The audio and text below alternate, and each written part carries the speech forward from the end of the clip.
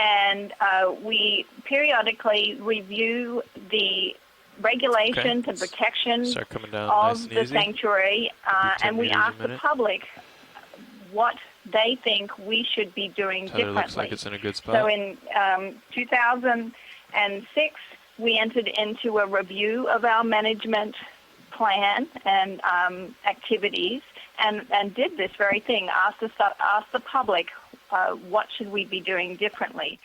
And a very large portion of the comments that we got back from the public was that they wanted to see protection of more areas.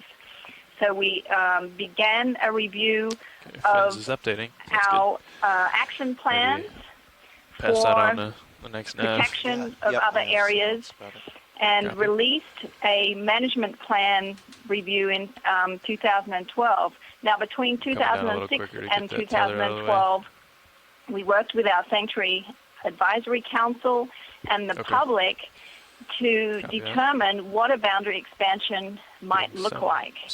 And the Boundary Expansion Working Group and the Sanctuary Advisory Council came back with a recommendation to us to protect 9 additional reefs and banks in the northwest Gulf of Mexico. Offset you think on HIPAC? So as government goes, it is a bit of a slow process, but finally in 2015, we were able to put out a notice of intent to expand the sanctuary. This is 9 years later after the process began, which really kicked off our effort to look seriously at expanding the boundaries of the sanctuary and protect more areas. Sirius is definitely looking uphill. So in 2015, if you remember what happened 5 years before that, it was Deepwater Horizon catastrophe in the Gulf of Mexico. And so that really had a big impact on the public's interest in the areas that we should be looking at for protection. And this is really why our efforts led us to looking into the deeper areas outside the general area that we were previously looking at, which was the northwest Gulf of Mexico, and looking into these deeper areas that had been impacted by the Deepwater Horizon event. So that in 2016, we released our draft environmental impact statement, which outlined 5 alternatives for protection under an expansion of the Flower Garden Banks National Marine Sanctuary. In that process, we did identify a preferred alternative, which stayed contained to banks up on the shelf, 15 additional reefs and banks in the northwest Gulf of Mexico. But alternatives 4 and 5 outside of that area included this area that we're about to see in this exploration dive with Okeanos. Thank you. Now, when we released the DEIS in 2016, because this is a very public process, we go back to we went back out to the public and asked them what they thought about our alternatives that we proposed. We received nearly 8,500 comments responding to that DEIS. About 75% of those supported expansion in general, and nearly 4,500 of those supported an action to protect these areas in the deeper water areas. Back towards you, I saw that. Including this area in Hidalgo Basin. Just back towards you to get this view. So I saw that's really exciting to see that amount of interest and generated to support protection of these areas. Now, a lot of our work in the past has been focused on the shallower areas, as Daniel mentioned. It's north of this area, so we have a whole lot of information up on the shelf, but below the shelf break is where we're lacking information. So in order to really support protection of these areas, we really need to know where to put boundaries. And one of the drivers of how to draw those lines is to know what's on the bottom. And I can see we're just touching down on the bottom, and we have a little bit of hard substrate there. So this dive will be really focused on documenting what the biological communities are and what communities really warrant protection. So thanks again to the Okeanos team for allowing us to input into where these dives will take place, because it has a really direct impact on management implications. Thanks, Daniel. Thank you so much, Emma, for sharing that information. This is Adam Skarke on the ship, and as you noted, we've just reached bottom with the ROV, and we are looking at a hard bottom environment here, some assorted bivalve shells. It looked like when we came in, we might have come over a white bacterial mat, and this hard bottom appears initially to look like authigenic carbonate rock. So we may be in an area of seepage where we see bacterial generation or microbial generation of carbonate rock at the seafloor. This appears in some ways to look like a sort of a seep type environment. We don't see any bubbling here right now, but certainly the habitat matches that type of seafloor environment we've seen before. Yeah, and for those that join us in the last few dives, this is a really refreshing image. So this is the first time we see a big chunk of hard substrate. There are several bacterial mats there. Those are all chemosynthetic communities, and those we do see a few Bathymediolus mussels already. Also, where we landed, we saw a rat tail, genus Coryphonoides. So yeah, this is extremely promising. As I was mentioning, there was a few surveys about a mile south of here that documented this type of environment, and actually quite extensive communities.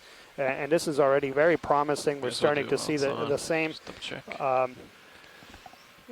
So our current depth here is 1,100 meters. And so the plan of today's dive, so we're just at the base of this mound feature, is we'll start transiting up towards the summit of this mound. That's just about 50 meters shallower than to our current points. There are a couple high points right on top of the feature, and that's where we're going to expect to see some coral communities.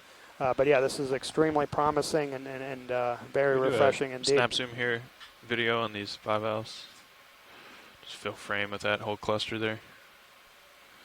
Perfect. And those are the Bathymoliotis mussels that Dan mentioned earlier. It looks like we've got some live specimens grouped here together and over some bacterial mats. So this suggests that there is some sort of fluid seeping from the seafloor very close to this location. We don't see any clear bubbles of free gas moving up, but that doesn't mean there isn't diffuse movement of gas or fluids from underneath the surface emitting from the seafloor at this point that are providing the basis of this chemosynthetic community. So these, maybe Dan, you can talk a little bit about how the Bathymoliotis are the sort of part of the basis of the chemosynthetic system here.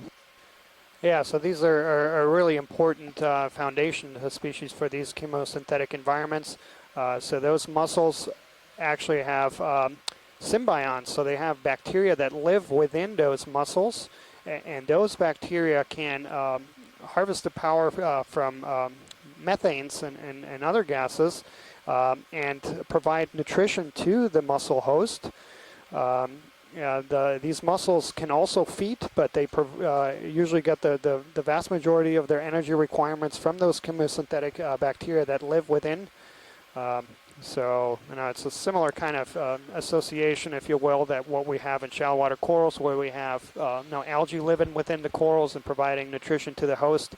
Here, we have bacteria.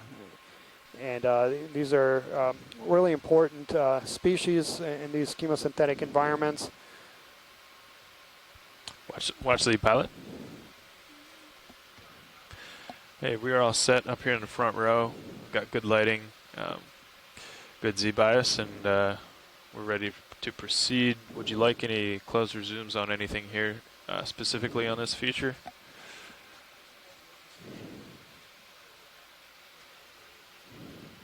Understood.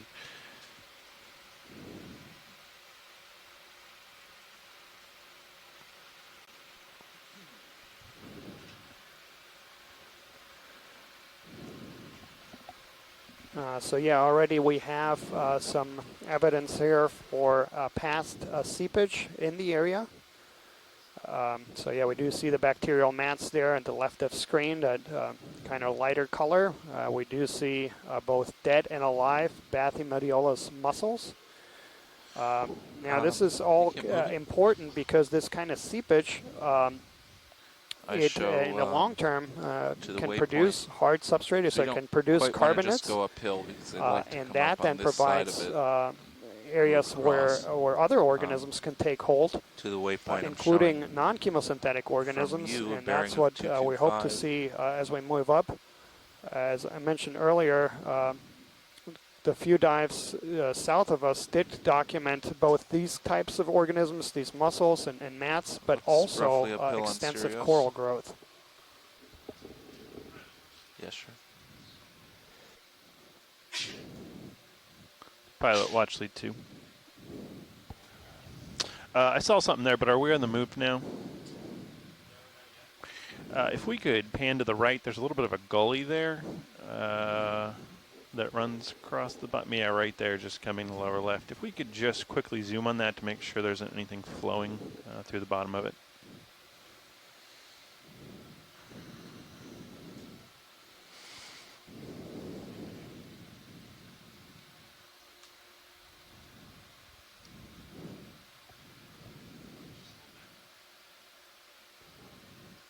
All right, so we've got a quick zoom here. I just wanted to make sure there wasn't anything. Sometimes we can see brines moving through low gullies like this, but what we're seeing here looks like just bacterial mats. So this is probably, again, an area of fluid seepage at the seafloor, which is occurring along this sort of low spot here between the carbonate rocks, but we do not see any fluid in there. Thank you, pilot and video, for that zoom.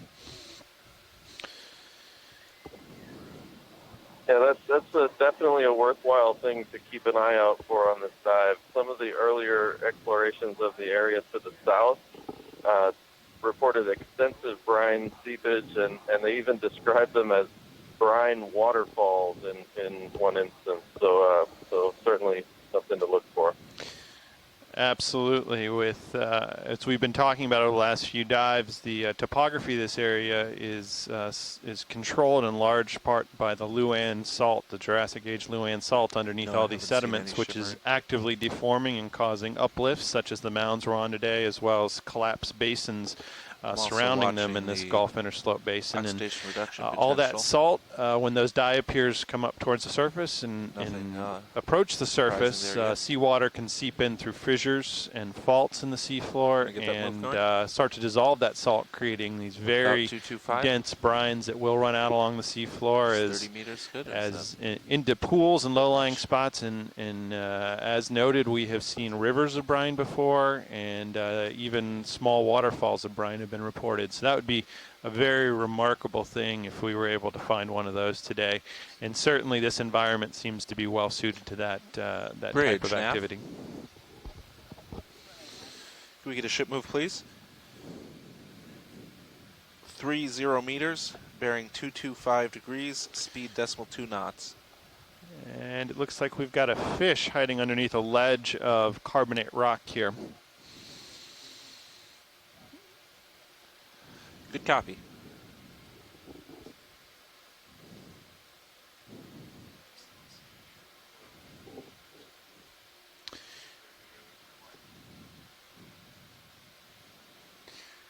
Copy that, pilot. Thanks, video and pilot, for the quite tight zoom there.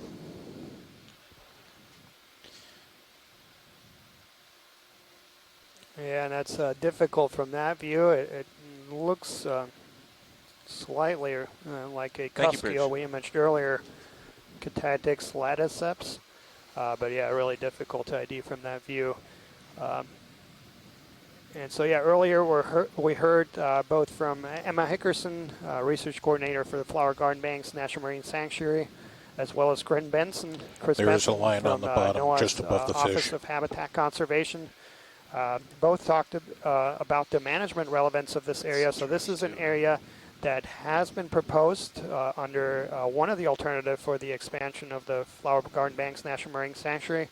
because previous work in this area has really documented some really extensive coral as well as chemosynthetic communities, and we're already seeing quite a bit of evidence for this in this completely unexplored area. So this is really exciting and remarkable. And it looks like in the foreground here we have a piece of debris and then a tangle of monofilament line, so some debris on the seafloor, but then immediately behind it we see some would appear to be maybe oxidation or darker bacterial mats on the seafloor. So it looks like we're in an area where we're having active seepage of fluids from the seafloor that are leading to these chemosynthetic communities. We also see additional outcrops of this authigenic carbonate rock. And to be clear, on the past couple dives, we've seen the underlying rock exposed where sediment's been removed, but that's not the case here. The rock we're looking at is actually a completely different chemical composition. Rather than being made up of particles of eroded material from the continent that are, or made up from planktonic organisms that are bound together, these rocks are carbonate rocks. They're actively formed by bacteria and archaea, different microbes in the area that build the rock. They convert the carbon in the fluids that come out of the seafloor into calcium carbonate, building this rock up and creating these hard bottom areas where on top of soft sediments. And before we started that zoom there to the left of screen at what looks like a golden crab. So that's Chasion feneri. We can do a zoom this here. is, again, one of the few species that is commercially fished in deeper waters. And watch, we wanted to give that line a wide berth there, so we came up and around. But if you guys see anything from this angle on that black matting, just let us know. Roger that. Thanks, pilot. Sure. And our mapping lead, Mike White, has noted that on our scanning sonar, we see a target just ahead of the vehicle and a little bit to the left of the vehicle. That is a area of hard bottom surrounded by depression in the center, which is in the past been characteristic of gas seep environments. So as we move forward, we may want to look at that target as a possible point on our, as we move forward with the ROV survey. 15 meters ahead of you, a bit to the left that they're talking about. Yeah, I see it.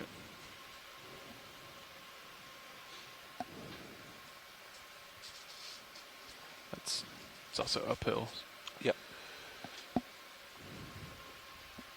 Yeah, so I see a few new names here in the chat room. So thanks so much for joining us. Today's dive is in Hidalgo Basin. We're currently at a depth of 1,100 meters in a unexplored mount, salt dome likely. There have been a few dives just south of us that documented extensive chemosynthetic communities as well as some quite dense aggregations, including of the bubblegum coral and several other corals. And so this is extremely exciting. I also want to welcome not just our shore-based scientists, but all those folks who are tuning in both online as well as Copilot, you can from spin one to of the keep me in public view. displays. I want to probably follow that. Okay. Perhaps you're watching this at Moody Gardens Aquarium. Welcome. You're watching live video footage. We're about 3/4 of a mile deep, about 150 miles offshore in a completely unexplored mound of the Gulf of Mexico. This is all part of a 3-week expedition aboard NOAA ship Okeanos Explorer. And you can tune in not just at these public displays, but also online. Live video footage is available via oceanexplorer.noaa.gov/Okeanos. Watch lead pilot, just bear with us. We're going to do a pilot shift here, and Josh will lead you to victory. Roger that. So our piloting team is just going through a personnel change here, so we'll just hang tight here for a couple minutes. while we complete the personnel change.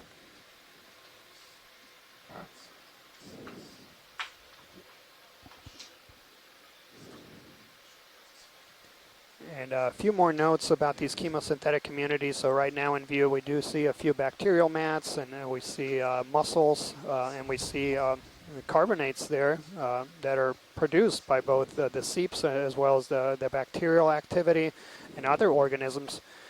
So this really highlights the importance of these communities. They are what we refer to as ecosystem engineers. So these communities basically create favorable environments for then other organisms to colonize on, and this is something that we'll hope to see later in the dive. That we'll hopefully see some organisms that colonize these exposed substrates. Pilot, co-pilot. Hello. All right, Dan. We're all set here in the pilot. See, we have a coral in the center. It's something that we haven't seen. Yeah, thanks, pilot. So yeah, I think we can start moving up towards our next waypoint. We'll keep an eye out for any bubbling. Here. So, pilot, just so you know, just as you were changing out, the ship stopped. Looks like Sirius is now stopped. Yep, and so this is our first coral of the dive. It's a squat lobster up in the coral? Done. Yeah, so this is going to be in the family Chryso Gorgia day. And so this is Chryso Gorgia. And yeah, this is also one of the corals that was documented on previous dives in the vicinity. So you can see there towards the center where you can see the skeleton. So one of the common names of this type of coral is also golden coral. So you can see where you see the skeleton. It's quite golden in coloration, and then the polyps to the outside. Now it does have a squat lobster, so this is a truly mutualistic association between the coral and the squat lobster. The squat lobster gets a habitat and environment to live on. And the squat lobster helps the coral by cleaning it, by picking off particles that might settle on the coral. And there's some really interesting studies about going back to the same coral colony and basically documenting the same squat lobster. Sure. So it's not just a mutualistic relationship, but also a long-lived one.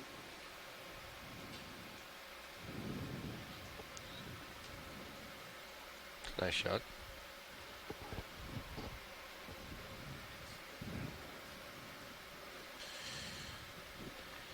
All right. If you're happy, Dan.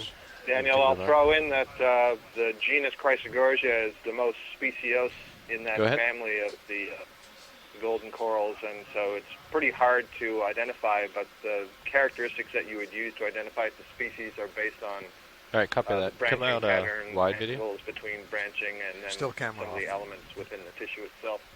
There are minimum two species of Chryso Gorgia known from the Gulf of Mexico. Is Nav still noting still camera? Excellent. Thanks so much, Scott. And yeah, this is, of course, a group that's very near and dear to your heart. Any idea of this one? I don't. So this is not Chryso Gorgia averta. Is that correct?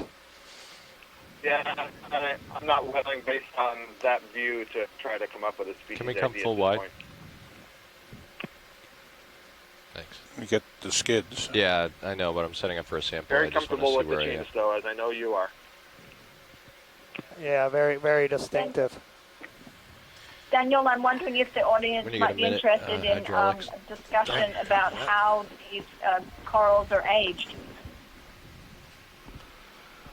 So yeah, they are that particular genus. I'm not aware of any age estimates, but we'll hopefully later in the dive we'll see a couple of groups that have been aged, including several black corals, and there's also Paramaricia, another type of octocoral.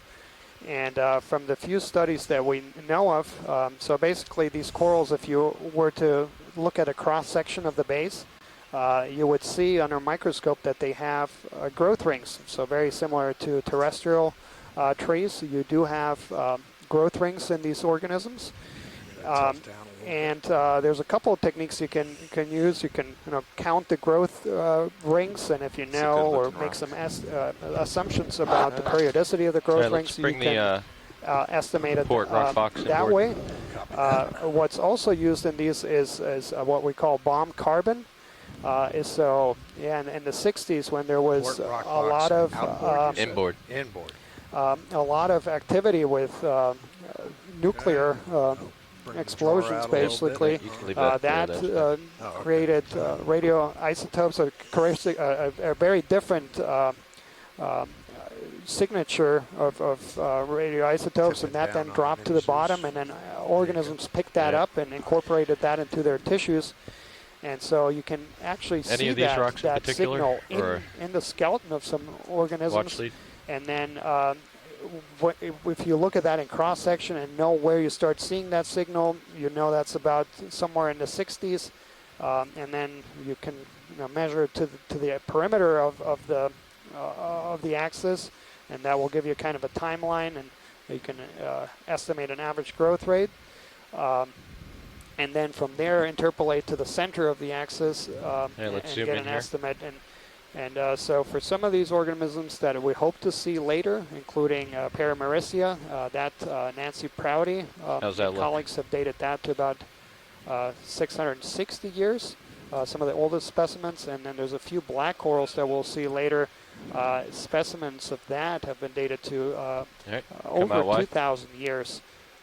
So kind of the general message here is that a lot of these organisms are slow growing and long lived.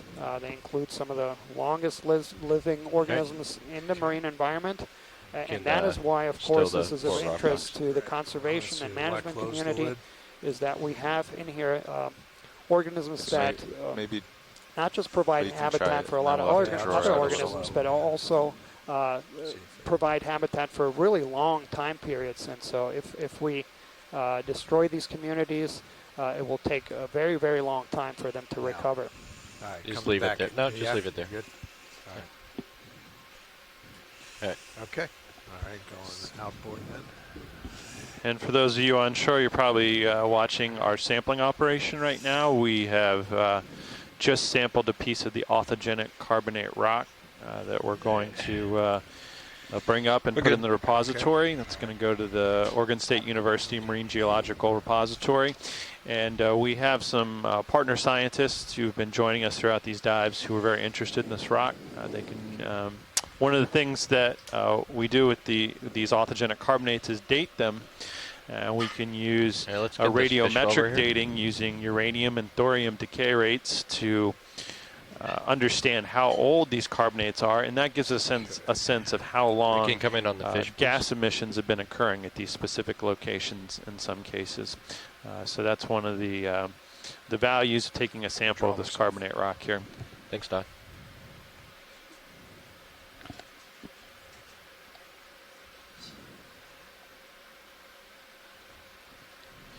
All right.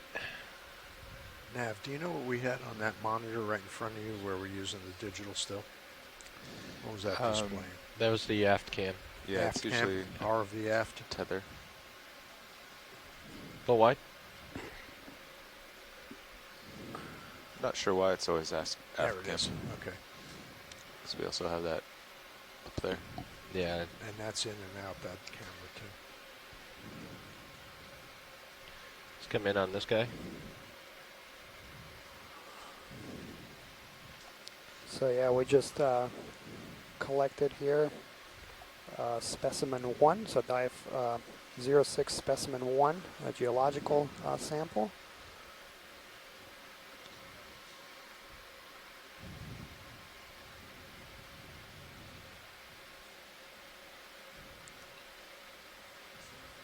You can come in tight.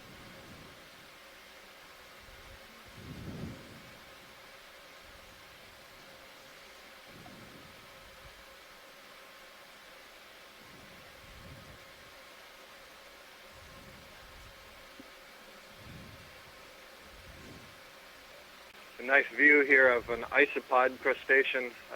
It's a nice comparison for any of you who were with us. I think 2 dives ago we saw the giant Bathynomus isopod, a very close relative of this one.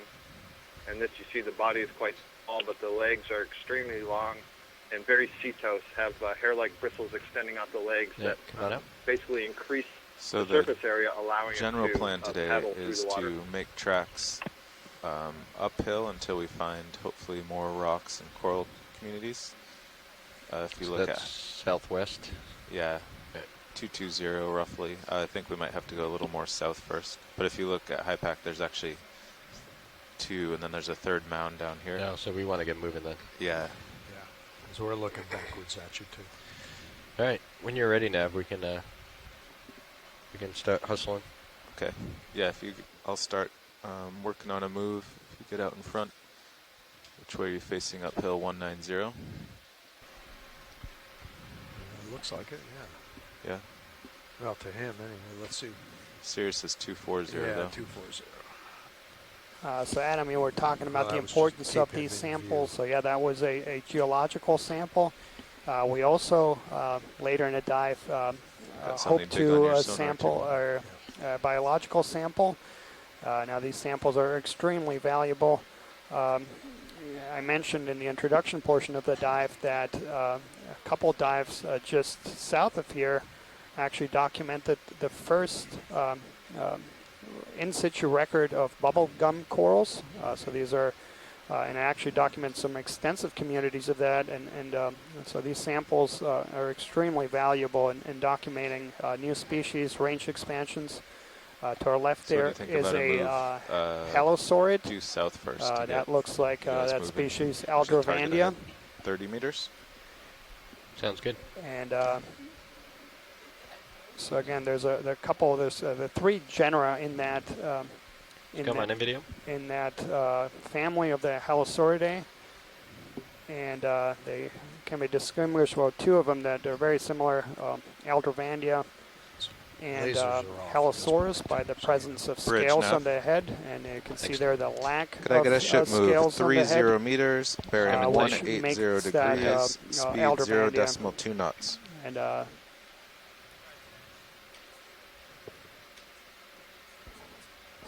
good copy, Bridge.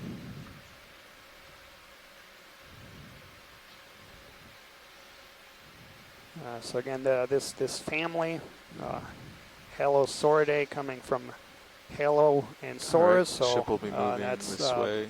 quite literally into English translates as to a salt lizard or sea lizard. So these are see what that big rock is. Lizard-like fishes. Also a group of fishes that is exclusively found in the deep sea and fairly common in many environments. And there we have another squid. Yep. Come on in. And I believe, Mike, is this also, if you're with us, is this the Ornithuthis antillarum? Keep you in view. Okay. I'm going to come back your way in a second. Yeah, after you see the rock there. Yeah, come on out. Whatever the target is.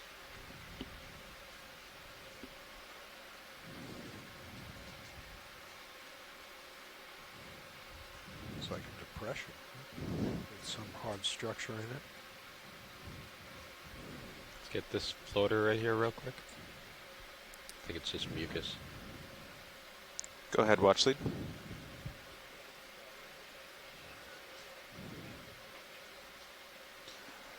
Sure. All right, come on up. Pilots, you good for introductions? Yes. So we just talk on OKEX. You can start. Pilot. Hello everyone, this is Joshua Carlson, piloting D2, and on the piloting Sirius to my right. Co-pilot is Don Liberatore. And on nav. Carl McCletchy, and we're all with the GFOE, the Global Foundation for Ocean Exploration. Down on video. Over on the right side, Bob Nutt, video. And in the back row is Annie White on clipping. And next to Annie is Daniel Wagner. And this is Adam Skarke. And next to me is Mike White, NOAA OER. And it looks like we're approaching another outcrop of carbonate here. We've got a Chasion crab in front. Looks like some live Bathymoliotis mussels and some more bright white bacterial mats along the seafloor, as well as an outcrop again of arthogenic carbonate rock. So all the signs of seepage here. Yeah, and to our right there were already a few Chryso Gorgia corals, and we're starting to come in view, and in the background there are quite a few. There's also what looks like a Brasingid sea star left of the lasers. Yep, so this is going to be in the family Brasingidae.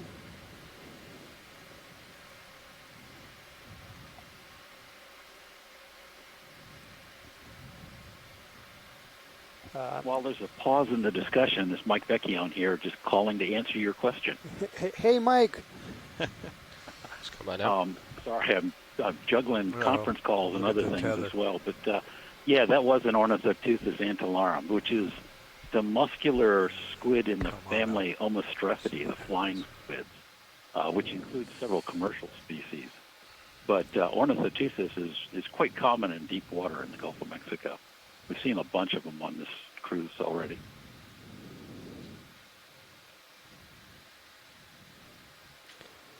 Are you just pointing out the spiral, or was there? Yeah. Well, it looks like it's crossed right there, isn't it? I'm going to hang up and let you get back to the chemosynthetic stuff while I get on my next conference call. Thanks so much, Mike Vecchione. So really appreciate you chiming in. So yeah, that was Mike Vecchione from NOAA's National Marine Fisheries Service, sitting at we should probably also at the Smithsonian Institution. You guys lined up more 220. And so here, this is an interesting, interesting observation right here. So that's that golden crab, Chasion fenneri. This is a commercially fished species in the Gulf of Mexico. They are trapped and potted. And one of the important pieces of information is about any potential impacts of that fishery. So when those traps and pots are picked up, they can drag along the seafloor and then, of course, entangle any organisms that are living on it. And as you can see, these crabs are oftentimes found close to places where we have deep sea corals. And so, yeah, understanding where these crabs are and the impacts of that potential fishery is really important for management of the fishery. And then, yeah, there's going to be just a coral left of what you just had. If we can get a quick snap zoom and right there. It's a black coral. So yeah, this is Co-pilot, our first black get D2 coral. back into view, or should we stop? And I was hoping we would image this, and we'll see a few later. So this is going to be Cybopathus macrospina, and there we have also a mutualistic association with a squat lobster. I believe that squat lobster is going to be a Chirostylidae. And so yeah, this is a completely new group of corals that we haven't yet imaged on this expedition. They get their common name from the color of the skeleton that you can see there in view at the bottom. So that the skeleton, when exposed, is bright. Is dark or brown in coloration. Copy that, Bridge. But then the tissues that grow around the skeleton, and you can see that further away from that junction, are typically in different colors. There are some species that are white, some that are red, some that are brown or gray, like in this case. And yeah, this is an interesting group. And the other common name for this group are the Thorny Corals. And that is, if you were to look at any one of those pieces of skeleton under a microscope, you would see tiny thorns or spines, and these spines are important because they're used as the primary taxonomic characters to differentiate them. So yeah, this is a species that was also documented back in 2014 when the Okeanos explorer dove on a mount just south of us, and those were the first in situ observations of that species. A lot of these species were collected prior in trawls. And okay, coming up. And just to give folks following along a little insight about what's going on in the control room here, I just saw my friend and co-science lead here, Daniel Wagner, jump up and down when we saw that black coral in the back row. That is truly the thrill of the moment of discovery. A man who's been lost in the mud for days, finding his first black coral. Of course, we always try and say dispassionate and objective, but really an exciting moment of discovery here on the ship. I'm going to get back on the 180. Yeah, and I see a few names here in the chat room that I think are also going to be very excited about what we'll see up ahead. Okay, there's what we got. So yeah, this looks What's very going on similar here? already to what was imaged on a nearby mound, and so we hope to see a lot of this exposed carbonate with corals on them.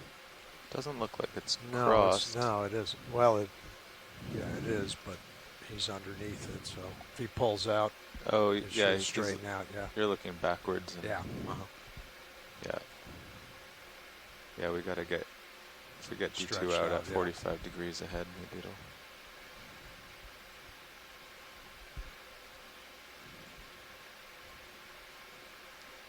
Okay.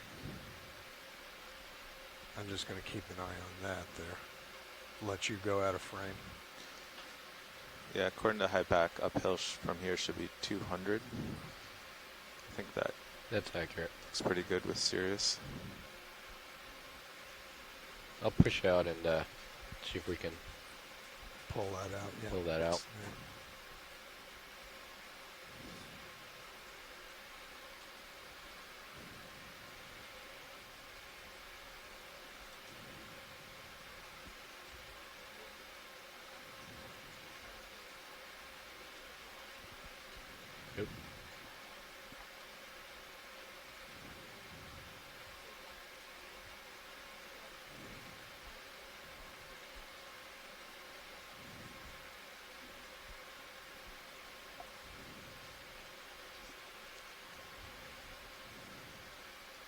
So our current depth here is 1,090 meters. So we basically started to dive just at the base of this mound feature. And our first target waypoint is going to be at the summit, just about 40 meters shallower. And this area actually has two kind of high points, topographic high points that we'll try to get to. Both of these are places where we think we'll see nice aggregations of corals and other sessile benthic invertebrates. And the plan is to go to those two topographic high points, spin the opposite way. and then time permitting basically transect over this entire mound feature to try to get a sense of how widespread these hard substrate environments are. And also, just to give our folks on shore an idea of time, so today we are going to be coming off the bottom around 200 first. 200, copy that. 4 o'clock local time, so Central Time. So that will give us a nice 5.5 hours here exploring this completely unexplored mound feature.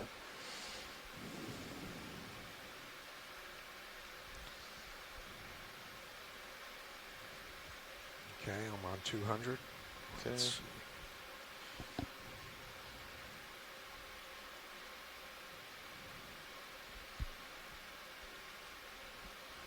What do you think, pilot? Well, looking at the sonar.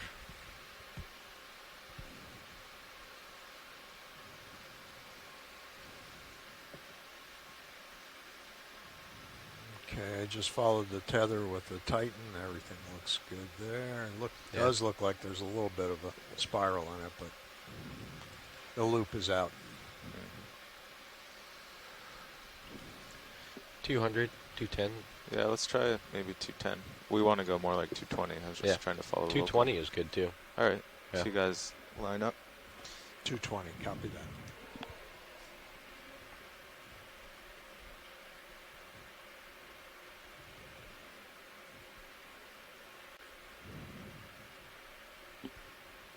Okay.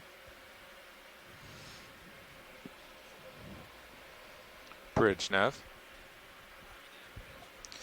Could we get a ship move? 30 meters, bearing 220 degrees, 0.2 knots.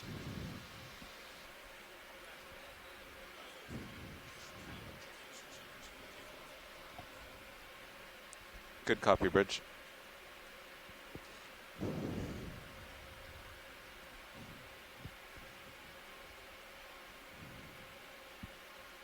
So pilot, I'll make a note. Which way do you think you would have to turn to take that spiral out? Starboard. I think starboard. Because given what yesterday and then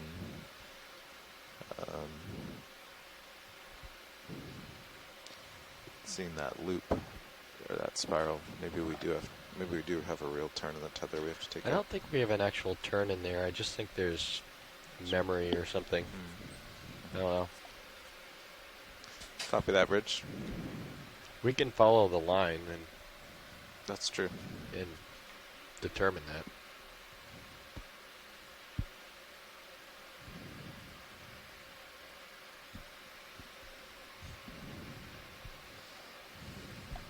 What if you move the footballs closer together? Looks like that's right where we'll move them both back towards. But that's, see where that, I think right in between the two is where it appears to be. Well, when we had this crossover, that was behind the. Yeah, that's true. Starting another move, and there's a couple comments here in the chat room about a comment I made earlier about the nature of the association between those squat lobsters and black corals. Squat lobsters definitely get a lot of benefits out of that association. They get a place to live, and they actually also get a place where they can feed more efficiently. So if you were to measure currents right along the bottom and then further up, both outboard? You would notice that right on the bottom there's basically little to no current flow, so it's a benthic boundary layer, and then as you move up away from that layer, you'll start seeing a ever increasing current flow over it. Camera lighting. And so by being away from the real bottom, you have a place where more food gets to you. So these squat lobsters get a place where they can feed more efficiently. Get into an interesting area. We can move them back. It's very difficult to document what benefits the corals might be getting from them. So much. There are in the literature some speculations that the squat lobsters do help clean, and that's mostly documented for ophiuroids or brittle stars that also commonly grow on corals. But yeah, that is a good point, that it is difficult to really show what benefits the corals might be getting from that. Come up and see if I can catch this fish.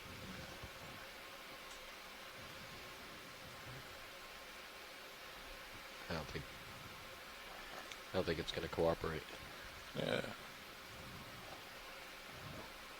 That little one there? No.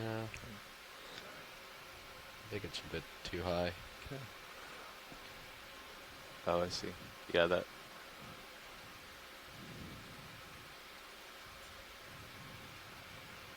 Okay. Can't get him. Thanks, Don. You're welcome.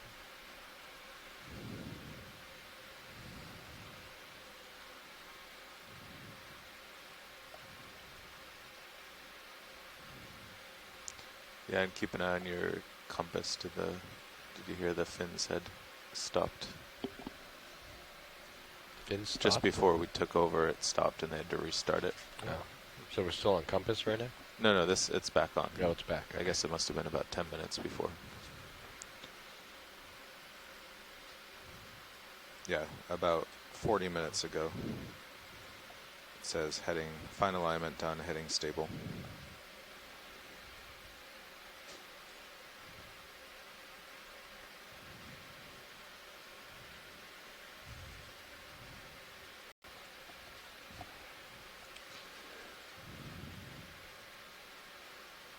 So maybe a minute after the ship stops, so you should stop, and I'll just call in the same move again. Sounds good to me. Let's get this fish.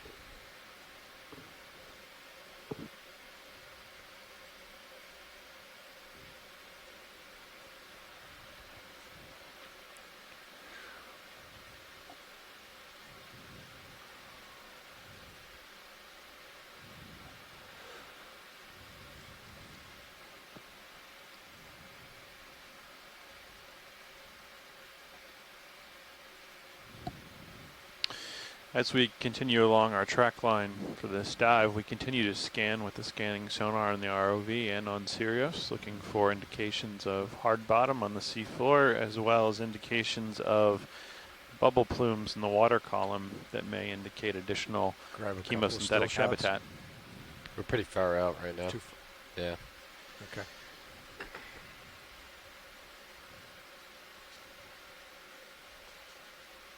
Yeah, I looked through all the still shots Dan had, and we have a few good ones that are kind of larger, high contrast objects. Yeah, where's the sweet spot? In between the boxes, or a meter out, or? That'd be my guess. It's, well, in this, the slope we've had the last few days, 20 or 15 to 25 degree bottom. Yeah. I believe it was, got about the same view if the main HD was at -8. Oh, okay. So if the display weren't working. But this is a little flatter, isn't it?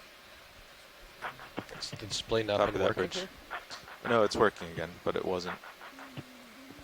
I guess it's just, so if you yeah, see I was something going at through the main HD that looks good, the might be a good time to try it. IDs here of fishes, and I'm very glad that Andrea is also chiming in. There's no point. So Andrea had been coordinating an effort to ID these, and so yeah, this is monotypus species. Slopes, yeah. Let's get this real quick. And then also just a quick comment for shore-based scientists to please mute your phone if you're not talking. We're having some background noise. And so here we have another octocoral. This is going to be in the genus Swiftia. So that's that reddish coral with the yellow polyps. And then those bright yellows, that's actually not, that's a different species. And these are zoanthids, and they are oftentimes seen overgrowing corals, and they can actually parasitize corals completely. And then to the left of this screen, there's this a big shrimp that's going to be in the genus Heterocarpus.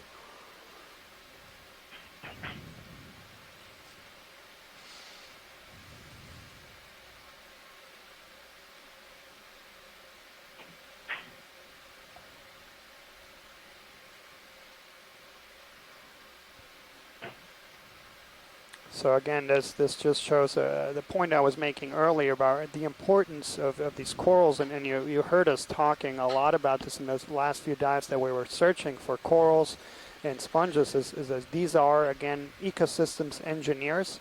They create habitat for a myriad of associated species. So when we do see corals, they add structural complexity to the environment, and then provide places to live for many associated organisms. So there on the right is a long-legged shrimp.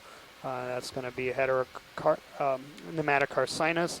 And then to the left of that, next to that bright yellow zoanthid, looks like we have a gooseneck barnacle.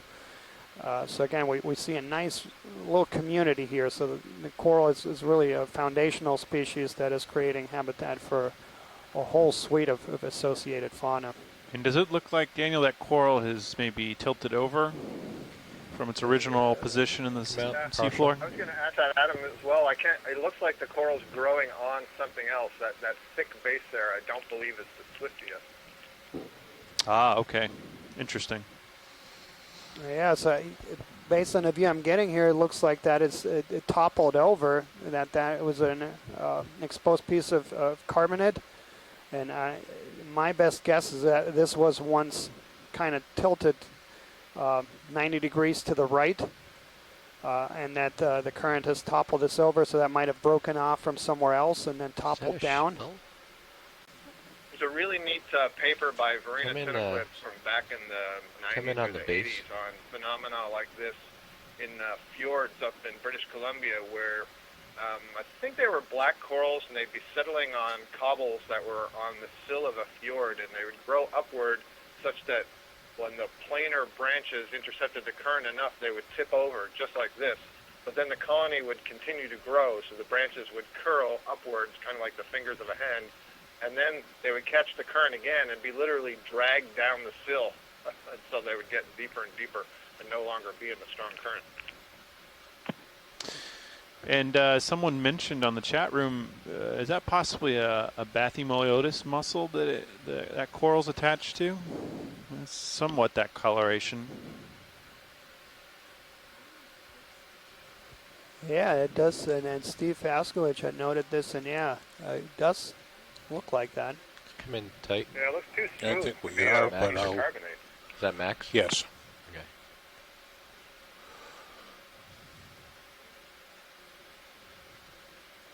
Yeah, and if Are it you is moving indeed, in? Yeah, I'm moving in. this is again a point we were trying to make earlier about the value of these chemosynthetic communities is that they are, again, ecosystem engineers. They provide substrate for other things to grow on.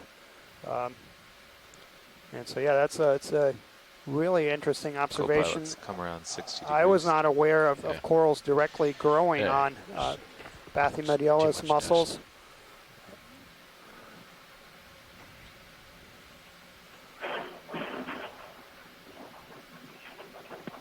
I think it was Ken Sulak yesterday who noted that they had found lots of, I think he called them clinkers, these metal pieces tossed off of ships back in the day that were serving as attachment points for various fauna in these otherwise muddy areas.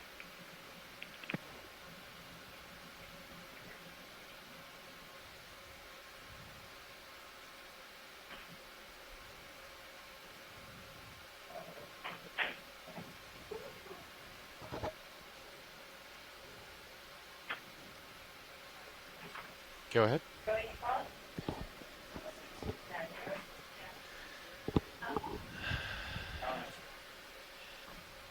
If there's a current, it's relatively slight, and it's looking like it's going. So to my, let me see here.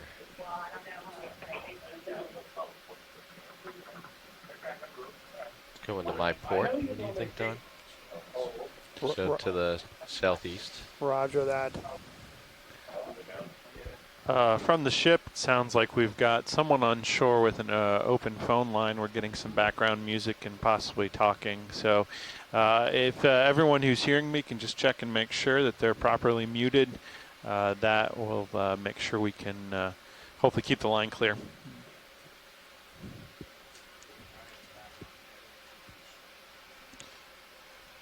Pilot, I'm going to range out your sonar for a moment. Copy.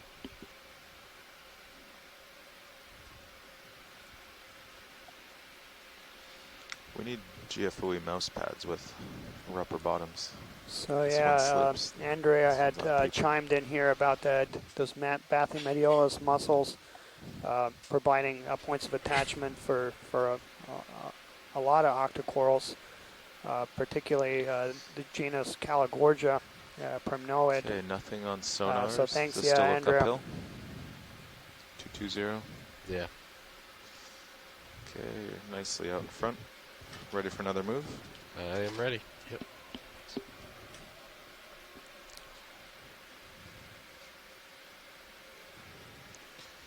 Bridge nav. Can we have a ship move 30 meters, bearing 220 degrees, speed 0.2 knots?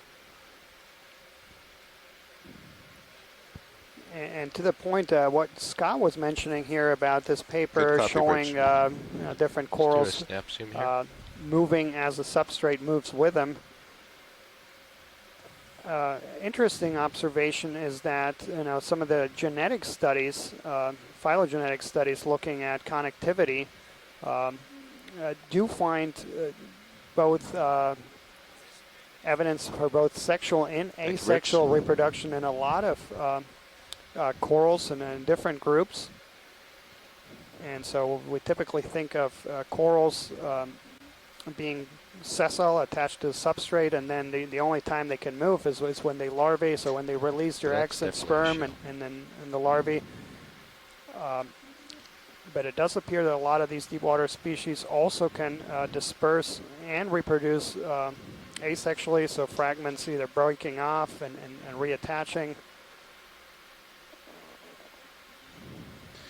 And we see some coral growing there on some sort of white object, maybe another bivalve shell from the looks of it, maybe an umbo there at the top of the bivalve shell. A little hard to tell, but that's what it looks like. Yeah, it looks like a bivalve. I guess Daniel was just talking about coral larvae, so the mobile stage of the life cycle that's just several cells in size and can swim through the water column, and you can imagine that they need to find something hard on which to settle and then grow, and so that little mussel shell or clam shell, whatever it is, provides some opportunity in an otherwise desperate situation. If you're out of food as a larva, you have to find somewhere to settle so that you can enter the next phase of your life cycle where you do the feeding, and that is growing of the colony like you see there.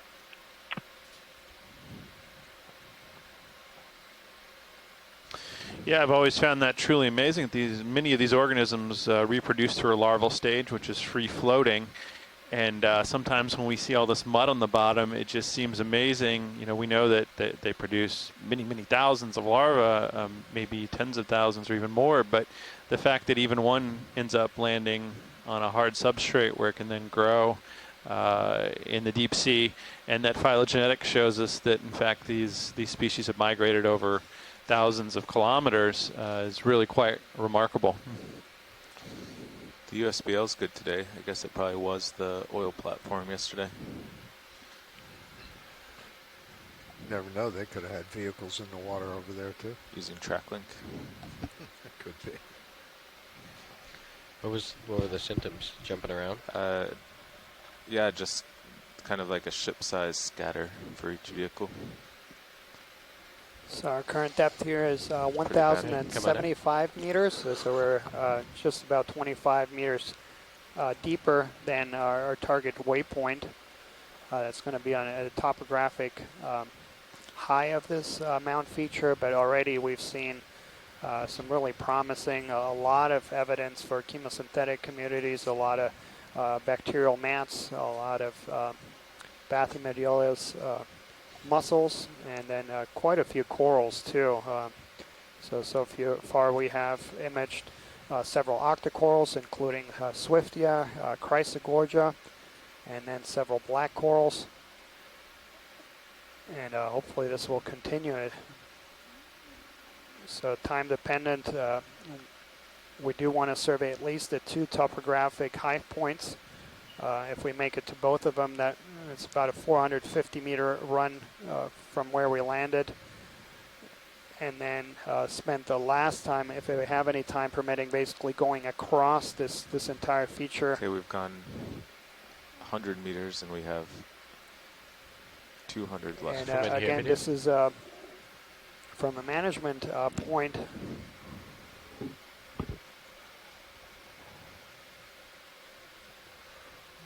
Does that work?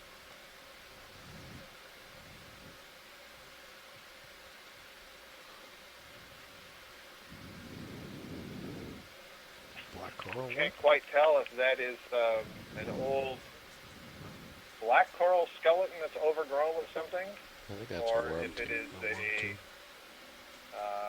something like a Metallogorgia. Yeah, I was looking at that too, Scott. Yeah, my first guess would have been a black coral, but there does seem to be some kind of tissue on it.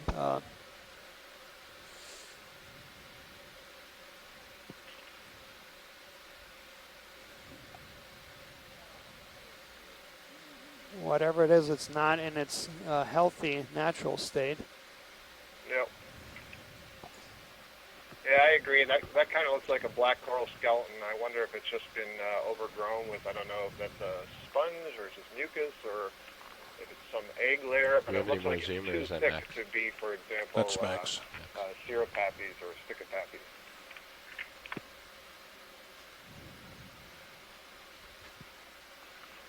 However, it does bode well that we may see others live. Absolutely. Copy that, Bridge.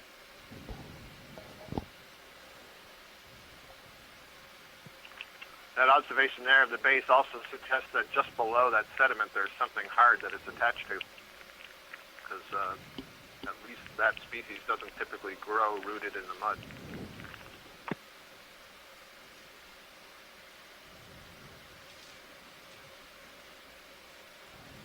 Okay, come on out.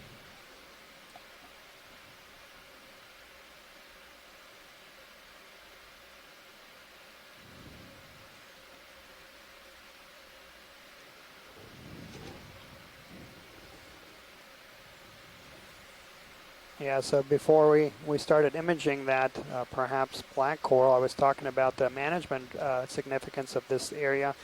This is Hidalgo Basin, an area that was first explored 4 years ago, actually, with the same vehicle and same ship. That was the first scientific dive in this area, and it documented some really extensive communities of chemosynthetic organisms and corals, and as a result, several follow-up surveys have targeted this area as well. There have been 3 dives south of us, and all of these documented extensive communities, and as a result, this has been proposed for expansion of the Flower Garden Banks National Marine Sanctuary, and this is where we are trying to collect data to help evaluate those proposals. And here this is a rat tail. This is the family Macruridae. And I believe this is a species, Coryphaenoides mexicanus. So that species has those very pronounced rings around the eyes. Perhaps Andrea can chime in here, but I believe that's what.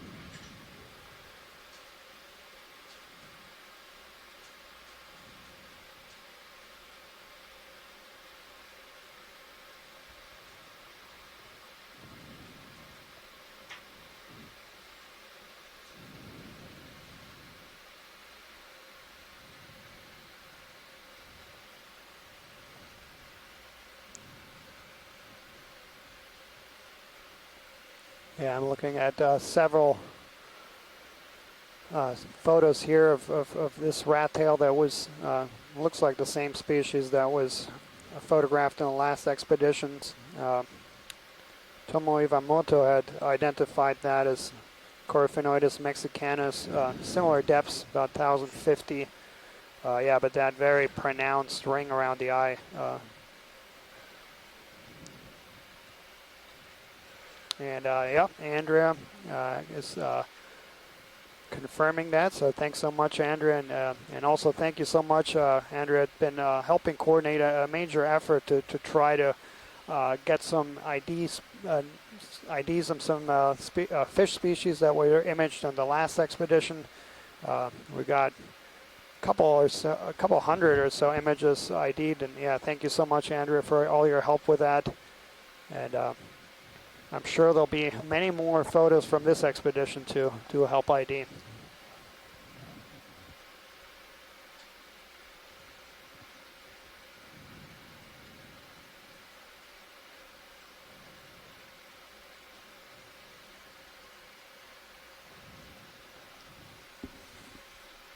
All right, when you're good, video. You want to put lasers on? Sure.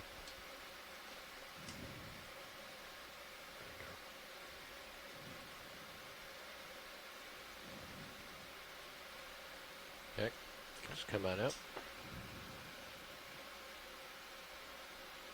And also, as we were preparing for this dive, so I mentioned there were several previous dives in this area, including one by the Okeanos Explorer in 2014.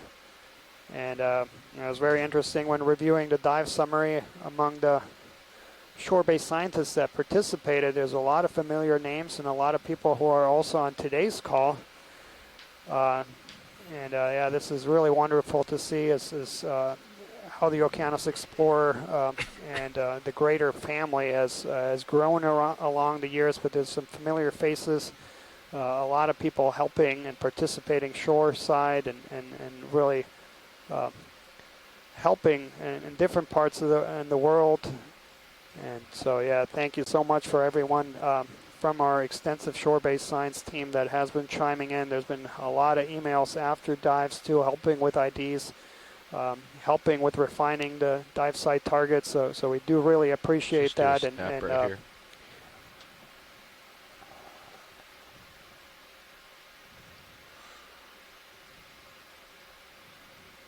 So we have some sargassum seaweed and a shell. Come on up.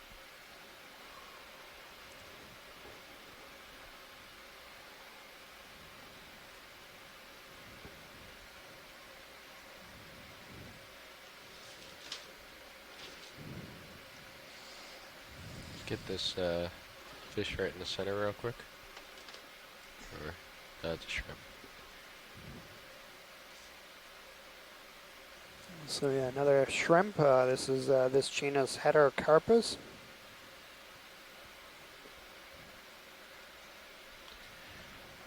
Right.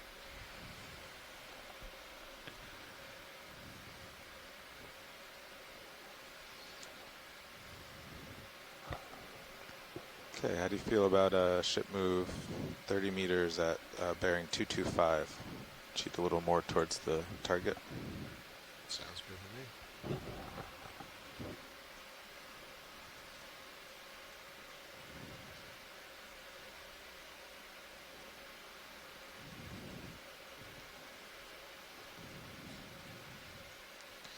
Bridge, nav.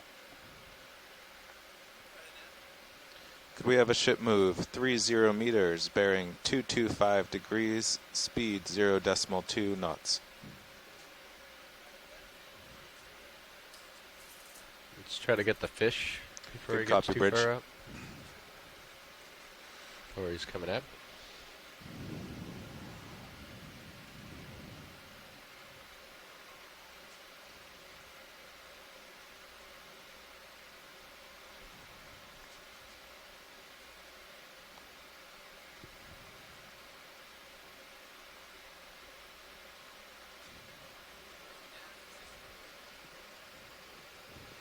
Copy that, bridge. Let's come in on the head if you have any more zoom. I was at max. That's max. I thought. Okay. Well, no, there is more.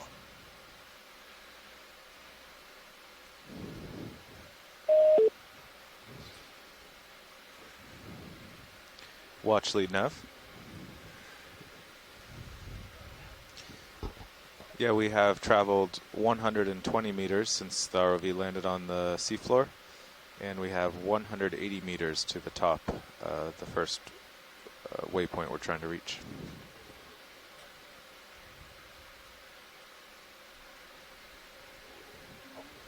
Yeah, I was having a little discussion here with our nav, but yeah, and browsing through the image guide, and yeah, this is, Andrea agrees, again, this is another monotypus. And also for those that are kind of following the track line, several in our shore-based science team are following along. We have traveled 120 meters from our original landing spot. We have about 180 meters to go to waypoint 2, and that will take us to the summit of this dome.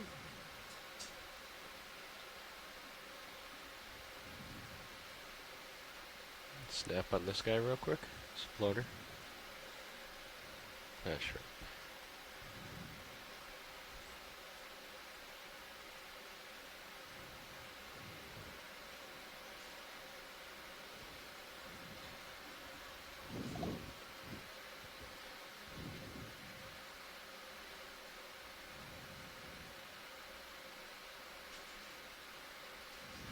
Okay, come on up.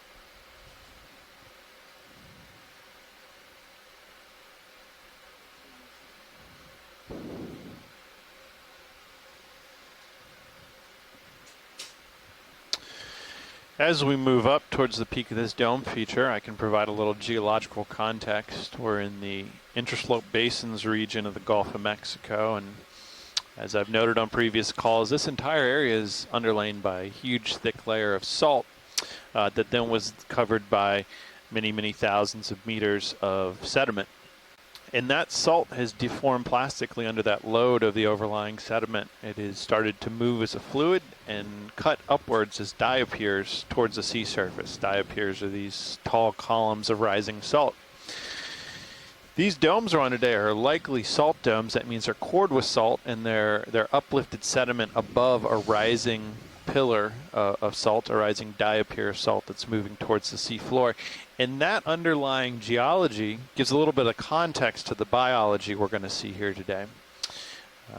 As those salt diapirs cut up through underlying sediments, what they do is they tilt the sediments around them upwards. And if those sediments happen to contain petroleum, it's oil or natural gas, that material will move upwards along the edge of the salt columns, the diapirs, towards the sea floor.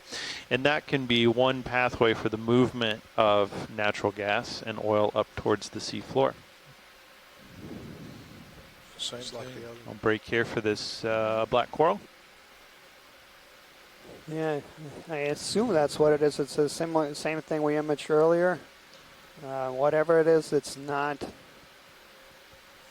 healthy.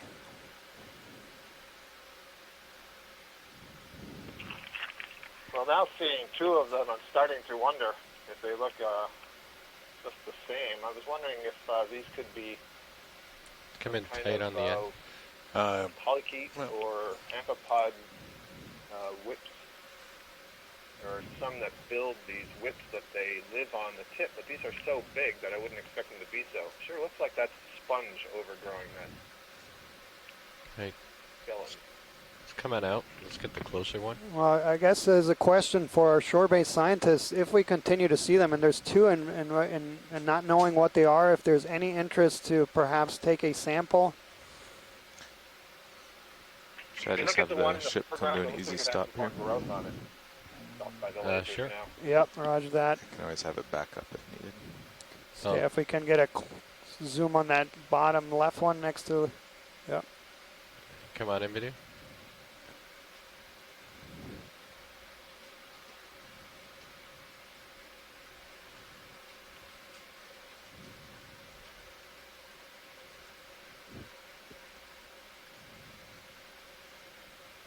But I'm seeing that dark line, which really looks like a pretty strong axis, really feels like black coral.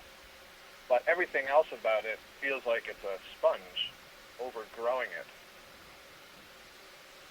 Yeah, I agree, Scott. It's my best. Also, it just that skeleton looks like it's too firm to be anything like an amphipod mudwip. Too firm and too big. Let's get the end right here. Set max zoom.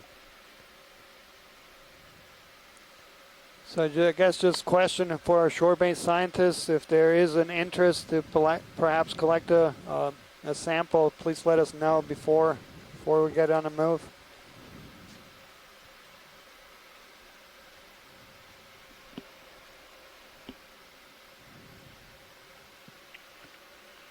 I suppose if I look at this another way, could the whitish part be a tube and the black be something that's retracted within the tube? Ship is stopped. I don't really think so, but I'm just trying to keep my options open here. You know, something like a Cyberglided Worm.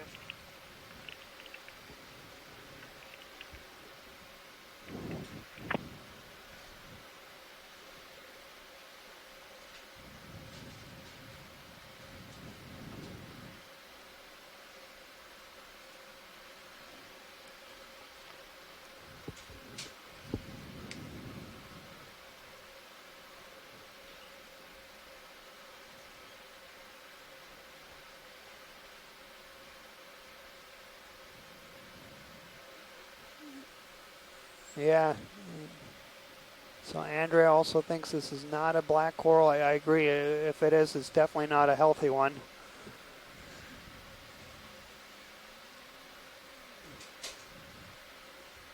But yeah, it is a common one. I am not hearing any strong opinions for a collection. So unless there is, I'm just hesitant not knowing if it's mostly dead or mostly alive. That's the only reason I'm not suggesting a collection at this point.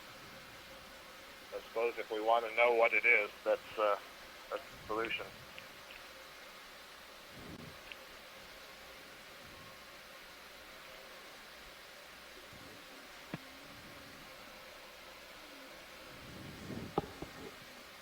At least this particular specimen, it looked like there were several maybe hydroids or amphipods that were growing on the base. So you might get some additional collection benefit from this particular specimen. Oh, so excellent. This is great. Diva has just chimed in and mentioned that they actually collected this in the last expedition, so that's really helpful. Yeah, so pilot, we don't need to set up for another collection then. That's great, right. So she said it is a Cyberglided worm. So that's a specialized type of polychaete. It used to be in its own family, also referred to as I was Pogonopteran excited to worm. back up. It used to be in its own phylum. And after some basically more morphological studies and genetic studies, it was revealed to be a highly specialized family of polychaete worms. And so we've seen many polychaetes. These are annelid worms that are related to the common earthworm. But we've been seeing here in the deep the ones that are swimming in the water column with lots of bristles. These are a type that build these long tubes, and many of them have bacteria inside of the body that are in a mutualism that help digest organic compounds in the water column. And so they're often associated with seeps, so it's not a surprise to see it in this area. And on that note, we're seeing in the scanning sonar a bit of hard ground target ahead of the vehicle coming up, so it may be coming onto more a hard substrate shortly. We're going to investigate. 150 meters to the peak, just 5 more moves.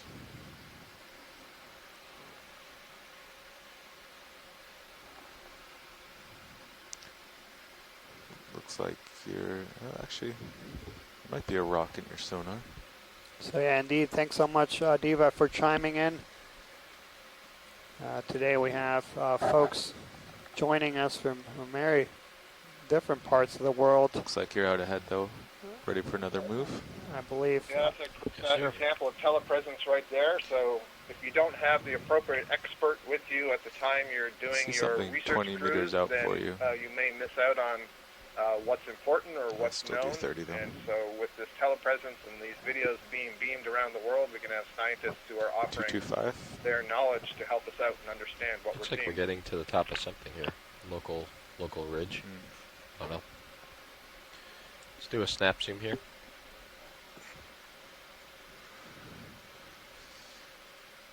Bridge nav. And there it is again, that same tube worm, and again next to... We have a ship move, 30 meters, bearing 225 degrees, speed so, yeah, 0.2 knots. Both of these seem to be common inhabitants of this environment. Good copy, Bridge.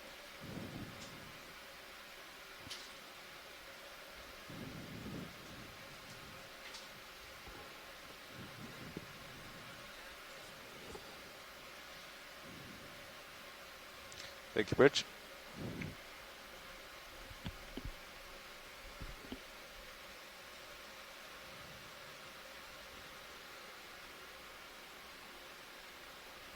Right, coming out.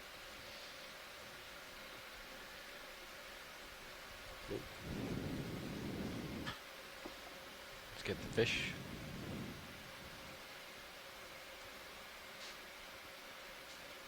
Just gonna let him drift in.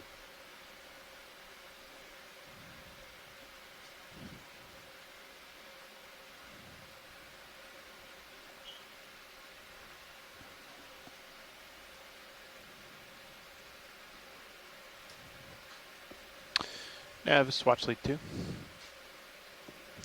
Go ahead, watch lead 2. I'm seeing a persistent return on Sirius's scanning sonar in that near sort of upper left-hand quadrant, which is also consistent with the hard bottom. Is it possible that could be bubbles? In the Sirius one on the right? Yeah, kind of just smeared. It's that green point within the innermost circle in the upper so left-hand I believe, quadrant. this is a Come on in, dichroline. Here, I've got the mouse. So here, you mean? A little more Custrial? closer to the Sirius. Oh, here. Yeah. I don't know if that's just noise. It was persistent. It's kind of going away now. Could be the tether. Yeah, that's probably the footballs on the tether. Okay, thank you. Yeah, because the ring at 18 meters is the seafloor, so everything between that, it could be bubbles directly below Sirius, but likely it's the tether arcing under.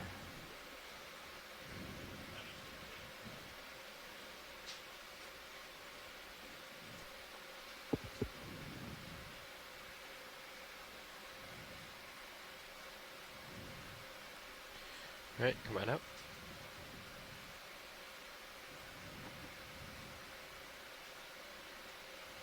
There's a little rubble over on your port side. Yeah, there you go.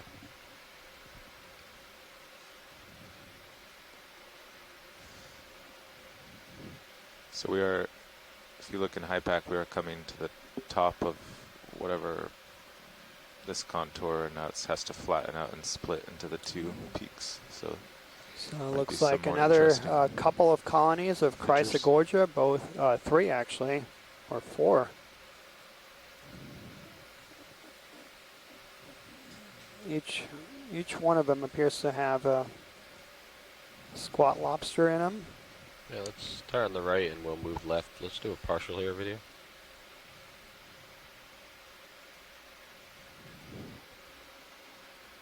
And so there we have our first mushroom coral, that red. And so this is, again, it's, I guess, a group that has been swapped around. It's been referred to as Anthomastus. I believe it's now in a different genus. They are different, difficult to tell apart. Tina had provided some help with the IDs. Do a quick zoom.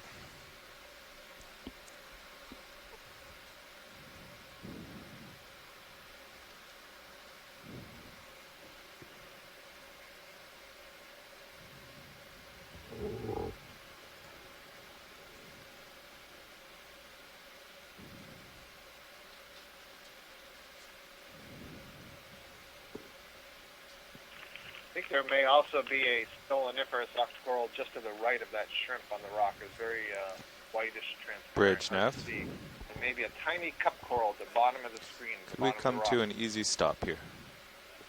Now off the screen.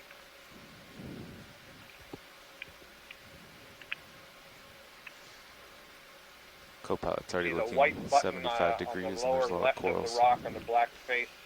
That's a cup coral. I can just see the transparent polyps. Actually, there looks like maybe there's several of them.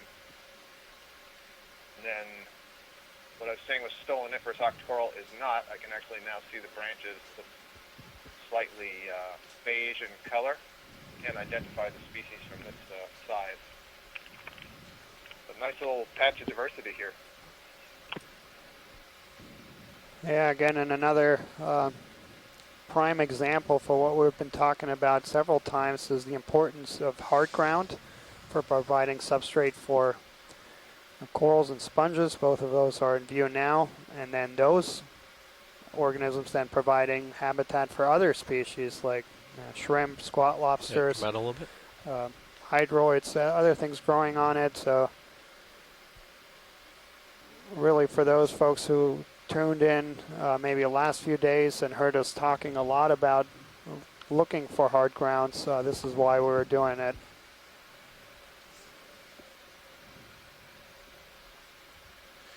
And we're once again seeing exposures of this authogenic carbonate rock. This carbonate rock formed in place, created of calcium carbonate formed by microbial organisms. This is commonly found in association with hydrocarbon seeps.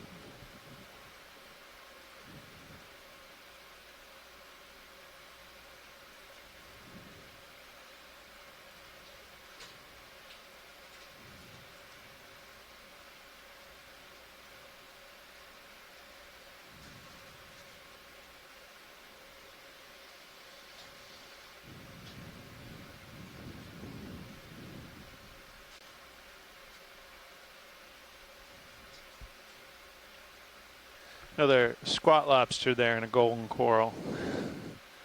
So we see this the symbiotic relationship over and over again in these environments.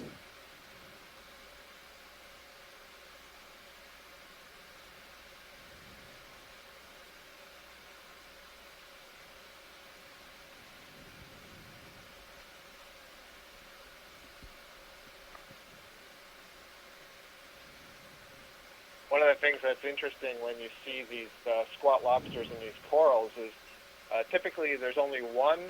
Once in a while there's two, depending on the species that we're seeing, perhaps a male and a female. Partial. But you don't see 5, 6, or 7, and it suggests that the crab is defending that colony for itself from other comers. At least that's the way I interpret it.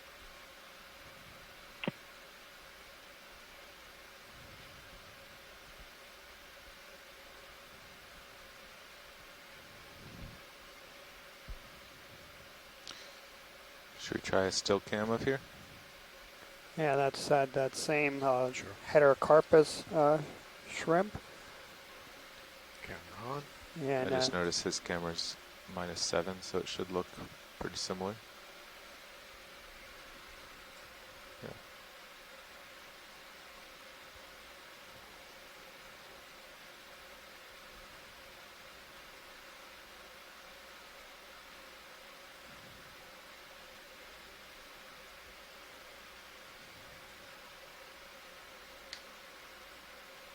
Take 2 or 3, then turn it off. Sure. Yeah, those look pretty good. Get super close and see how that looks.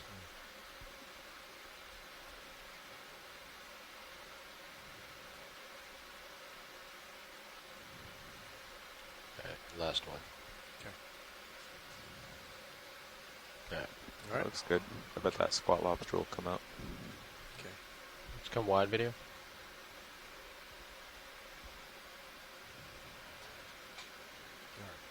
Still camera off.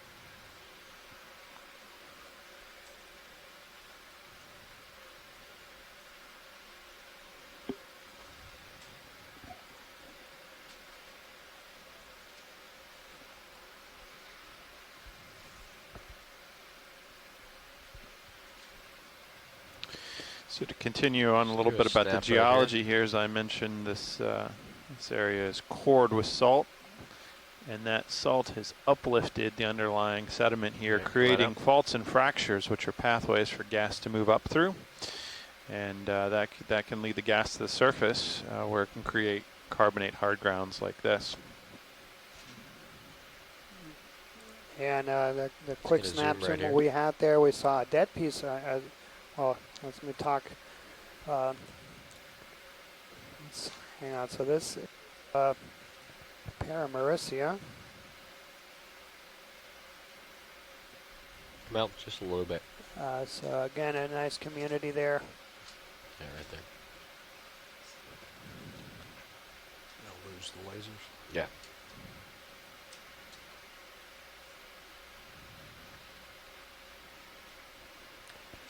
So this is another type of octocoral. So we earlier saw those Chryso Gorgia. We also saw those mushroom corals or anthomastus. And this is our third genus. So these are. What is that attached to it?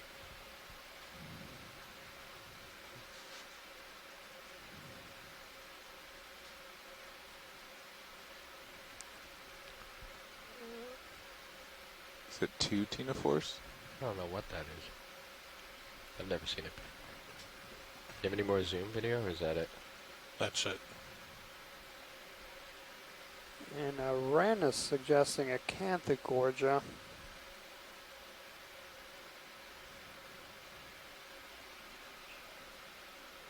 Yeah, certainly the polyps are very tall relative to the skeleton. The skeleton is quite dark, which is consistent with Gorgia. And the other thing I was going to note when I also thought it was Paramaricia at first is that if it is Paramaricia, we often see brittlestone, ophiuroid, entwined in the branches, and I am not seeing this, which would further suggest that we may be looking at an Gorgia rather than a Paramaricia. Also looks like there's some seaweed wrapped around the branches of this particular coral colony. Oh, maybe that's seaweed.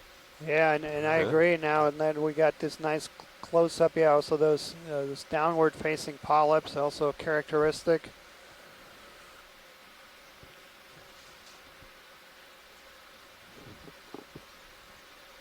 So yeah, thanks, Ren. Hey, come out on the zoom. There's a coral like right between my toes that we can take a look at while I'm here. So that's another Swiftia. This is what we mentioned earlier.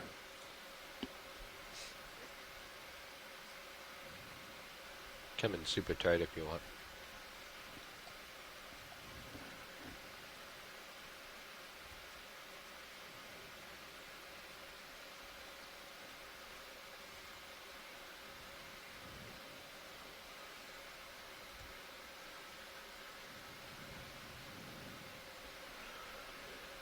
All right. And Pilot, when we're done here, can we do just a quick focus on the sediment immediately behind this branching coral? Sure. Let's look at the sediment behind this.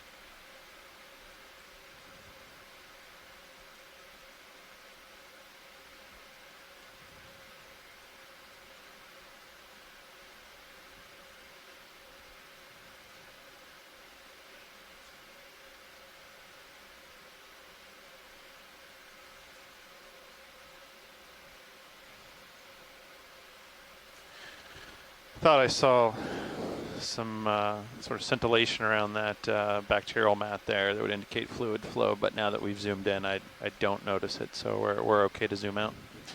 There's something off to your port that looks a little bigger. In serious issue? Yeah, just at the edge of your light pool. Alright, let's come wide. Could just be a shadow.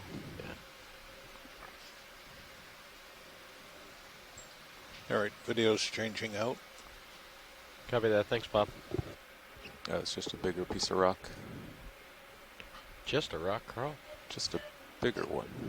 Equally as good. It's a beautiful rock. Yeah, let's zoom on that big rock if we can. Absolutely. Let's come on in video.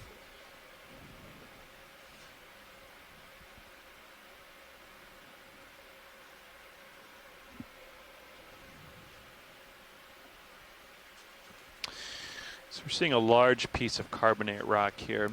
We don't currently have a very good handle on how quickly carbonate rock grows. Its rates of deposition, well, not really deposition, but growth as it builds. Some partial work has shown that it can grow up to maybe 5 centimeters every 1,000 years or so. That work was done in the Mediterranean Sea, so not exactly analogous, but certainly a thicker or larger carbonate rock like this suggests prolonged gas release dislocation.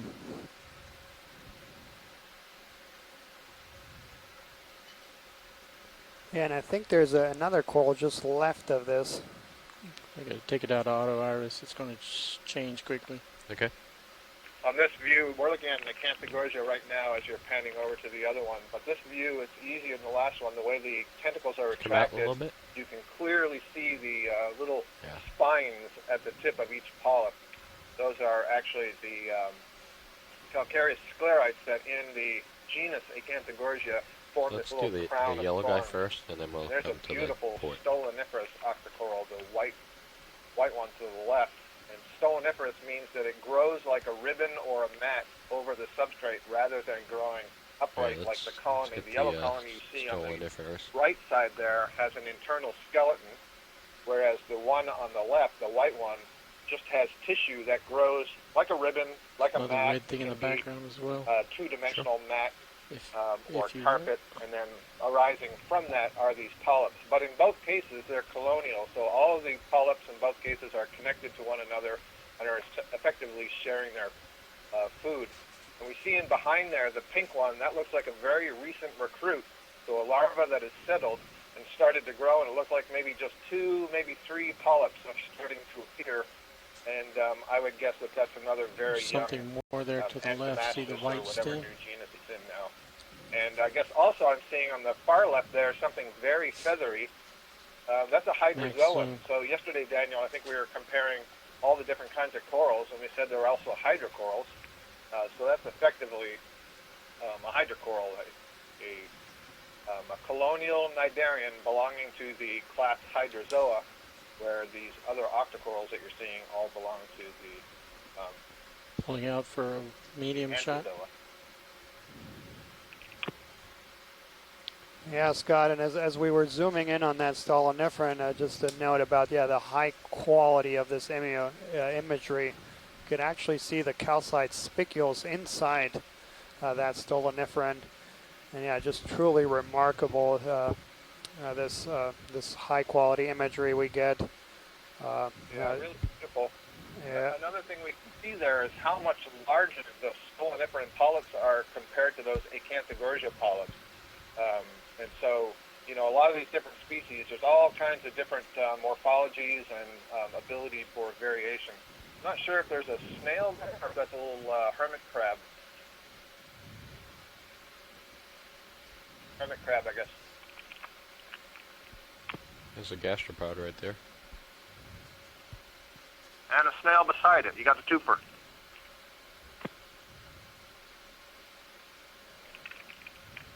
See, the snail on the right has that very long tube extending to the left. That's basically an in-current siphon. It can suck water in through that tube. And just on the inside of the shell, there will be some tissue that is able to basically work like our nose. It's sensing chemicals in the water. And so it uses that effectively to search for prey items.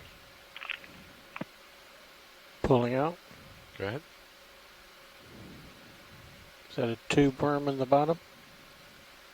Slightly bottom right of center.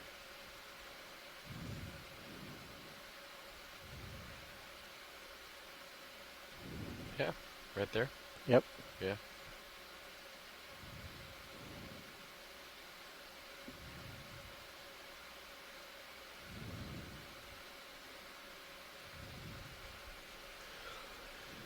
All right.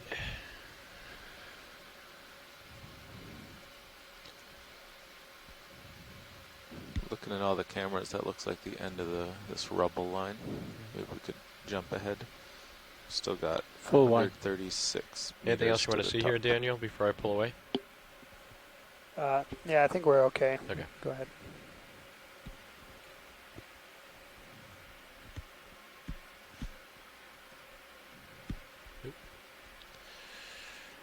A little bit of a dusting.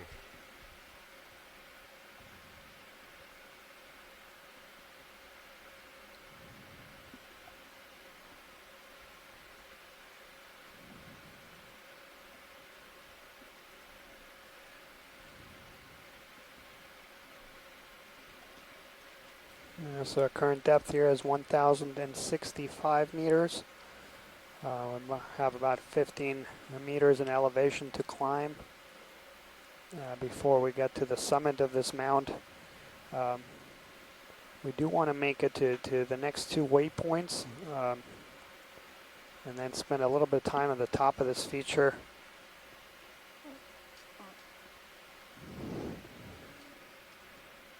Yeah, we're seeing some hard returns to our left here on the sonar.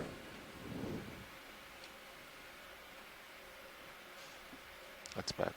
That's where we came from, right? No, that's or it's a little bit higher up.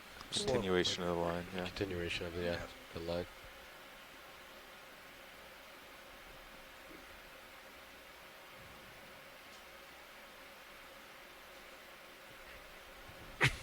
So some more of the Chryso Gorgia.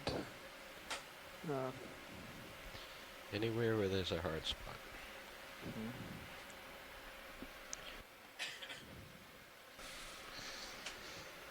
Let's see, his camera's at 42. Should we do another move at 225 or 230? Yeah. Sure. Okay. Let's see. Yeah, I'll do another 225.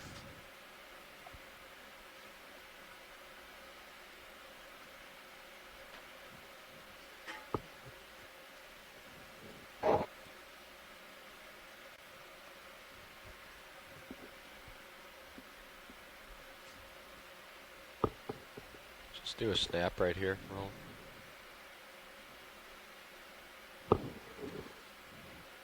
I'll wait till you're done with this patch.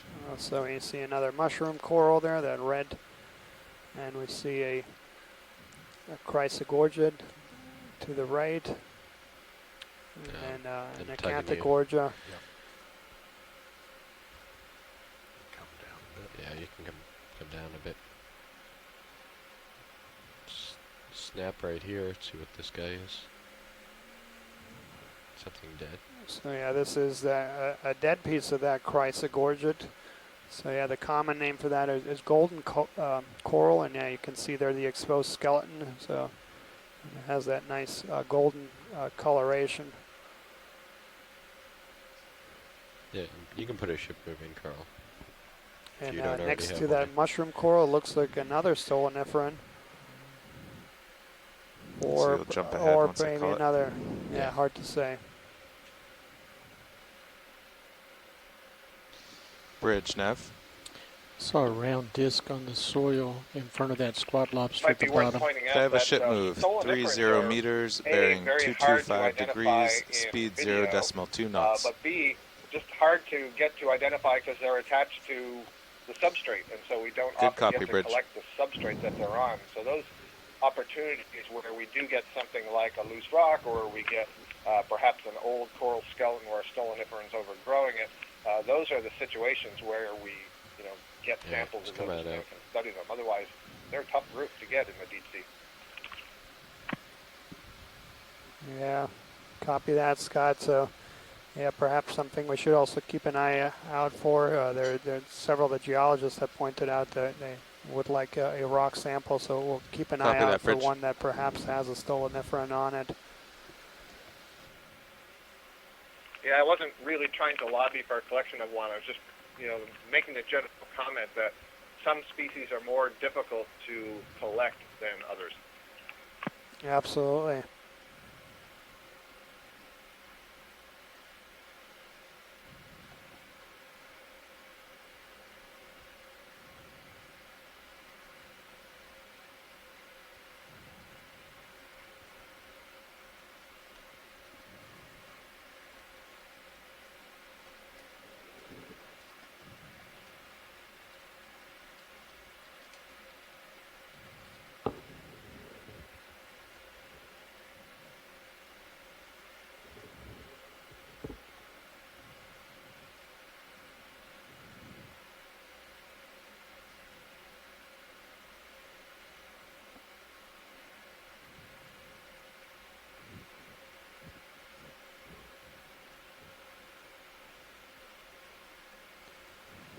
So for those that might have joined us recently, we're currently at a depth of 1,063 meters. Today's dive is the 6th dive of this expedition. We're diving in an area known as Hidalgo Basin. This is an area that was first explored actually by this very vehicle 4 years ago, just south of here, with a dive that found some really remarkable communities, and several surveys after that, including dives by the Hercules, the ROV Global Explorer, kept finding similar communities. And as a result, there has been a proposal from the community and scientific community to consider this area for possible expansion of the Flower Garden Banks National Marine Sanctuary. And today we are exploring another area of this general area, and so providing a lot of valuable information for decision makers that are trying to make these decisions about conservation. And fish. And yeah, for those that joined us on the last 5 dives, this is a very different environment, and we have been finding a lot of exposed substrate and quite a few corals, and also a lot of chemosynthetic organisms. And here we do see another Acanthid Gorgia.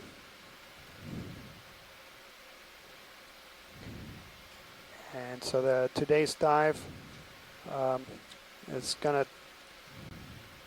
we'll have another 4 hours and a little bit here on the bottom. We'll look to come off the bottom around 4 o'clock Central Time.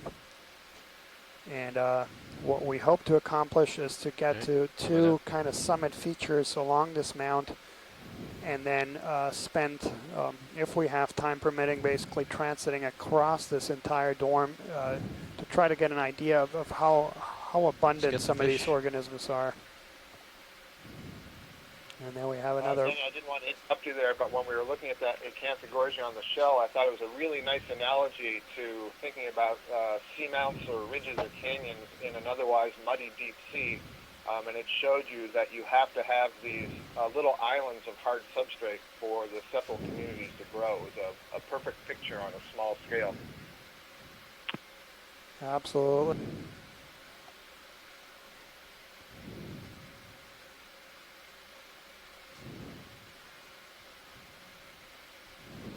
It's coming tight on the head. Max zoom.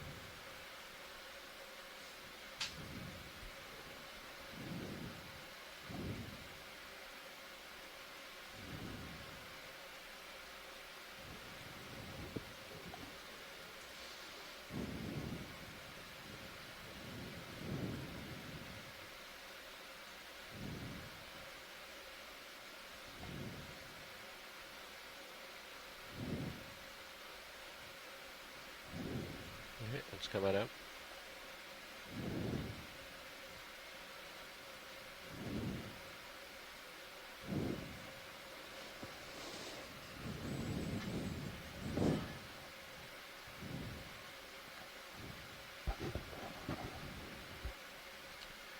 Well, I think we found some hard substrate. Yeah, and a lot of it. I think I saw some of that yellow stuff on the top right. Well, after this move, we could adjust Sirius over that way to head to you. Yeah, this is wonderful. Yeah. Wonderful. All right, we'll give Sirius 1 minute to swing, and then we'll find the proper heading. So yeah, that looks like there's a colony. Well, yeah. So we see a lot of these Chryso Gorgia. And then up in the distance, there's more of a sea fan, I believe. Could be another one of those Cyberglided black corals. Several Chryso Gorgias. A possible Swiftia to our bottom, and yeah, real wonderful to see. A bit more abundance, and then also this diversity of habitat-forming taxa.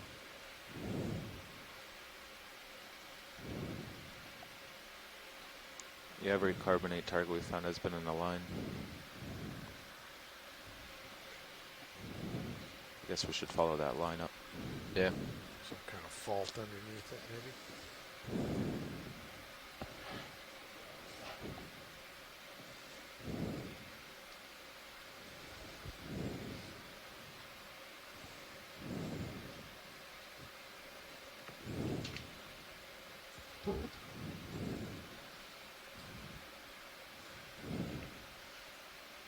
Looks like D2 is about due south. Something large fish in the upper left.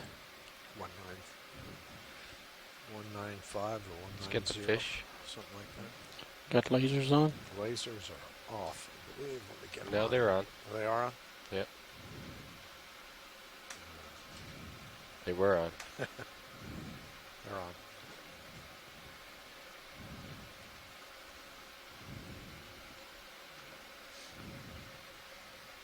Maybe 15 meters, 160. We'll kind of get serious sidle to the other downhill. side. Coming out. Okay, that's fine. Does that sound good? Full wide. That was like a meter long. I don't even know. Pretty big.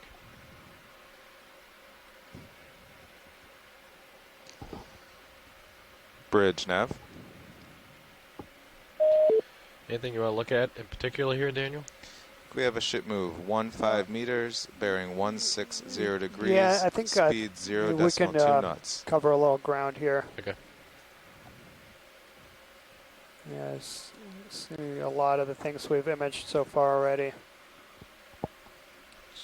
Just do a partial here, Roland, as we come across. Good copy, Bridge.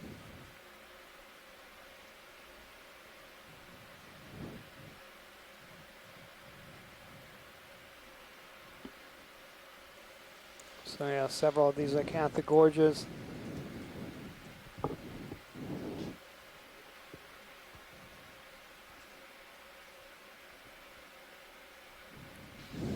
There's a black floaty thing. Maybe trying on to come that white towards the colony lasers that's from just the right-hand just side. above the lasers right now. If we can do a quick snap zoom. Let's get the floaty real quick, and then we'll get that coral. Not sure what that is.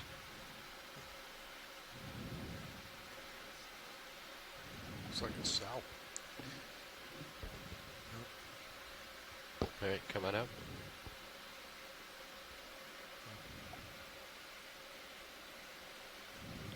Let's get this coral here.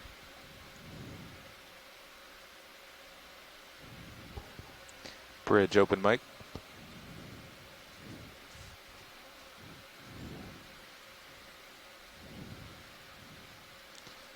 All right, well, Sirius is coming towards you, and then we can try to figure out which way the carbonate's going and if it matches up with waypoint 2 a bit.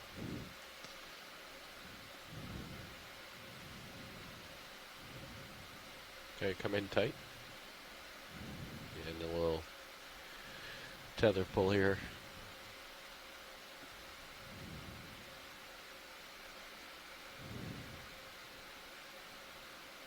You can come down a bit, Don. That's what, yeah, I just did. All right, thanks. Come down one more. Seems like if I come down too far, then it looks like that loop is going to get in there.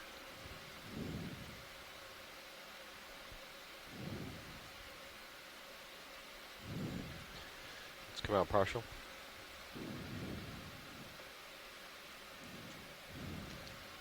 Yep. Looks like Sirius is headed your way. Yep.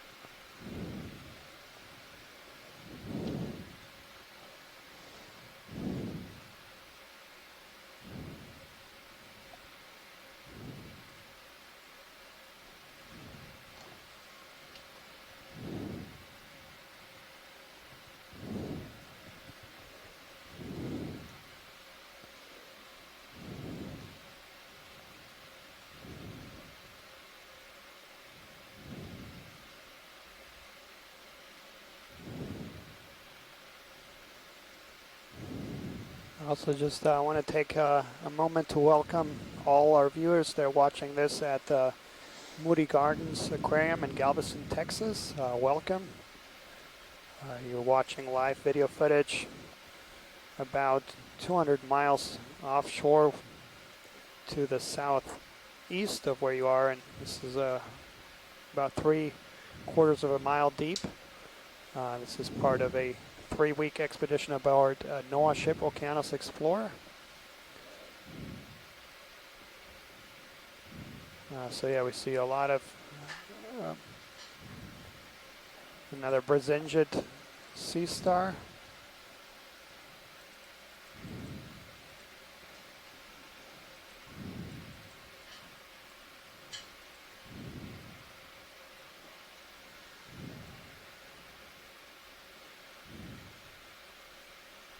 You can come wide, Roland. Okay, co-pilot, that move is over. Okay. I think hopefully now if you center up D2, you should both be facing kind of uphill along the carbonate.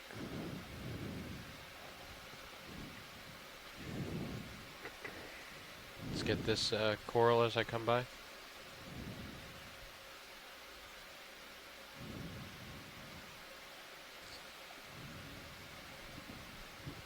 You can come in tighter.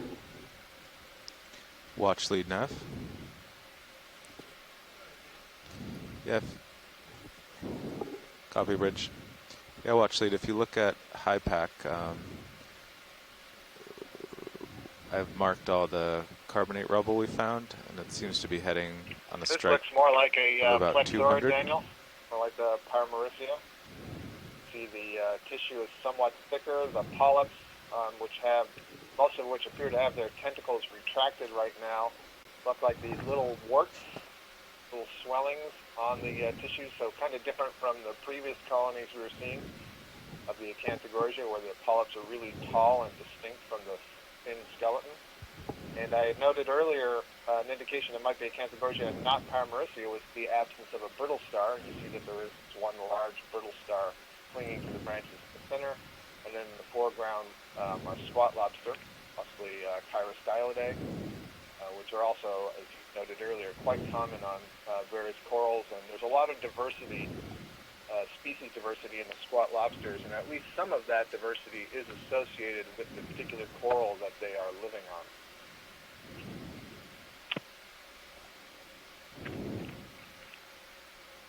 Which is to say, specific species of squat lobster are associated with specific species of coral. And that's also true of these brittle stars. Yeah, thanks, Scott. And I'm looking at the guide here. I believe that is Gastroptychas. Pilot zooming in your family, sonar. Chryso. Copy.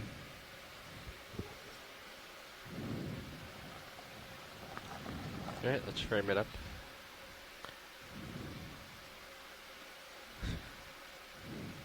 And the shrimp.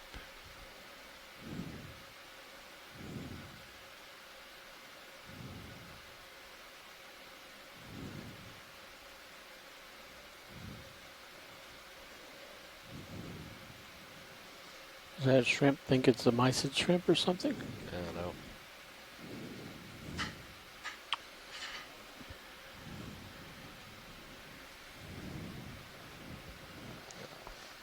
Watch lead nav.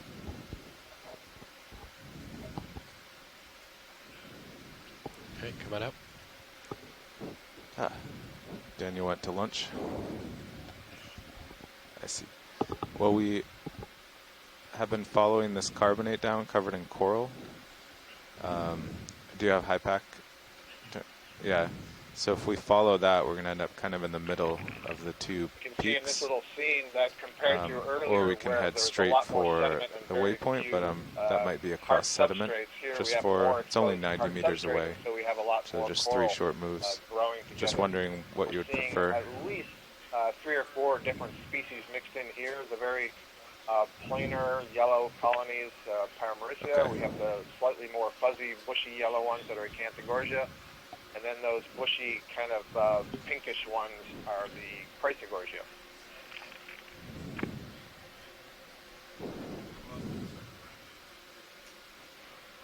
Okay, sounds good. Right, so pilot's watch lead would like to follow the hard ground, so I think Sirius should be lined up pretty well. How do you feel about a move 30 meters at 200?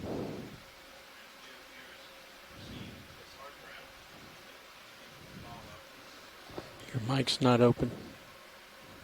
All right, just to catch everybody up, I just had a conversation with the navigator, and we're continuing to see hard ground on the scanning sonar and being able to follow it here with the ROV. And that's taking us not directly to our waypoint 2, but we're going to continue to follow this hard ground, and as we approach waypoint 2, we'll assess and perhaps move up there to that peak or make a decision based on where we're seeing these hard bottoms. But these carbonate rock outcrops where we're seeing the abundant biological communities and the corals. So we're going to continue to follow those as we move up towards the top of the dome. Okay, let's come out. Copy that, bridge. Colors don't look exactly right on this camera. Coming back to you. No, I was noticing that earlier. Let's get this blue thing in the middle right here. Is that a fish? Fish? Ooh. Yeah, that's a fish. And let me look here.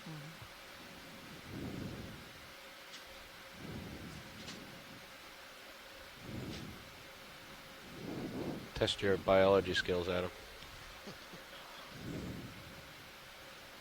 Lasers are clear. Just come on in tight. I'll do a pirouette around them. Tried you. It's like one of the little angler fish. I can never remember if these are the frogfish or the toadfish or the batfish. Fish person is going to help us out. Yeah, we'll have to have somebody, a fish expert, jump on the chat room or on the line and help us out. But I agree, that looks like one of the anglerfish. It's got his little lure up in the air.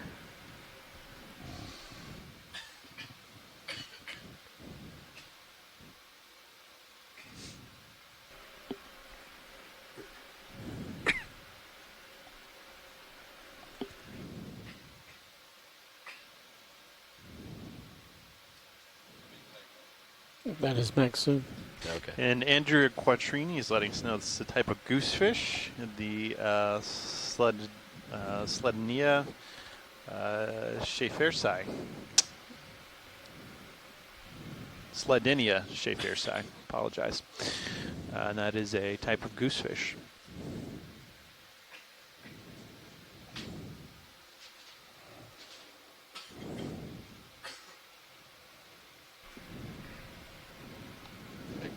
Come on.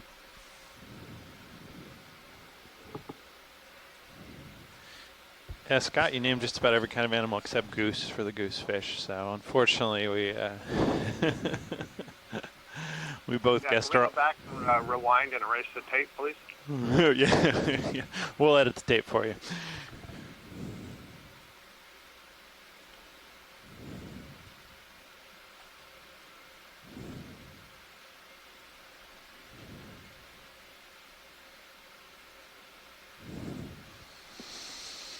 And as we continue to move through these carbonate rock hard grounds and see abundant corals here, one of the things I noticed is that we're not seeing the bivalves that we had seen towards the beginning of the dive. So I don't think we've seen, I guess we'll reorient when we get. Dan saw them while I was out momentarily. I don't ahead. think we've seen many more of the childressi mussels like we did on when we first touched bottoms. That may be indicative of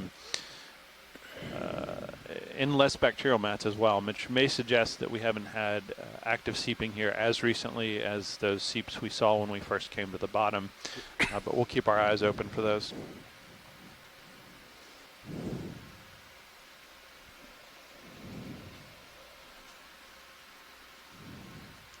Yeah, it looks like the ship has gone about 20 meters.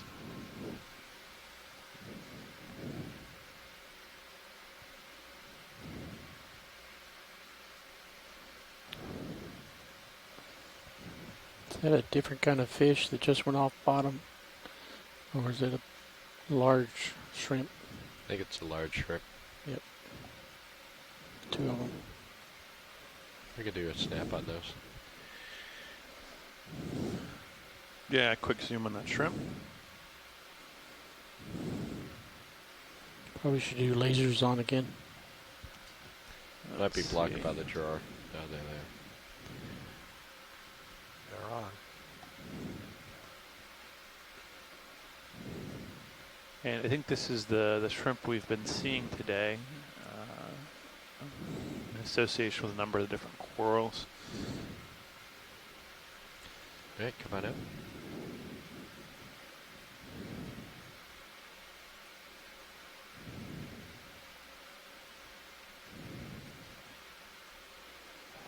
Wow. It's interesting terrain. Yeah, we've got the pilot's just noting that we've got some sort of undulating terrain here, which is not necessarily characteristic of this environment. This is an area of salt uplift, so we've had the surface here deformed a bit by movement of underlying salt. Copy bridge. Yeah, there's kind of depression down in there now that we look at it.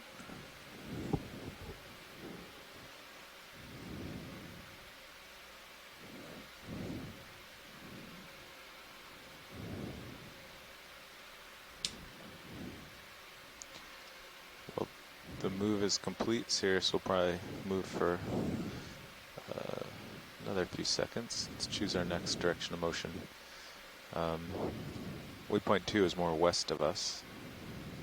We can head that way. I mean, Yeah, it looks like this whole area looks interesting. So let's see.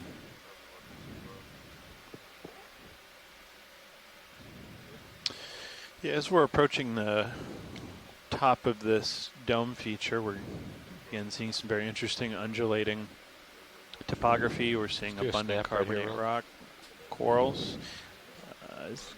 We're doing a quick snap here on what looks like a squat lobster underneath carbonate rock.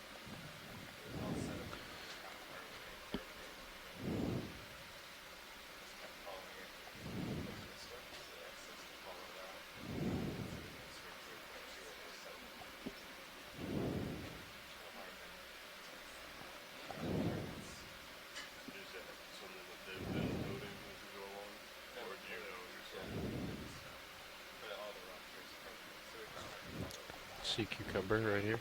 Yep. Do a quick flyby of this guy. Looks like we've got a holothurian there. That may be the first one we've seen today, or one of the first. We've got a sea cucumber there on the seafloor. We can see a faint trail behind it, giving us indication of its direction of locomotion. That's one of the organisms we've been seeing a lot in some of our dives characterized by open sediment and mud. So it's interesting to see, I think, our first one of today's dive here.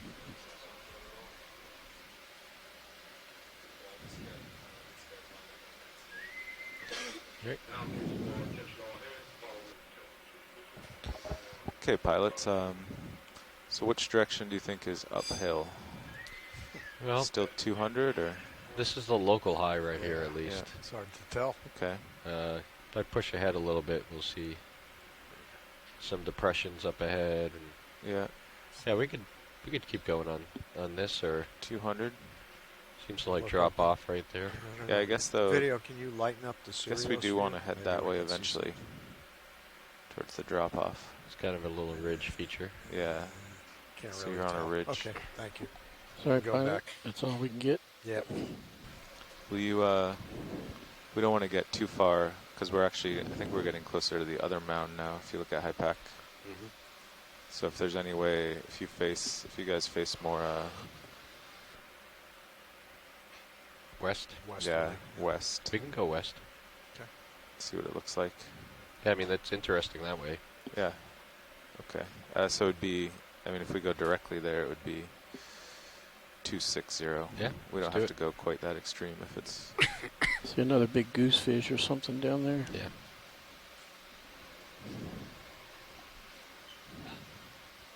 Yeah. Well, first, I guess you guys can drive over there, get lined up. I'll get the move ready. 260, is that what we said? No.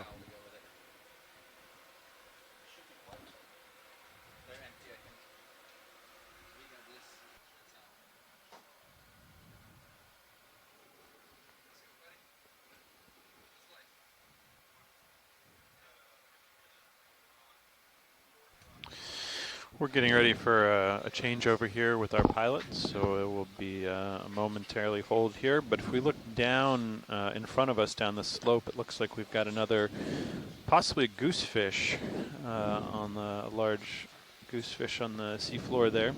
And then we can see beyond it numerous coral. And these light-colored features, a lot of these look like empty, dead bivalve shells, possibly those Bathymoliotis shells, but no longer alive.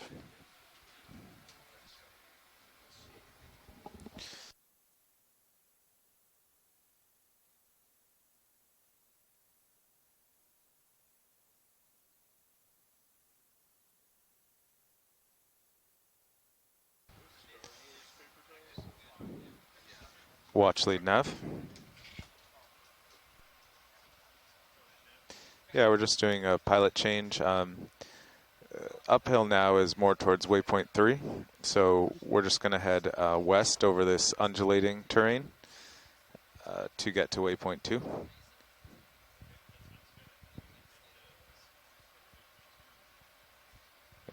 Yeah, sounds good.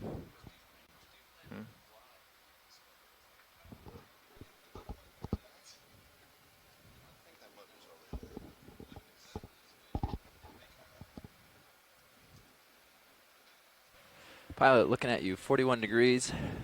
Off to port. Looking good. Delta 15. Ship stationary. So, co-pilot. Yes, sir. We just kind of came to a local high. If you look at high pack, we're in this fairly flat, undulating terrain. Uh-huh. We want to get over to this mound.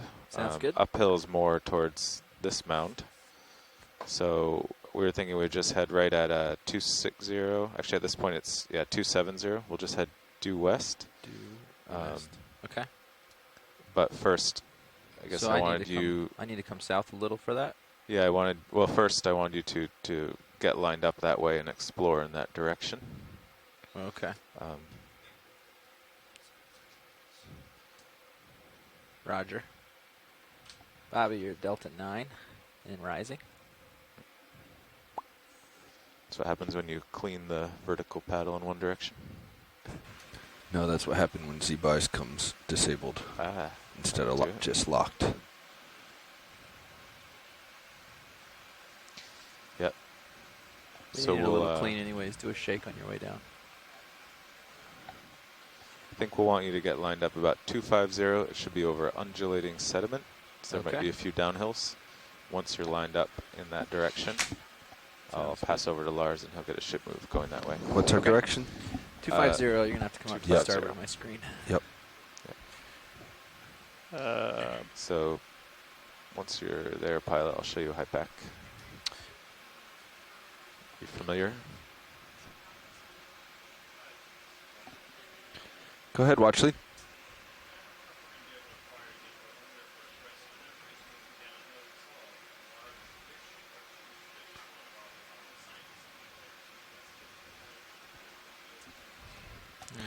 It might be below you.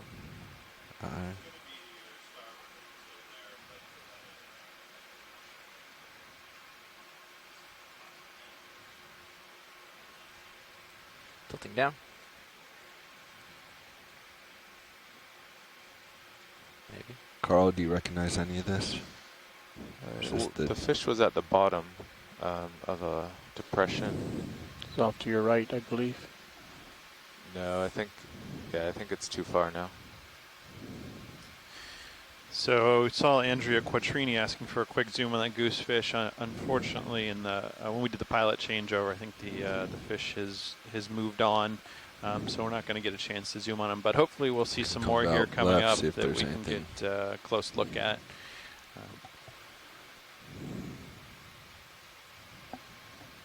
That's kind of where I was over here. You're still rising ever slightly, I think. Yeah, so I'm still. Yeah, Z-Bias needs to go down. There it is. It's coming into your view to the left. Help me see it. Left of lasers. Left of lasers. I'm still not seeing it. Bottom left corner. It was down in the bottom of a depression. So. Can I follow you? Yes, pilot? yes, please. Coming left. Still not seeing it, Roland. It's not there. It was in this zone right there. Oh, okay.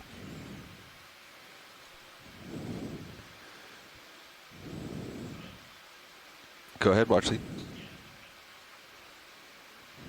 Okay. All right. I'm going to come back to right, starboard co-pilot. Sounds good. And just drive over this section, see if it jumps out at us. Not seeing it. Pilot, your Z-Bias, I think it was set to more 2526 before. Yeah. All right, I'm coming around. Let's get back to 250. Copy. Tilting up a smidge to keep you in view. And coming towards the right. Come up if you're going to drive under. I'm just driving closer and then going to hook out back left. Okay. Delta 16, looking good. Camera angle 5.5. At 225 at the moment. I'll keep coming right as you come towards the center screen. Okay. Looks like a ridge off in the distance forward.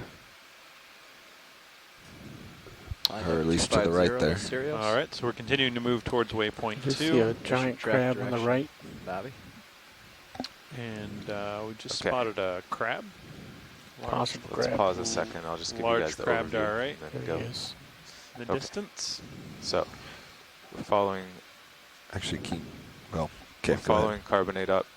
Came to here. It's all undulating sediment. They want to get to this mound, so we're just heading over the up and down to waypoint 2. Okay. And then once we get there, we'll head over whatever undulating. It won't necessarily be uphill over to waypoint 3. And then there's another 4 Go over ahead, here. video. Are lasers on? Yes. Sounds good. Yeah, that looks good to us. So there will be some downhills and awkward turns. Okay. Thanks, Carl. Yeah, thanks for making you wait. You better get off to lunch.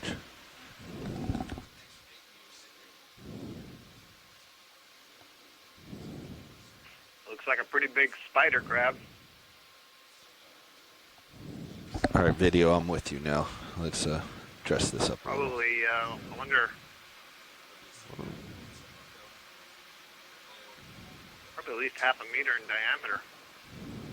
The leg span, I mean.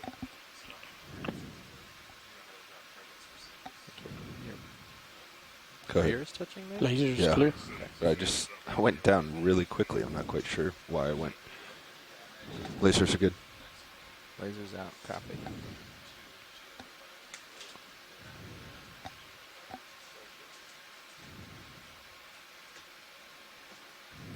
Yeah, my back right is.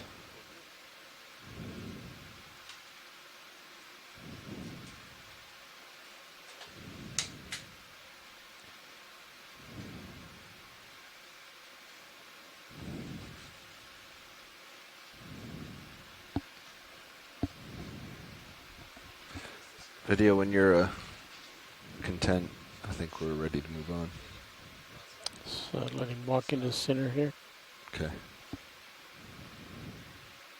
You want me to follow or let him walk? Nope, just let him walk. Okay. Good. Pulling out. You can go on. Yeah, I out. think Scott's right. It looked like from the lasers the carapace was approaching 20 centimeters, so certainly well over half He a meter doesn't- across for this spider crab. His brightness does not seem what I would expect it. Video would. The cameras look very blue today. Yeah, compared to my manip, he was a nice pink up there, and here he looks blue. We all concur. If you guys have time to throw the chip chart, we can recheck it. How about your expertise? You think you can tune it a little? If you give me that white thing down below, I can try. White thing down Bottom below. right, Okay, I think I can do that while we're waiting for a move. Co-pilot, you want to work with nav, and I will work with video. Yeah. I think Carl was hoping for 250 on the pass off. I don't know if that still looks good to you for the next move, Nav. We're heading towards waypoint 2. Yeah, 250 looks good to me. Are we looking to do a 30-meter move or large, small? What are we thinking? So watch. Depends on the rate that the watch lead wanted to go. Watch lead. We're going to do a quick stop here. See if we can tune our cameras a little bit. Go ahead, video. Roger that.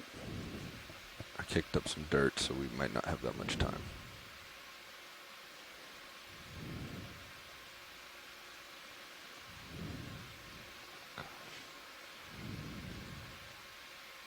I'm sorry about that, Roland.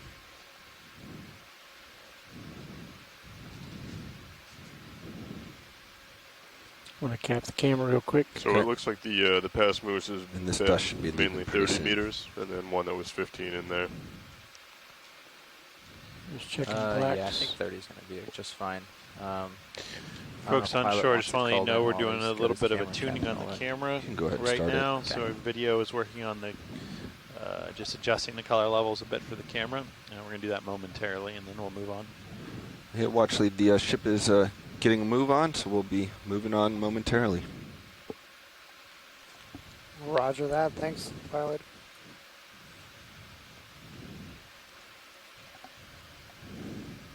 That's twice today that I've hit down. I feel like the vehicle has just been like, I'm not quite sure why. Probably just me. Z bias might already be a little bit higher, so maybe it's that much more sensitive. I'm not sure. The curve on RPM versus slope is like this. So if you're already out near the end, it will be. I think I'm just not paying My red controls are maxed attention. out. Do you want to go in on the white again? You may. Just let me know when we're done with the color balance, and I will call the move. You can go ahead. Go ahead with the move. Bridge, this is ROV now. We'd like to call in a move of 30 meters at 250 degrees, a speed of 0.2 knots, please. And, Mark Benfield's indicating this is Good copy, Bridge. Neolithoides Thank you. gassesi. Do you need me to get you he was closer? referring Roland? to that spider No, I crab. got something Oh, else sorry. going Yeah. on. Okay. So yeah, thanks, Mark. Just checking filters. As soon as you're ready, let me know because our ship is Yep. moving. That gives me a little more control.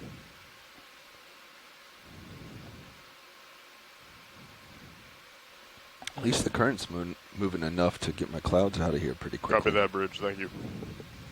Yeah.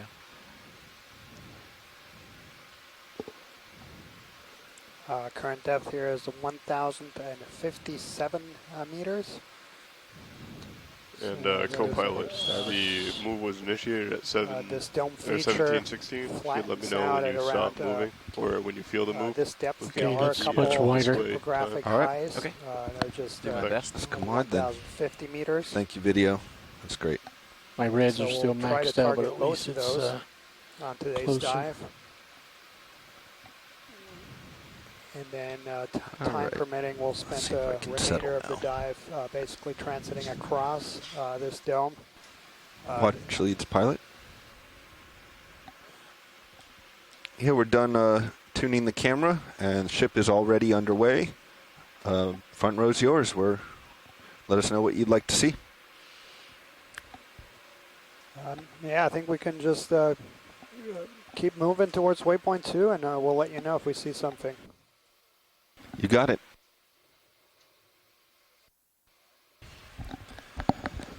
Yeah, so that ridge over there looks very interesting. Watch leads. This sounds like a good time to introduce the after lunch shift. Yes, please. Sitting in pilot today is Bobby Moore. I'll let my fellow teammates introduce themselves. At navigation is Lars Murphy. Co-pilot is Jeffrey Lanning. In the far right corner is Roland Bryan. And in the back and clipping is Caitlin Bailey. And we are all engineers and videographers from the Global Foundation for Ocean Exploration. And we're excited to be here.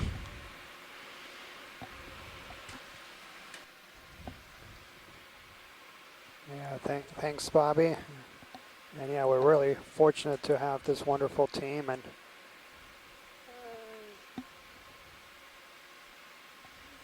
just acquired some really spectacular video if you want to lose imagery the of the last skids. few days. So for those who've been following on the expedition website, I do want to, if you haven't already, there are some really remarkable highlight clips up there. It's a Thanks to purple the fish hard there work in the left from corner. our video engineers who've been spending a lot of time after hours cutting it It's together. a similar guy, but it's the I believe exact it is. same one. Okay, I'm going to come around to right. He's facing you right now. Yep, I'm going to come around. Push into the slope. This looks like we might have another one of these goosefish. So if we can, it's not too much trouble when you We're heading there now. Watch move leads. around. We might go for a zoom on that one. That's the view I want with them front on.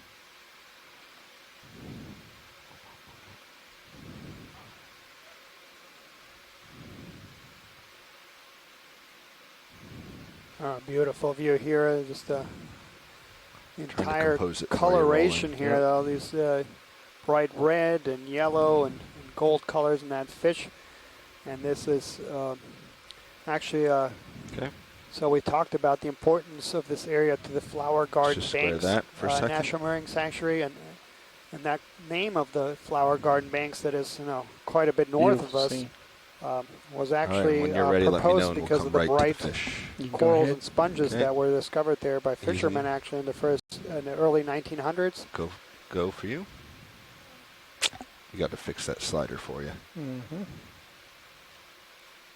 And this is an area that has been proposed for expansion of the sanctuary based on previous work in this area that documented extensive communities, and today we continue to document these, these wonderful communities. I'm about to go max. Okay. And so yeah, this is this goosefish Sladania. Repeat your last. And Andrea is confirming and providing Sladania Schaeffer's sign. Sorry, video. Let me stabilize it. This ship should be finishing its move in about 5 meters, so maybe we'll be able to determine when you stop your swing. Sounds good. There you go. Got you 71. Copy. Video's clear. Okay, let's come line. Looks like we're still getting a little bit of dust, probably off my skids. I think I'm carrying a lot again. So today. yeah, beautiful assortment here. here. Pretty muddy. Maybe coming off. Go ahead, Watchley. So just the left of where you were, there looks like there's a sponge in between those two red corals. Yep. Go ahead, video. We only got a few minutes. Yeah, so this is a glass sponge or hexactinellid. Copy that, Bridge. Thank you. Down some. Yeah, and the move has been completed. Copy. Hermit crab. So yeah, nice little diversity here in this patch of hard substrate. There's a ophiuroid or brittle star inside that sponge, and that is also very common.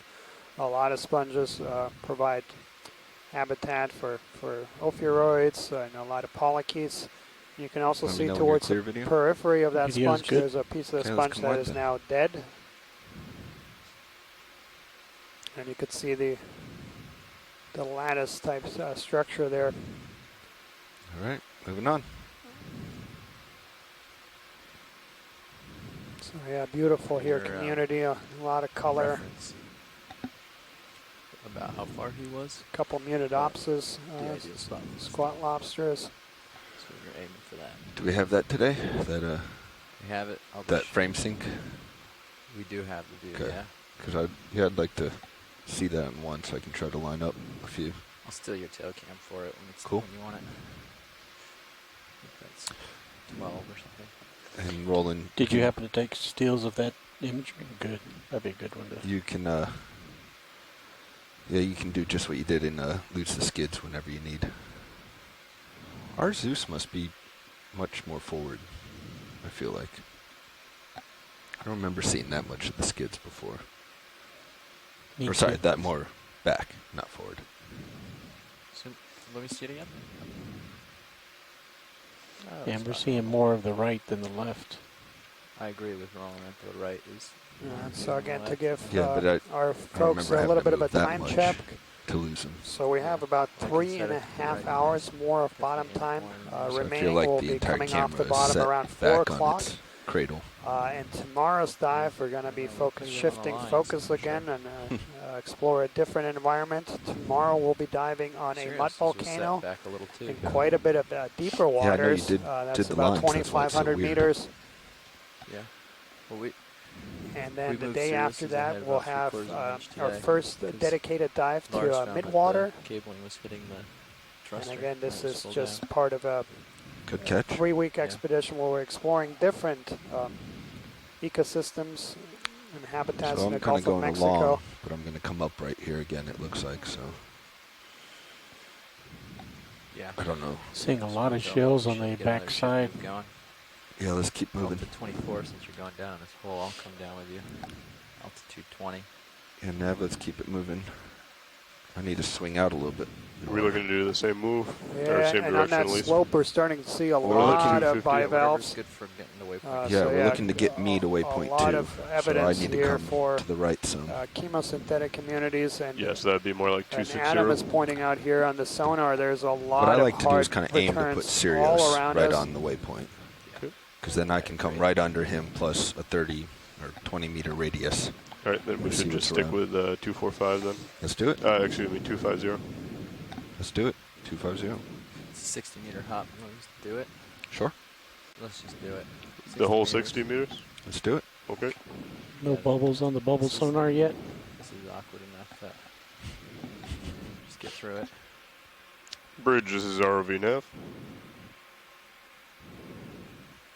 We'd like to make another move. It will be 60 meters at 250 degrees, a speed of 0.2 knots, please.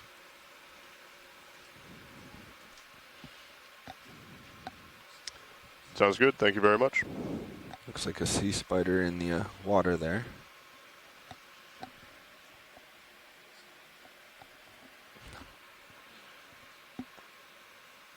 I wish we had a bubble sonar. Actually, can we look at the little ridge there directly ahead? It's got some white staining underneath of it. See if we're seeping. Copy that, Bridge. Thank you. We're seeing a real abundance of shells here. These are Bathymoliotis shells, most likely. They all appear to be dead. We don't see any live colonies here, so this looks like an area That's fine. We'll where be catching up to me most shortly. of those organisms are not alive. Let's go from here. We're yeah, going to zoom in up here in this fracture area. Looks like some bacterial mats there.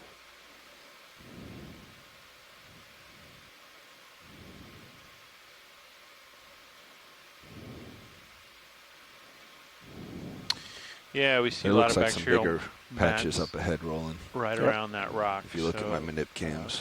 Some additional indications here of seepage. There's the little... of hydrocarbons and fluid seepage to the seafloor. No, what are they called? Not copepods. The other ones, the real tiny ones that we always see with the worms and the seeps.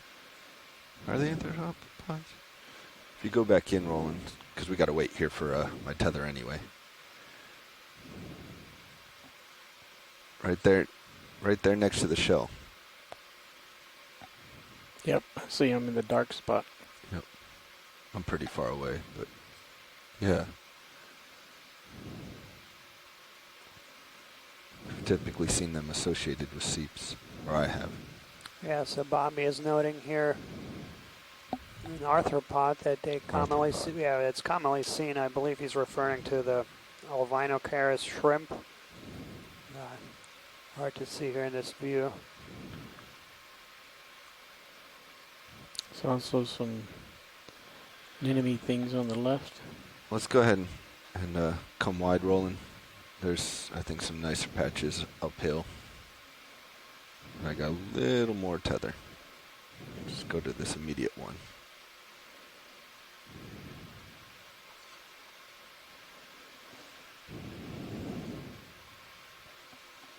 And we've been following here on our folks in the chat room. It's nice to see a lot of new names and faces on today's dive. It looks like the word spread that we're seeing a lot of exciting things on today's dive. And yeah, so thanks so much for joining us. Welcome.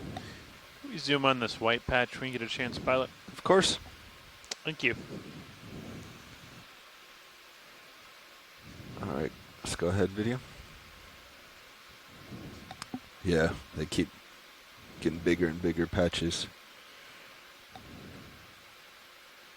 So it looks like we're looking at bacterial mat there. This is one of the larger and thicker bacterial mats I think we've seen in the dive so far. There's a larger one coming up, watch lead. And we've got one, apparently a larger one upslope from here.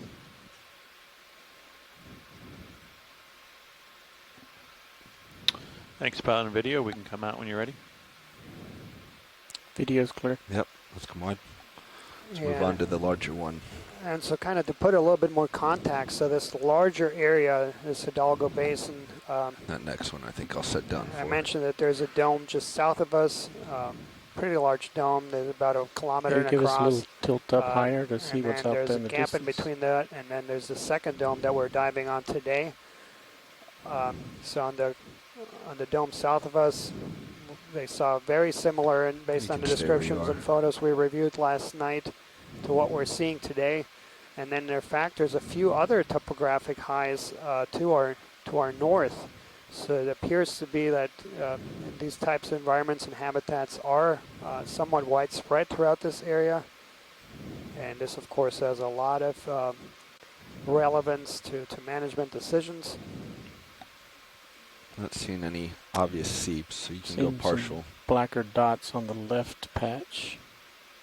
Yep, start here. Keep going.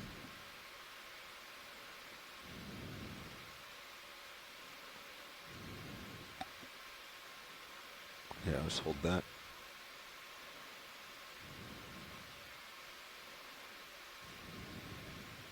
And touchdown. Coming up.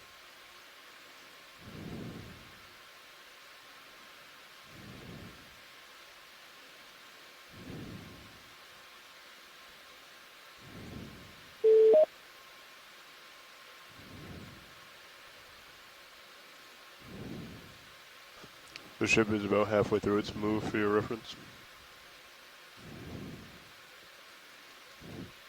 Hub, is this the Okeanos recon?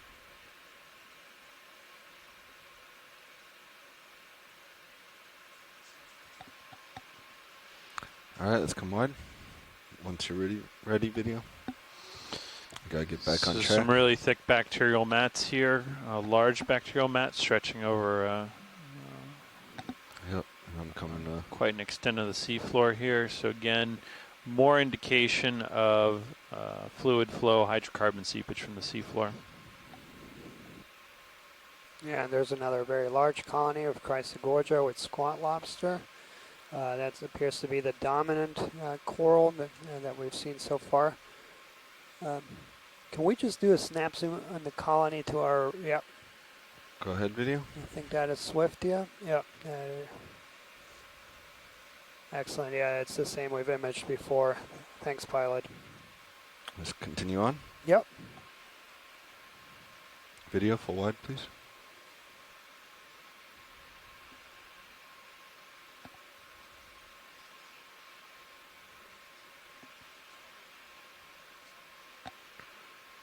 Yep.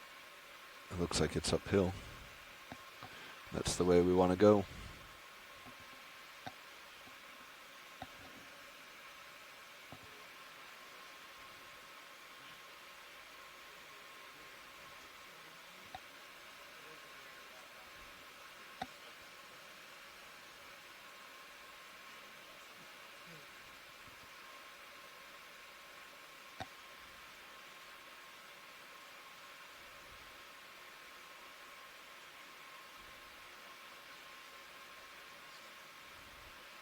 Looks like it's the ridge.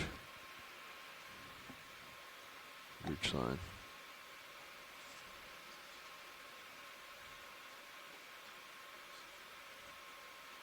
Is it a big crab or a starfish up there on the right? Looks like a starfish. I'm just going to peer on the other side of this ridge real quick.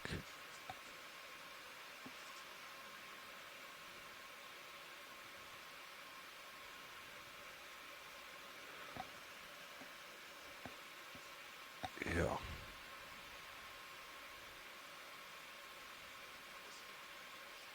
Yep. Quite an interesting area down here. Oh, it undulates up and over.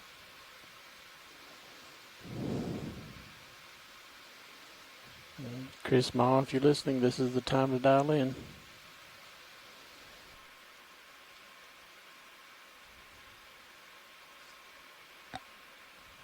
Yeah. It's blowing it to my port though, which is good. And we've got a sea star here we're going to zoom on momentarily.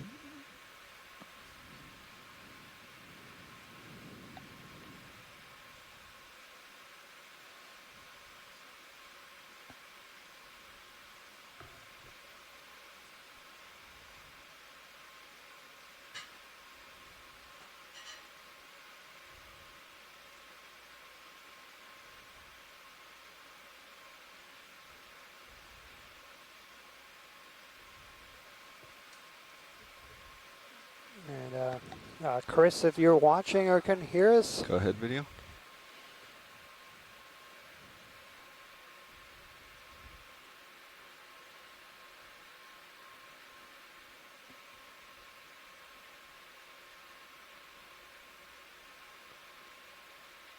Dust will pass right through, just bear 1 second. Tilting up.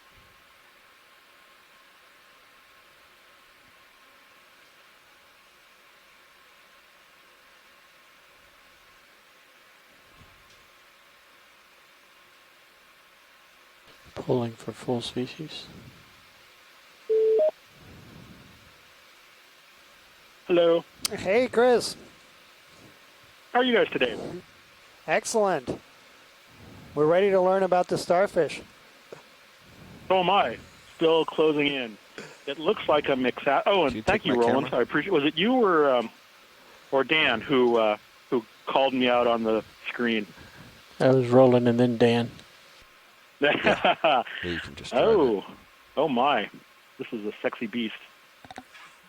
So this is a mixasterid. In the Pacific, I might have called this Asthenactus. Let's go back in for but there aren't any Asthenactus known in the Atlantic. But it doesn't look like the one that get the pretty up close view. I'm typically familiar with. Oh, wow. So this is a multi-armed group of abyssal sea stars known as the Mixasteridae. They're among the rarest known sea stars that we are that bridge. that are known in collections. It's only been since we've been collecting them and seeing them on video so now we're that right we above, are aware that they occur 2, with any kind of we should regularity in this kind of to habitat. The east towards waypoint 3. Yeah, wow, when we are done with this area. This looks like Asthenactus. Going on to the underside of the leg here. These are part of a lineage that it turns out is one of the earliest branches on the sea star tree of life. It's something that we only recently discovered a few years ago. There are fossils very similar to this animal from the Jurassic, and although we're still putting this whole picture together, again, a lot of animals that live in the deep sea have this very archaic appearance, and that's not necessarily because they've been down here all this time, but there are lots of ecological factors and other confounding influences. So you have things like stalked crinoids and some of these sea stars, like Nymphaster, which we saw the other day, that for whatever reason they can survive at this habitat. This one is differentiated from the other genus by a sort of a layer of skin around the edge, around the bottom, and so in order to make a proper ID, I'd need to actually examine one. It looks a lot like Asthenactus, though, which is not something I would associate with the Atlantic. It might be a mixaster.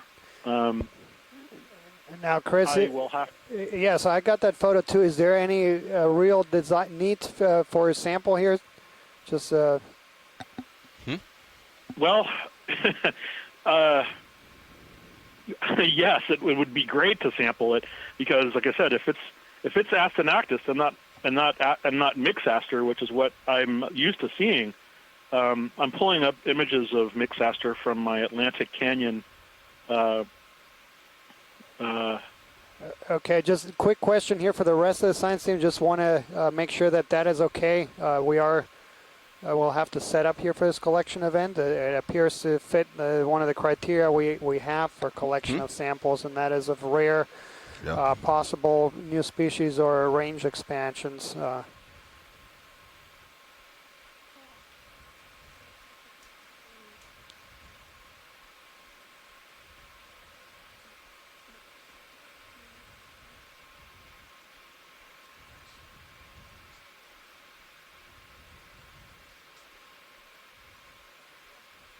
Go ahead. You got it. Yeah, the ship move has been completed for a few minutes now. This is just to sort of, at the very least, to reassure you. Collecting something like this would, at the very least, be not a wasted effort, because there are literally, fewer than about 6 individuals of this also want to take kind of animal present in collections. It's not a very frequently encountered group of animals. Up until a few years ago, there were maybe 4 or 5 of them known in collections, and there were 4 or 5 species known. So, they were each essentially kind of anecdotally recorded. Yes, been a while. Every specimen that had been collected up to that point was considered to be a new species. Yeah. Excellent, Chris. And yeah, we've stopped to collect a sample, and now is a decent time for us to so we new will set bailout up here to collect direction. this sea star. We have arrived at the top of the peak that we're looking at, and now we are deciding that a north bailout might work better with the ship's position and our current location. Thanks very much. Thank you, everybody in the control room, for letting me know. Okay, hydraulics and coming on. Roland still got those good coffees going. Sorry. Yeah. Oh, you're zoomed. I thought I was that low. I'll be on the line quietly tilt, sorry. watching. He's behind me now. Yeah, thanks. Appreciate that, Chris. Watch lead pilot. Maybe this is a question for Chris Ma, but do we expect this thing to start to speed away once I touch it? Do we think I can go in pretty quickly? Or do we think I need to grab it pretty quickly? Do we think it's just going to kind of sit there? Okay. It might. Yeah, it might eject limbs. Yeah.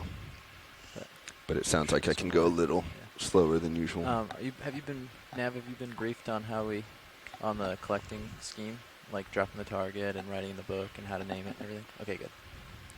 Awesome. Yeah, so if you folks have just joined us, we're currently at a depth of 1,050 meters, preparing to collect the first biological specimen of this dive. We collected a geological specimen earlier in the dive, and we just heard from our shore-based expert, Dr. Chris Ma, at the Smithsonian Institution National Museum of Natural History, who has identified the family here and the possible genus, something that is restricted to Pacific based on previous records.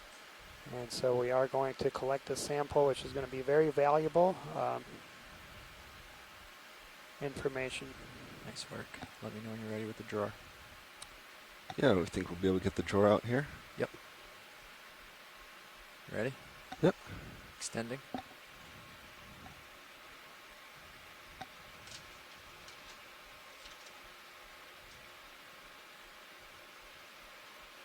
Pushing into the mud.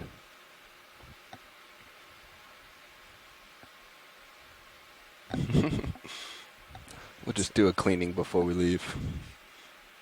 Is that enough open for Yeah, that should be plenty. I'm just going to drop them in. Okay, follow with mini Zeus, please. Follow with a mini copy.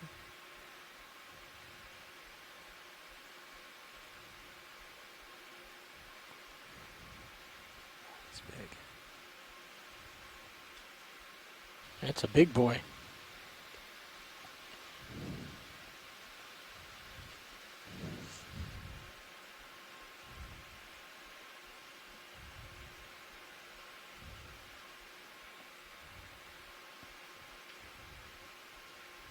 Okay, opening jaws.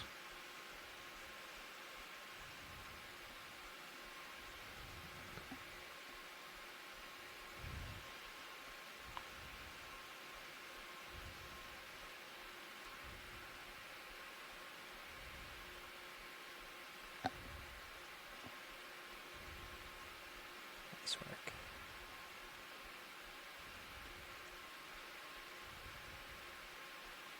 Great. Yankees in. Clear. Ready for retract? Yep, you're clear. Retracted drawer. And yeah, absolutely beautiful collection event. Nice work. Great job, pilot there. We got a few very excited scientists on shore. So very well done indeed. Excellent job. Okay. Hydraulics are off. Nice shot.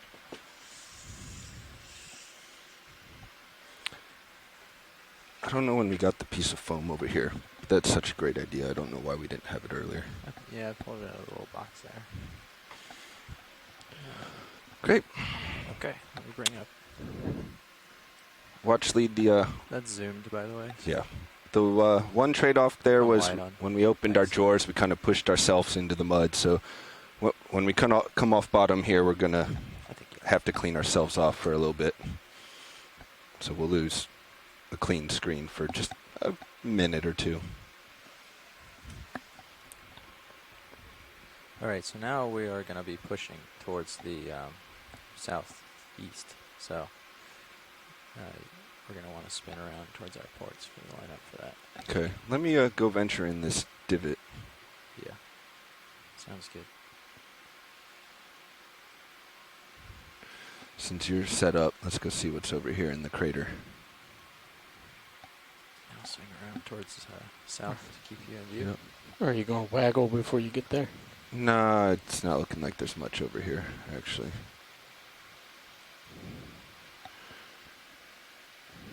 If you want to do if my camera responds, let's do a quick snap. Just in this area.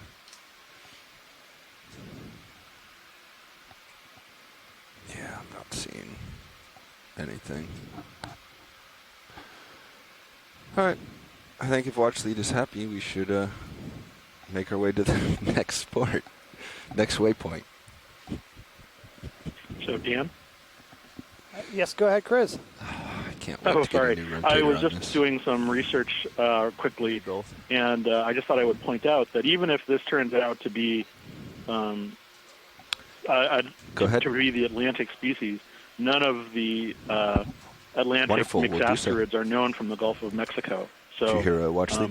However you cut it, this is a new record. Did you hear Watch Lead? They're ready to head on to waypoint 3 revised. Thanks, Chris.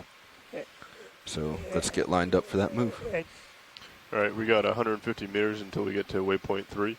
It's looking like 121 is the bearing from where we currently are now. Okay. Fish in the upper right water column. I'm assuming we're going to want to make a couple jumps to get over there. Yeah, we're not going to do it all at once. Are we thinking 60-meter jumps or 30? We can go back to 30, see what it starts off at. Okay. Go for it, video, if you want. I'll call in a 30-meter move at 125 degrees.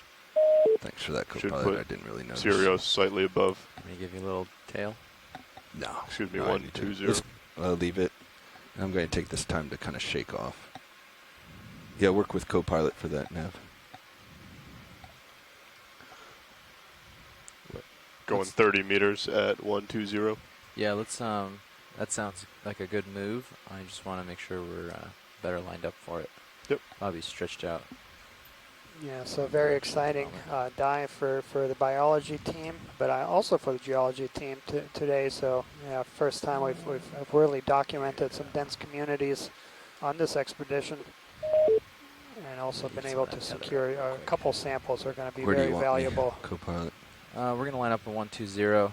120, so I need to come to port. And yeah, I mean valuable from the amount of information that can be unlocked from these. You want to swing around the entire way? So we'll yeah, we can do it an hour later. Expert Chris Ma has informed us that this will be a significant range expansion if that is in fact the species that he was thinking that it is.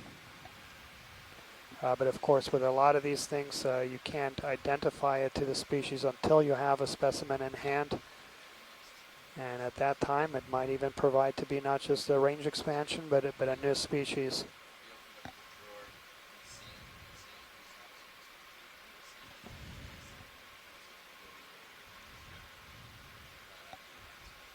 You got floating there in the bottom right. Yeah, we're going to leave it for now rolling. Good grab, though.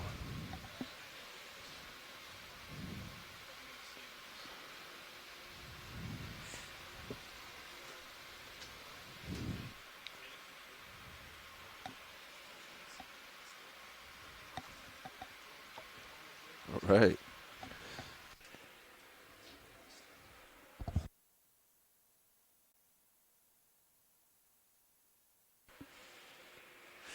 Delta 20.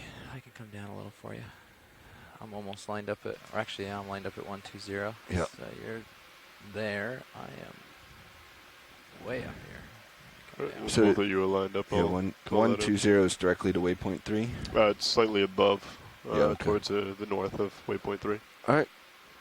Well, let's go ahead then. I will call it in. Bridge, this is ROV The coral look different. Can we get a quick snap zoom on that Good coral? call rolling. Another move of 30 meters at 120 degrees, a speed of 0.2 knots, Another one please. of these black corals, Civipathes, with a couple Good of copy, thank you. commensal squat lobsters. Yes, thank you, pilot. Video, we have time, but I think they imaged it before. Yeah, I don't know if they saw it before. Okay. Okay. Then we'll. I was going to say we have a moment to sit down, but we'll continue on. Copy that, Bridge. Thank you. Interesting ridge feature. So this is not the way forward. No. The way forward is very much downhill, it seems. Yes. Looks like a very large for those that are kind of following the track sample line, we have kind of completed our transit to waypoint 2. That was about 320 meters away from the start of the dive, which was at the base of this mound feature. And our next target is waypoint 3. I think maybe this is the ridge. Is underway, yeah? I think this is the ridge. The move was initiated at 150 meters or so away, 17:51. and that's going to be a second high point in the topography. Well, he really wants to be image rolling, Yes. so let's not disappoint.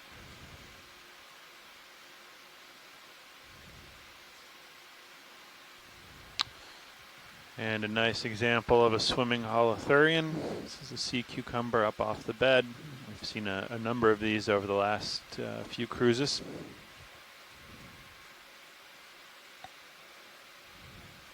Can you help with the particles? I'm slowly bringing it down. Okay.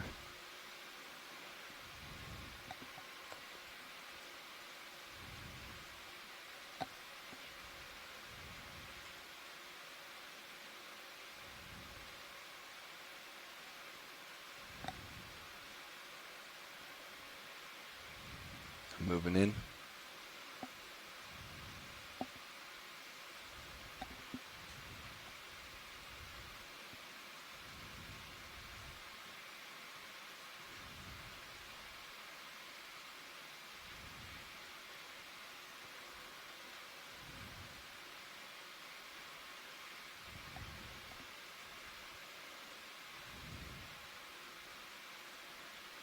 If you want more zoom, you can have it.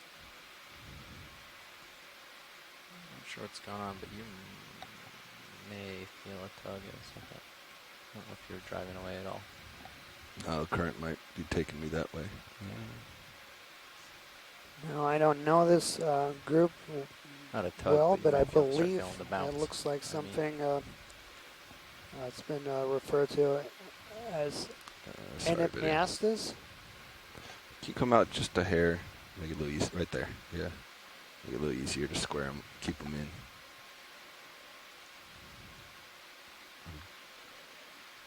Can we let it go? Yeah, let's let it go. There's that bounce. Nice job, video.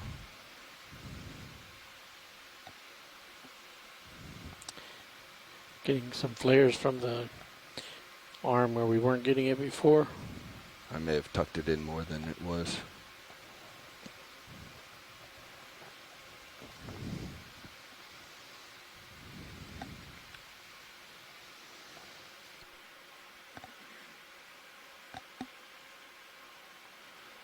All right. Just tried to stay away from dust and dirt. Is it time to switch here? Robert Carney has agreed, so thanks so much for Big fish in the water column, straight ahead. For checking my ID there, Robert. Yeah, let's go from here. The laser's on.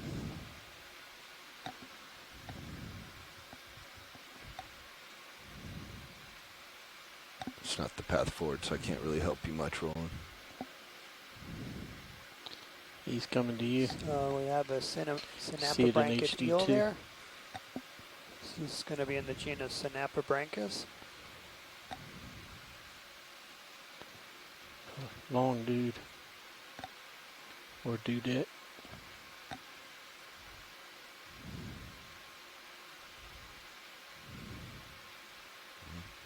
Stand by one.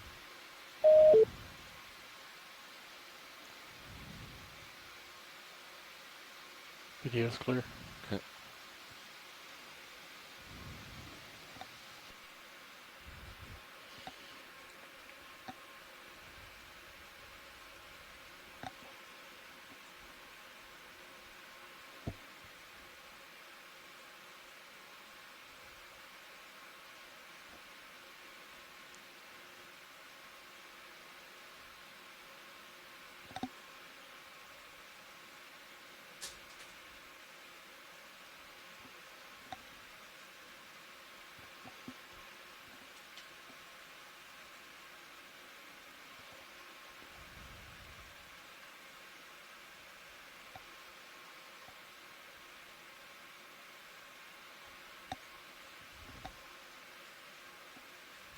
So we seem Copy to be that, riding Bridge. right Thank you.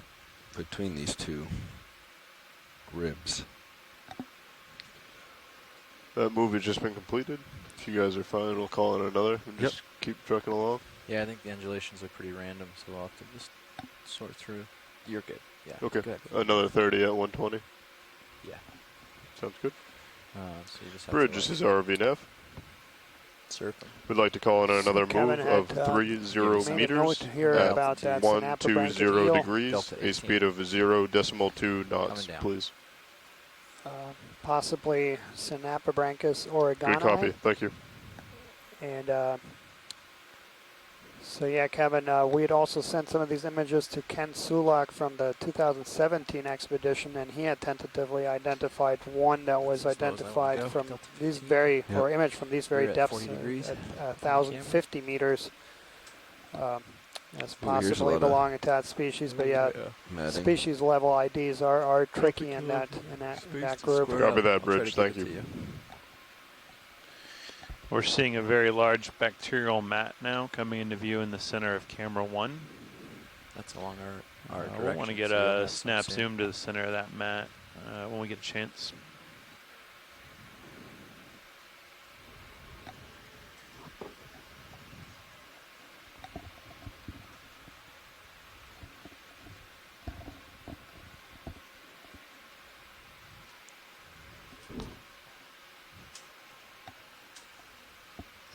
Go ahead, video. So yeah, I spent some time last night reviewing all the images from the when the Okeanos was in this general area in 2014, and did a dive just over a mile south of here, and very similar. So there was a lot of evidence for past seepage, a lot of these bacterial mats. No active bubbling though, and we'll keep our eyes open for that. And I see another one of these heterocarpus shrimp.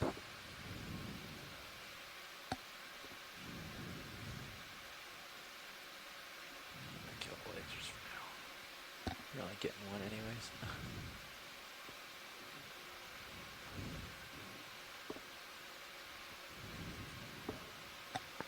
I think video's clear. Okay, come wide when you...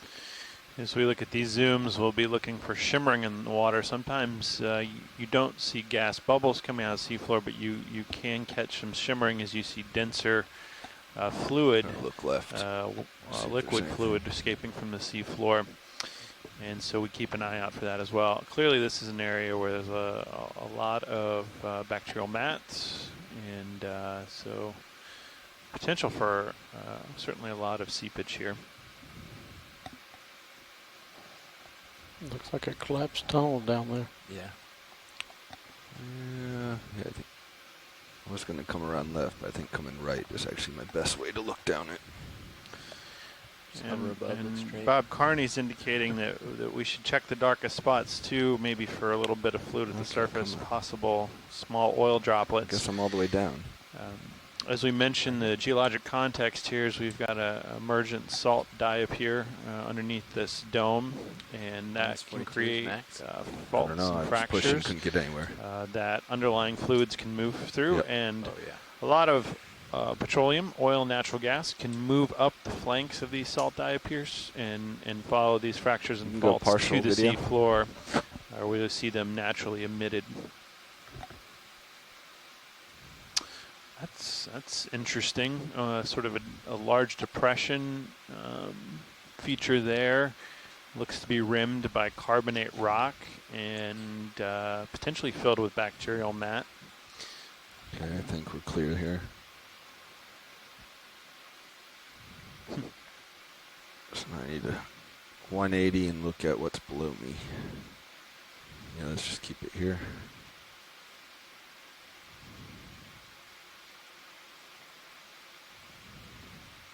Really, everything about these environments say that there has been hydrocarbon seepage here. Whether that was in the past and is no longer seeping, or it was just isn't seeping today when we happen to be here, or if there's actually seepage ongoing right now and it's just at a level we're not able to observe visually. All of those are possibilities, but certainly we have a preponderance of evidence here that we are seeing active seepage at this site.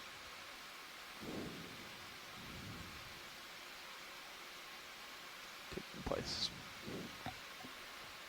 Let's keep a little more partial video. Yeah, I was looking at that little black dotted hole.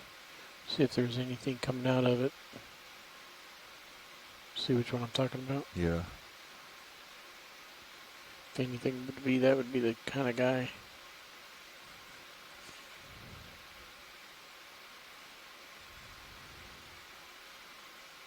Yeah, lots of little critters.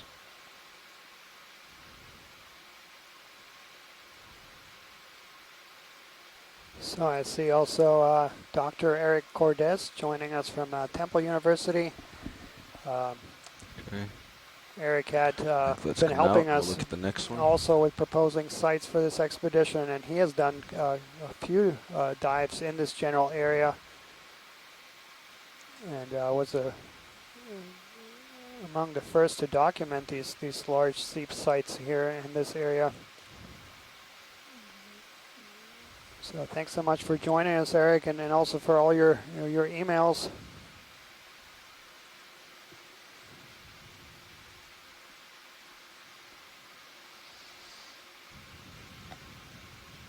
Just come out.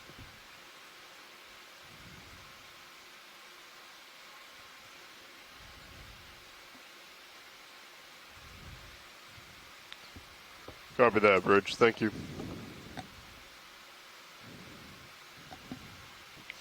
So we're starting to see some more of these depression features around here where we see voids in the seafloor.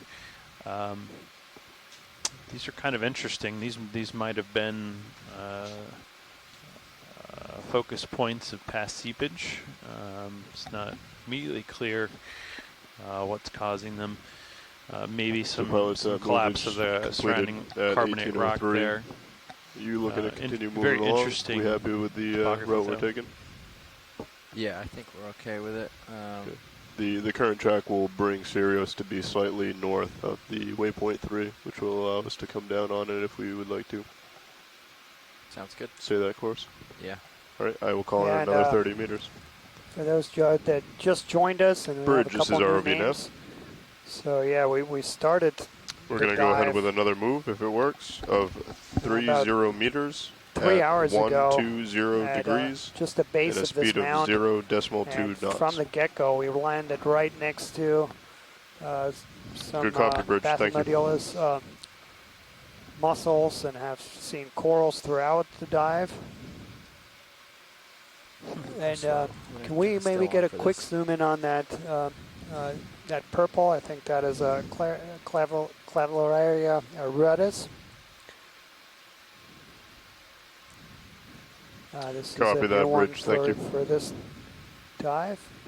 Yes, and that is indeed what that is.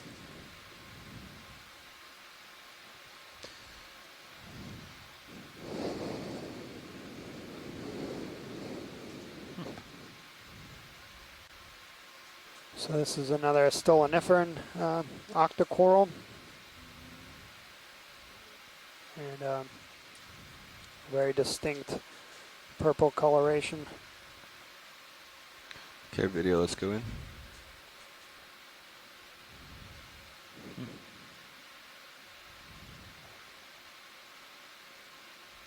That's remarkable. Mexican.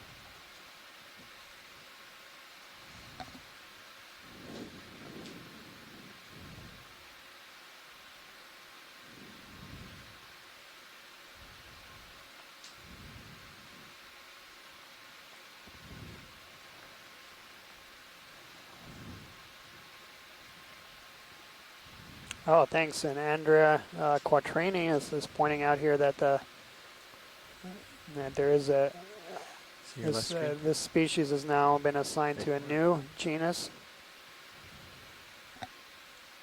Trachytella rudis. So thanks, Andrea.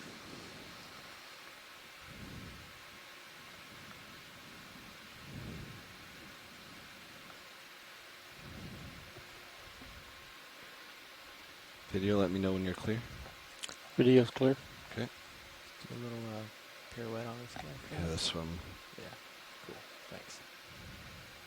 It's not good. And that specimen sitting on quite a tilted carbonate rock. So that rock's been upthrown to some degree, maybe suggesting there's been some disturbance in this area in the recent past. Yes, come.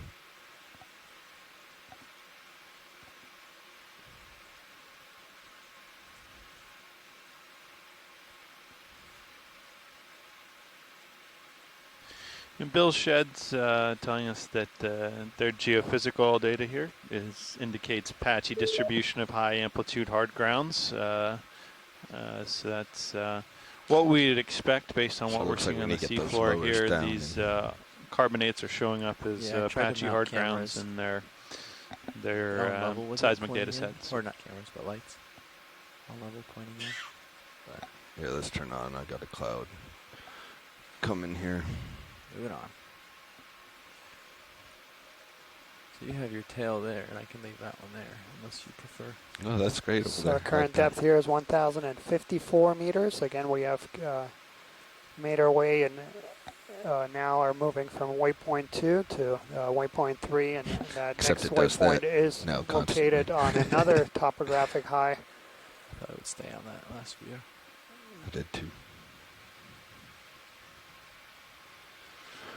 See another Chryso Gorgia on the bottom of screen.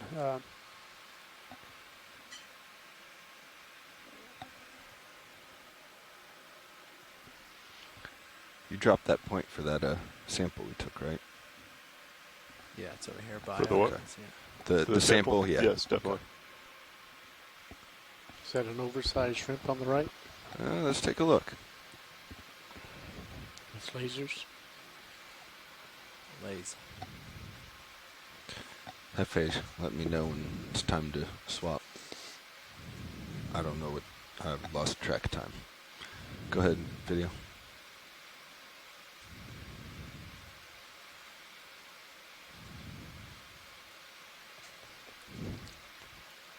Laser's clear.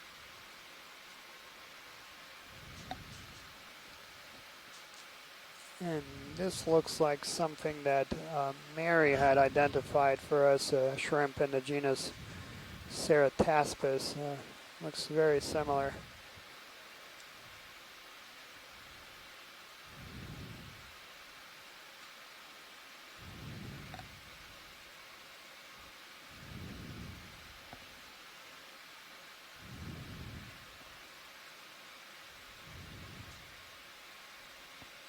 Video's clear. Come on. It's big. Yep. That's exactly what it is. Thanks so much. I appreciate that. You can tell by those swimming legs. They're very characteristic of shrimp of that family. And that's the only one you'd likely find at the depth you're working at. Yeah, okay. We should be getting pretty close, but I have not Excellent. gotten Thank you, confirmation. Mary. I mean, always great to get that I think confirmation, we though. can get another one on, tacked on, once they do call in. Mary, how big do those shrimp? Yeah, we got about another 60 meters, so 2 more jumps. Sounds good.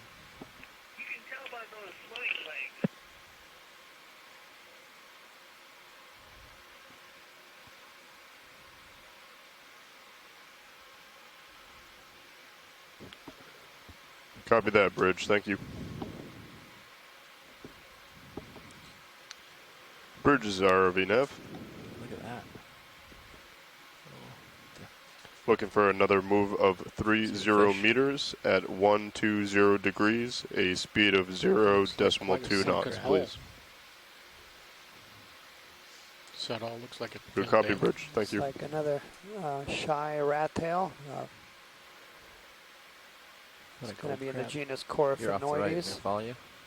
No, I was just coming to see what There's this a hole golden was. crab. I'll come back left now. So shrimp get to eating size 20 centimeters if you get a really big one. Copy that, guy Bridge. was definitely 20. Excellent. Thanks, 20 Mary. plus. And just there to the right, we saw another large excavated pit with some upturned carbonate rock around it. So these are some very interesting topography here, probably related to the presence of fluid underneath the surface and the release of that fluid, the interstitial gases from the sediments out of the seafloor at this location. We've been talking a lot about the gas underneath this this mound, and that is moving with us. What's creating these chemosynthetic environments here where it seeps out of the seafloor. And it's important to remember there can be actually two types of methane that feed these environments. One is called thermogenic, and that's the gas from way deep down in the earth that was formed. When we think of like natural gas that's recovered with oil as a resource, that would be a thermogenic gas, so formed from deep burial of organic material and sediments. And we see that coming to the surface here around the edge of salt diapirs and emerging at the surface. We can also have a methane gas formed at a much shallower level, just underneath the surface of the sediments, where microbes consume organic material and produce what we call biogenic methane, which is just produced just under the sediment. And in both cases, in deep sea settings like this, that methane can get trapped in a material called methane hydrate or clathrate. And I'll speak a little bit more about that in a moment after we take a look at this this echinoderm sea star.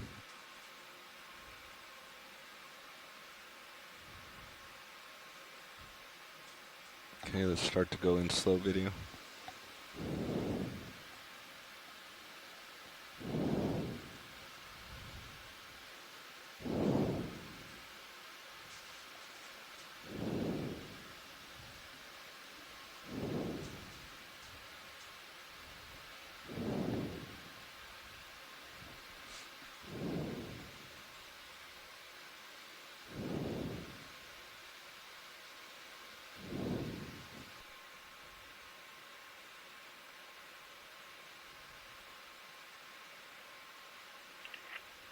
Adam, when you're finished with the sea star, before we leave, just get a quick look at the coral colony on the left. It's probably another Chryso Gorgia, but I just want to be certain. Absolutely, Scott. We'll be sure to take a look at that coral colony. They may be moving that direction right now. Star.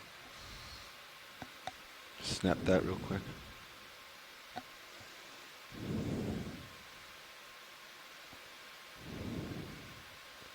Yep, certainly is Chryso Gorgia. Thank you. We'll move on when you're ready. Okay, it's time for me to move on. You want to see what that thing was below the star? You got 5 seconds. Purple. Lower? Yep, can't go any lower on my camera. Encrusting sponge. Ooh. Looks like encrusting sponge on a shell. Go with that. Time to move on. I wonder if that's a skate egg case.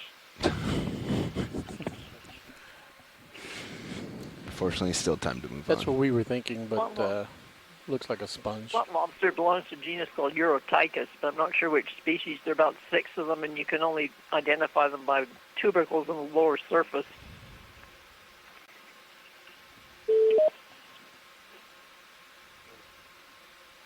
Hello, this is Chris Ma. Hey, Chris. Hello. I know you guys have just moved on, but the object of your coral right now is actually relevant to the sea star in question because that sea star is called Circeaster americanus.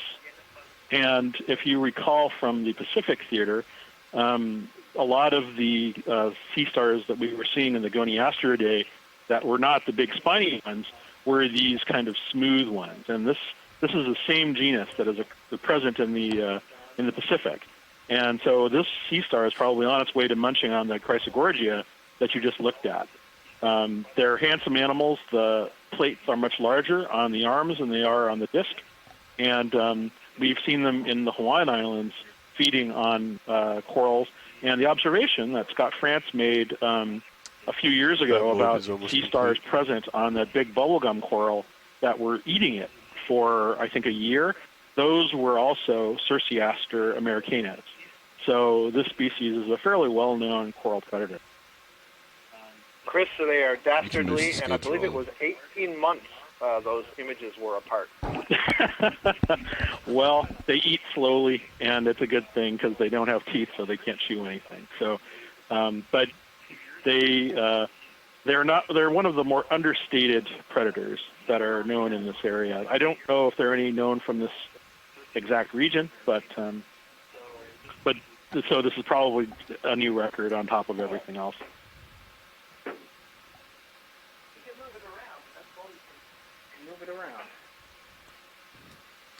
Copy that, Bridge. Thank you. Sea Star World. Cool collection and a new record. Yeah, thanks so much, Chris. The move has been completed. Are we looking for another? Yeah. So a few more Chryso Gorgias. One more should probably get us right above waypoint 3. Wonderful. Thank you. Bridge, this is RV Nav. Another move of 30 meters at 120 degrees at a speed of 0.2 knots, please.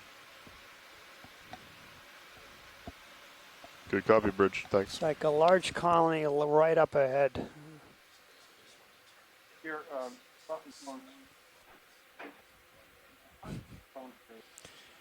Yep, we're heading there. Happened on the last one. You missed it. Looks like we've got a little bit different type of coral coming up ahead. No, last time we did seep chasing. Copy that, Bridge. Thank you. Red. Go for the bottle brush or the one in the back? No, going for this big one we haven't seen before.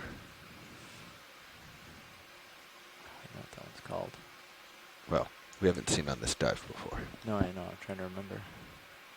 With the fans in parallel. Wow, that's quite a specimen.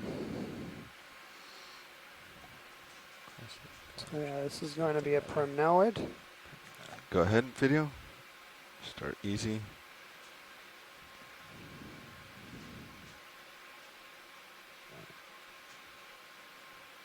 So is this Narella pauciflora, I believe? Most certainly a primnoid. In the family Primnoidae. So the first I think we've seen of the day, right, Daniel? That's right. Coming up a smidge. Quattrini. And so yeah, we have a comment here in the chat room about a possible candidate for collection. So yeah, this is a primnoid, and I'm want to see what other folks think. Pilot watch lead. Go ahead, watch lead. So if we're set up, I think there's going to be some interest to collect. I'm just turning my head for a second to Yep. get you. Is the ship underway? It is. The ship is underway. Should probably bring it easy stop. Let's let it go a little Okay. more meters to get me closer, and then yeah, let's do it in like a minute. Looks like he's down below you. Yep, I'm gonna. While they're deciding, I'm gonna pirouette around.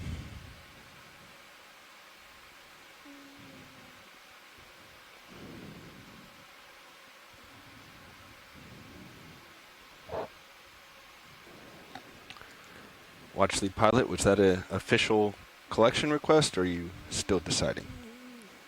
Yeah, hang on 1 second. You got it, standing by. So yeah, I just want to get a quick feedback here from the science community. So there was a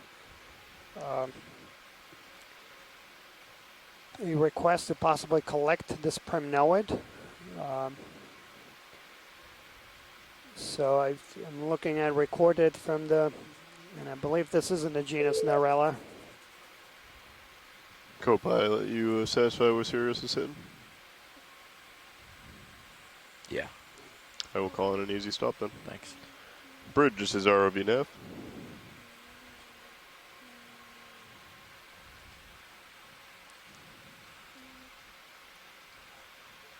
We have found a sample that we would like to grab. We would like to request an easy stop, please. Thank you very much. Video while we're waiting. Let's go ahead and get some more footage. Let's lose the lasers. I was going to let a scan go by first and then do it. Yeah, let's get up. Got it. Okay. Thanks. Yep. What's going on the base?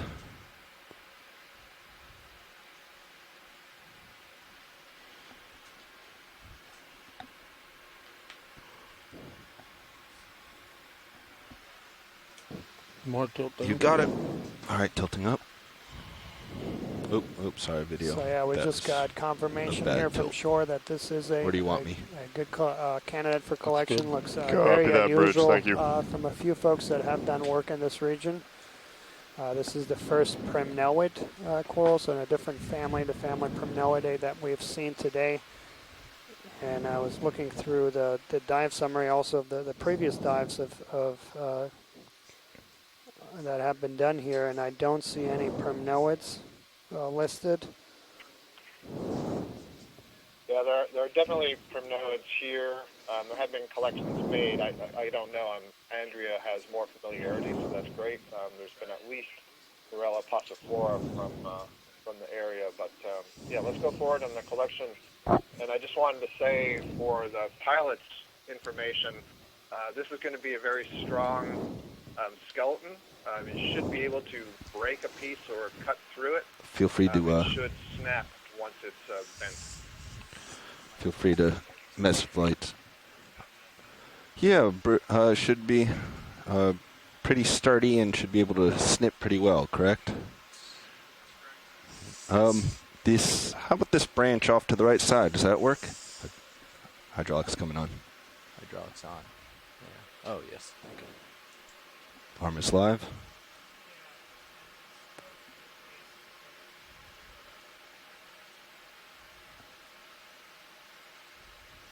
Can you bring up Mini Zeus whenever you're Mini? Yeah. happy? Sorry, I thought you'd be able to snag it out. I probably could, but There's some nice branches there for you. I'm still working. We'll let you have it anyways. There you go. Poured outer, I assume. Yeah. So yeah, watch lead down here. Do we think this is going to be a good cut? Okay. Oop.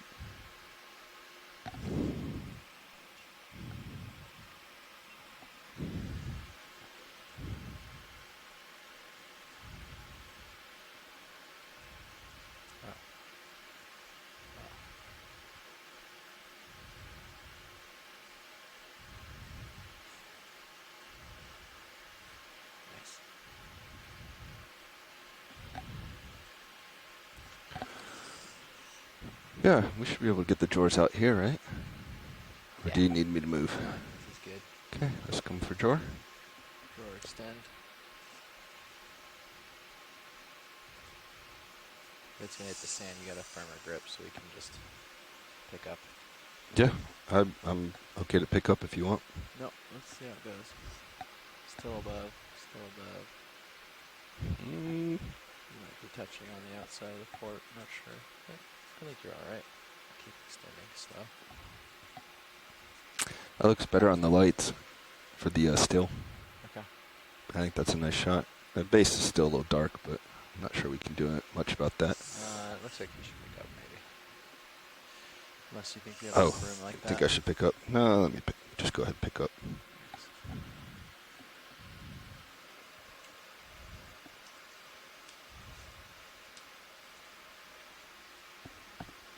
Coming up. Yeah, so if you just joined us, we're currently at a depth of 1,054 meters. We just secured our third sample of today's dive, a primnoid coral. Drawers fully extended. We also secured a rock sample earlier in the dive. Coming in.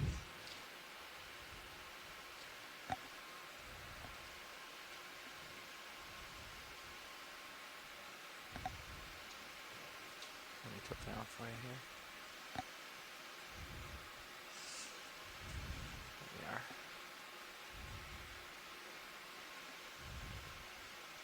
we are. As well as a very unusual sea star for this part of the Gulf.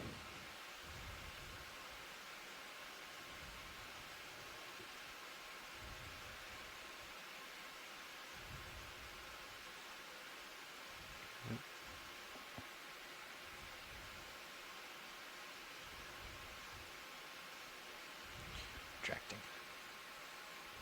So another absolutely beautiful collection of and very well done by our pilot Sliding team. forward. Yeah, XY is And we got a confused couple on what it's supposed to be doing very right now. excited scientists ashore.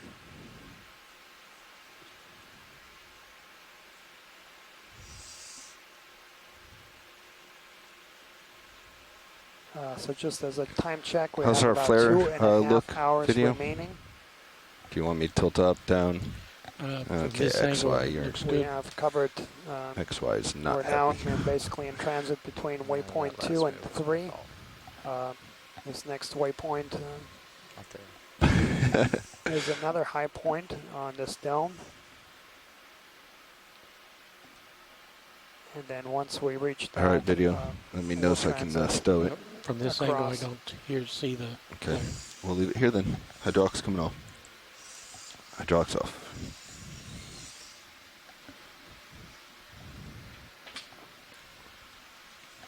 HPU secured. Yeah. Got your view back. You were trying to help me, huh? Yeah, I forgot it was the generic set point is a meter, not a meter. I forgot to change it to a tenth before I bumped it. Yeah, no worries.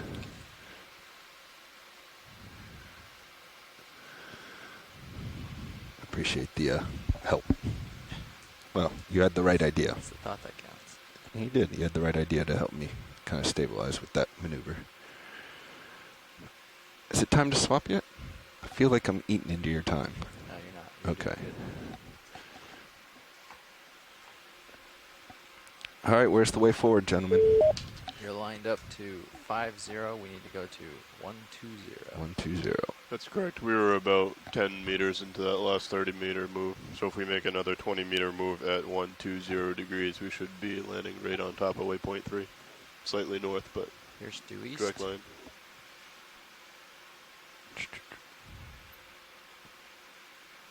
East southeast. And 1-2-0 right there. It's 118, 119. Close enough. 1-2-0. Okay. Onward. Tilting down. Stabilizing. We can finish off. Looks like we have another. All right. I mean, he's over 1.3. He's past it now. So where's the next place? 10-meter move would put us directly over waypoint 3. I think we're okay. Talk with Watchley and see where we want to go. Waypoint 4 is an option. Is there waypoint 4? Yeah, if you zoom out, I think it's towards the south or something. There was another peak, I believe. Hey, video, can you touch the focus a little? Yeah, there it is. Yeah, we have Thank you. quite a distance to go across. Right. Yeah, we got a target 4 is about Can we recenter 432 HD2? meters away. 215. 215. You may want to... Oh, they're calling. Okay. Go ahead, watch lead. It's that in serious view. Yeah, this guy's been hanging out for that whole sample and everything. I thought it was a tether in my face. The first time I saw it, it scared me. Not that it looks anything like a tether, but... Copy that. Is there any certain way you'd like to go to get there? Is a straight line best, or kind of come to the south first and then head over to the southwest? I'm wondering if we should stick to the west, kind of in this, so you imagine a ridge here, yep, and then turn back southeast. Okay.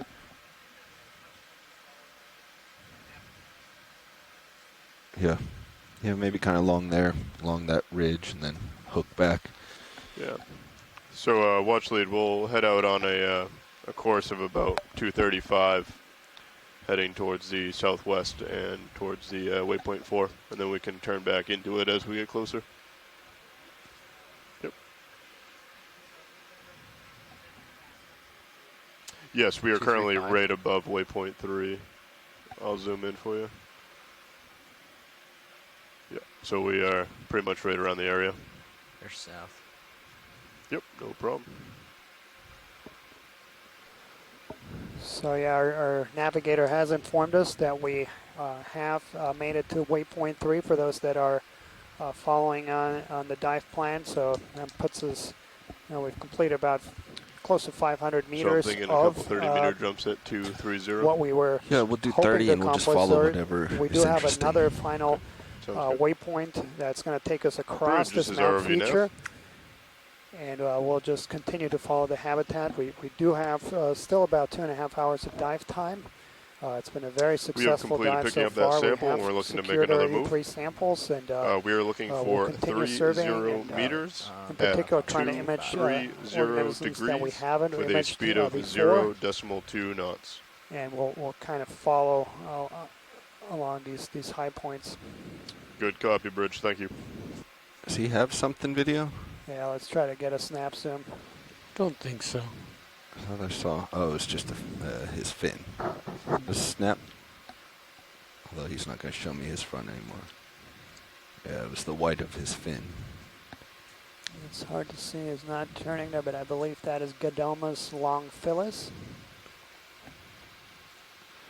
So, nav, in general, you want to make sure we're lined up before we start a move. Copy that, Actually, Bridge. no, I was wrong. Yeah, that's all right. I mean, we're close enough, but we were still coming around, Yeah, we'll getting see. set up for that See if he turns and 235, cooperates.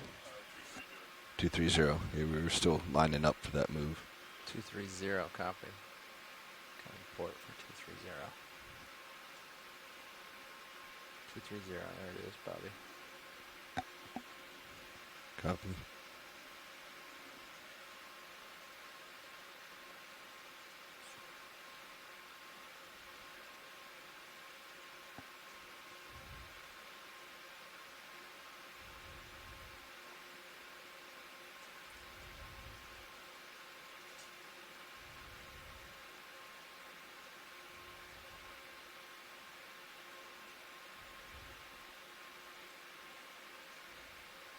Yeah, now with this view, that is indeed what that is. So that's Gadoma's longphilus, and Andrea's confirming that. And yeah, so thanks. That's also a beautiful shot there. Bless you. He uses it to swim backwards. Put that up. Tilting down a smidge, gotcha. At 60 degrees.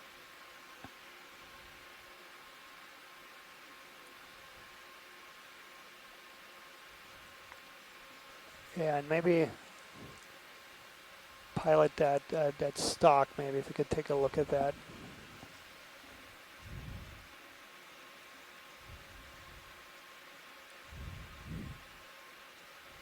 Might be a fun field trip. Feel up to it. Go for stock? I think I saw some xenophyophores laying around here as well. Just noting it for science. Copy. Let's see what's the top. See a lot of hydroids on it, and a lot of barnacles. Looks like a polychaete tube, maybe a cyberglided tube again. Yeah.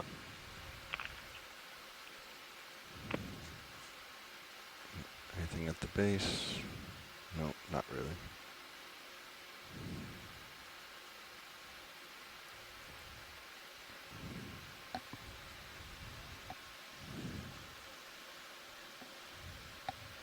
It looks like it's fading a little bit. You're a... Yeah. Video's clear. Let's move on.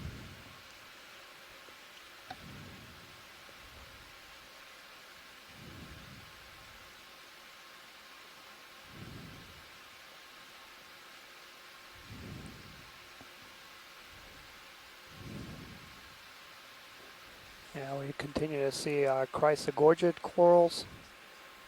Seem to be by far the most abundant ones on this site, and that is consistent with what was reported on the dives on the southern mound.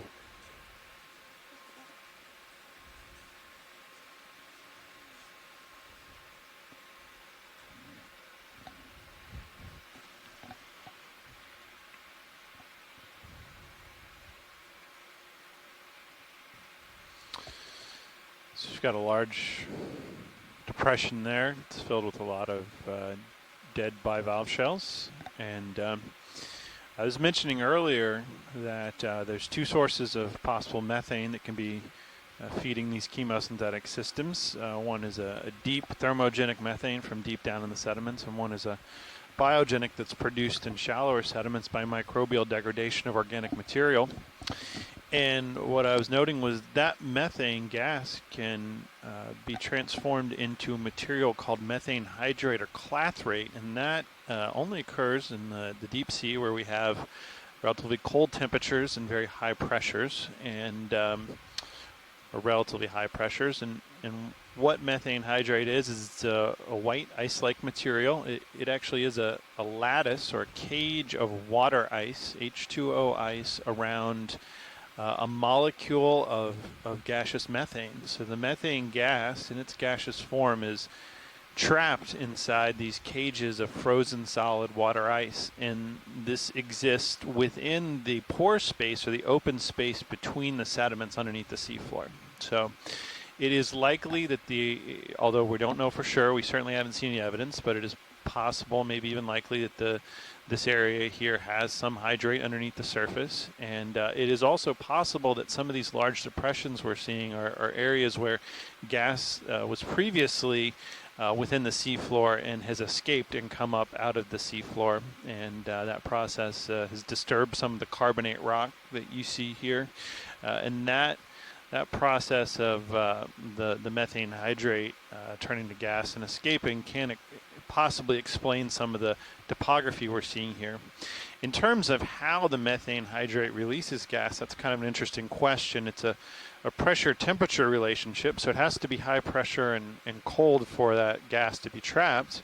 And so for it to be released, we either have to reduce the pressure or increase the temperature. And in locations like this, that's typically occurs through an increase in temperature. And the way that happens is these long, tall diapirs of salt that lay underneath the seafloor actually conduct heat upwards. As you know, as you go deeper in the earth, it gets warmer. And these salt diapirs conduct that heat upwards towards the surface, where it can warm the surrounding sediments and begin to melt this methane hydrate and allow gas to be released from the seafloor. And so when we see bubble plumes at these deep sites, that's often, though not always, a result of methane hydrate melting, or a process we call dissociation.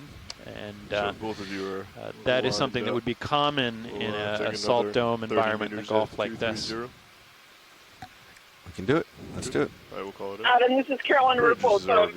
Adam, that was great. I'm the head of the Gas Hydrates Project at the U.S. Geological Survey, and that was really awesome. One other thing that does happen also on the Gulf, the third way that one can stabilize gas hydrate is to the presence of brine and briny fluid. So we're in an area with a lot of salt, and these brines actually do also destabilize gas hydrates. So that will be the cause for bubbles to appear at places where we really should have gas hydrate because of the pressure and temperature conditions. Excellent point, Carolyn. Yes, those brines can serve to warm up the hydrates and dissociate that gas as well. And certainly, as we've spoken about with having salt diapir cores to some of these dome features, when that seawater seeps through fractures and cracks, we get that brine, and it's certainly something common in this part of the Gulf of Mexico.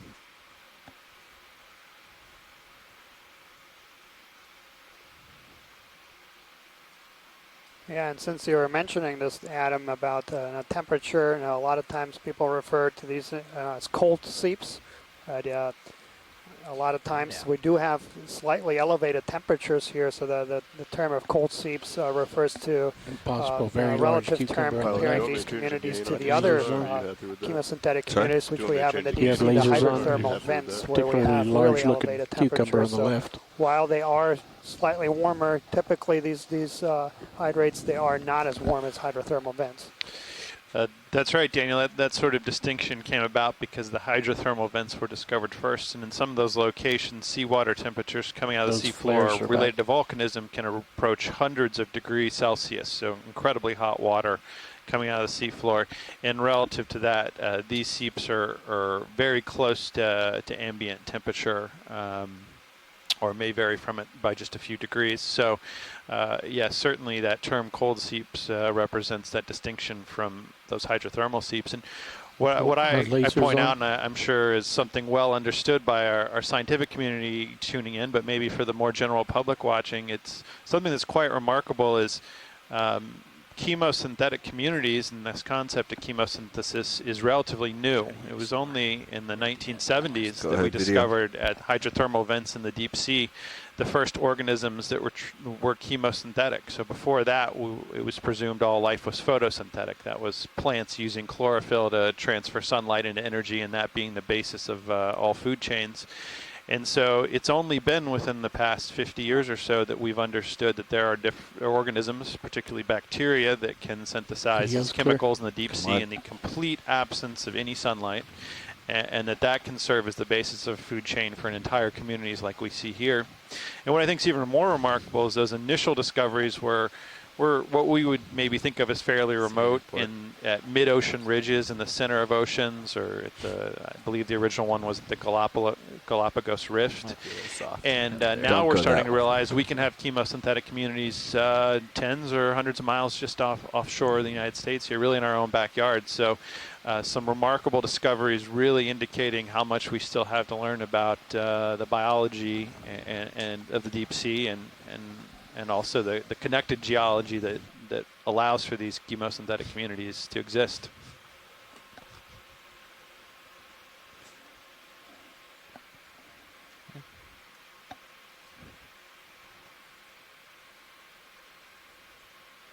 And so I think we're now in this low point that we yesterday when we're studying kind of the topography. It looked like a caldera, this big hole in the middle of this big mound.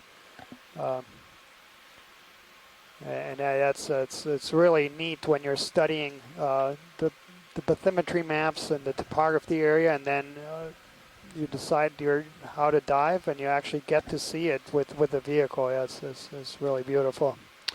It is, and I know when we were looking at the topography, we were kind of looking at some of these low points because the BOEM seismic anomalies had suggested there might be mud volcanoes in this area, so we were sort of thinking towards that end. A mud volcano is another sort of area where we see gas escaping from the seafloor, and it carries with it mud upwards and creates these low mounds that build up on the seafloor. We're potentially expecting to see one of those tomorrow during our dive. We haven't seen any today, but I know as part of our initial survey, we were looking at the topography and thinking about the possibility of that in some of these low areas like we're seeing now. And as you look to the right side of your camera one, you see a little bit more of that exposed authigenic carbonate rock.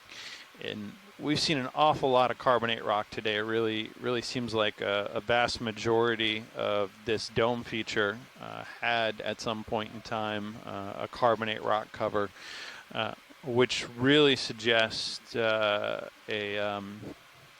long-term prolonged gas seepage at this site and chemosynthetic communities at this site over many, probably likely thousands of years. Isn't that the way we're going? No, not that's quite. Like 250 or no, due Yeah. south.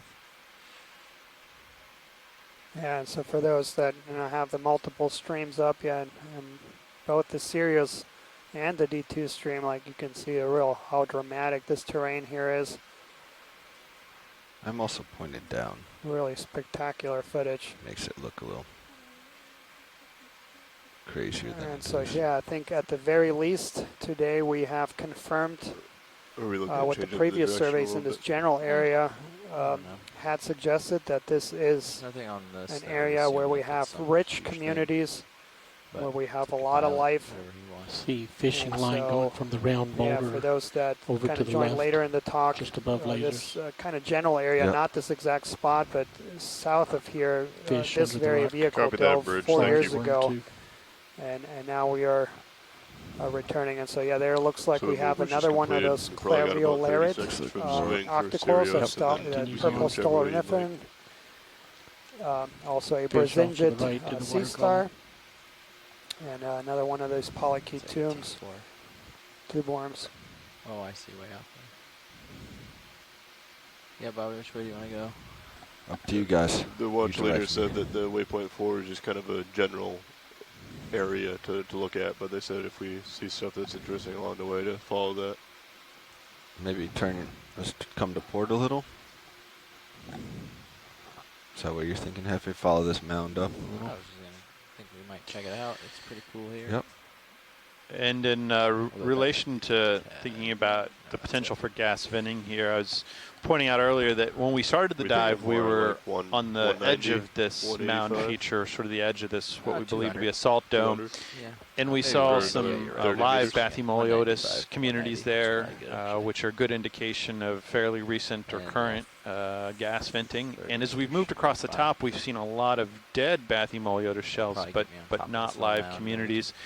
As we continue towards waypoint 4, we're going to be moving back towards the margin of the salt dome, so it is possible we may start to see some more live communities and potentially some active venting in that direction. Very often in the Gulf of Mexico, when we look at salt dome features, we see venting around the margins or the edges, and that's locations where that gas is coming up the periphery of the salt dome and escaping around the edges. So as the dive continues, we will be keeping an eye out for that as well. We'd like to call on another move of 30 meters at 195 degrees with a speed of 0.2 And while you mention it, Adam, so those Bathymoliotis mussels, so they do have good copy, Bridge. chemosynthetic symbionts, so they have bacteria living in them, but those mussels actually can also feed. Go for it, video. Themselves. So They're they still are pretty far away, different so I need to from push in.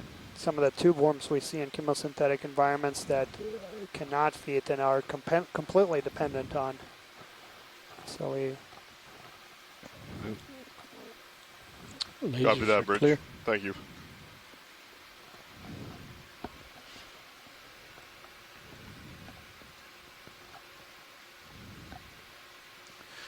So we've got a jelly, a Niderian here, and we're looking through some guides to try and get at some more specific identifications, lower level identifications center on up this the main body. particular individual. Just keep it here for a little bit. We can go a little bit more on the body, but let's not get rid of it fully. Go ahead, video.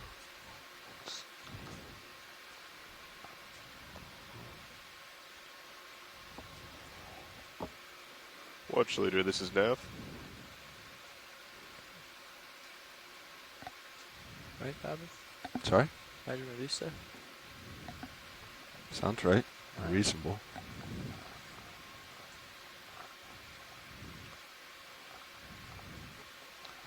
Watch leader, this is Nav. I want to try to get that surface.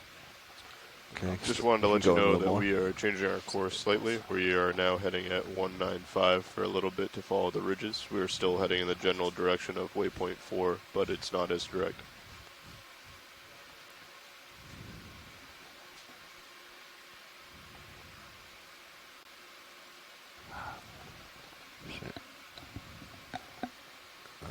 in the light. Okay, need to push in on them.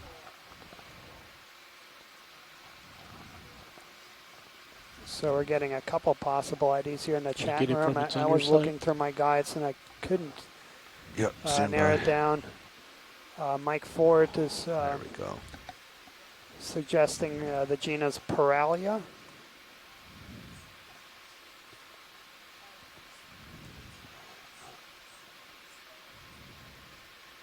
Gosh, he is right on. Okay, I'm going to tilt up, try to get under, but also push in, get some light.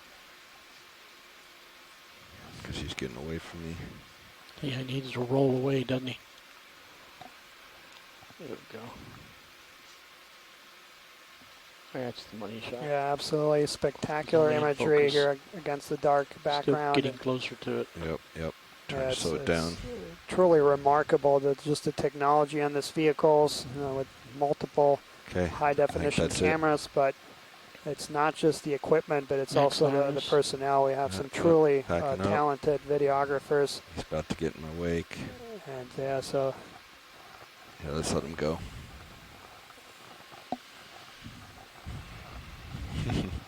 Let's leave him be. Coming out.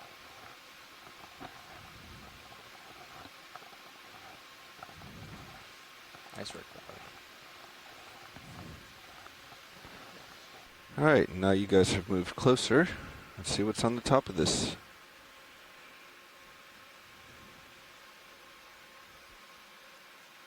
yeah, thanks video. That was outstanding.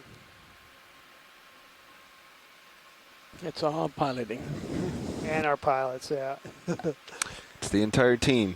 Oh, absolutely, yeah.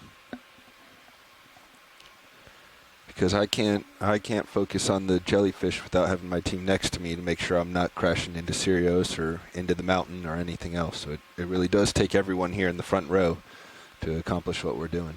Oh, absolutely, and yeah, I was making a point. Yeah, I mean, it is unbelievable the technology that's on these vehicles, all these high-powered lights and high-definition cameras. But yeah, it does require a really skilled team to maneuver that, and you know that the technology only takes you so far. We are very fortunate to have a talented team here. So it looks like we came to the top of this. Flattens off. Just hope it doesn't drop on the other side. Probably. But it's going to.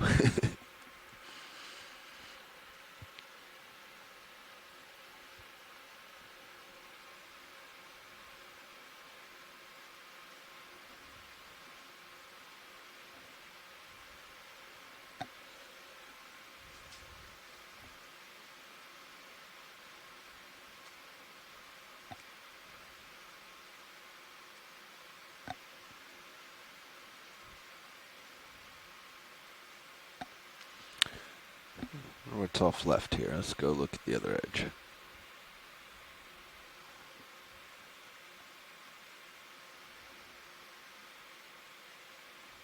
I haven't got much in sonar to give us an idea where to head next. Came up on a plateau. Yeah, maybe we just chug towards, unless you can find something. I'm gonna mess with this a little bit, see if we can grab some more information. That's alright, Larvae. Yeah, go ahead. Please. I'm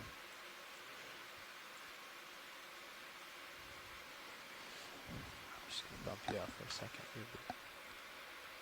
Yeah, low frequency. Appears as though the ship is about ready to stop moving. I think you're tugging me pretty hard. Yeah. Copy that, Bridge. Just Thank saw you. that. Trying to head your direction, but in turning around, I Yeah, and took another what kind of interesting tether I had left. thing is that we were reviewing previous work in this region, so the first survey here was done by the Okeanos Explorer, and then virtually every year there's been a large effort to try to return to this area because it did discover some really remarkable communities. This dive is moving slightly north, and it'd be wonderful to see every time it comes up.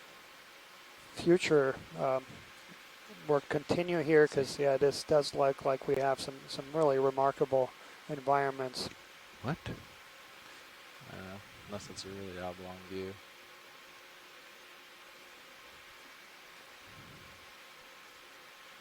This says I'm way off to your port. Fisheye says I'm off to your port.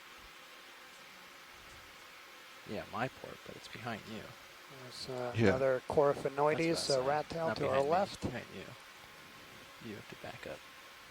I'm trying to back up. There's your. I got a. Yeah. Whoops, yeah. Wow, I really got disoriented there. There you are.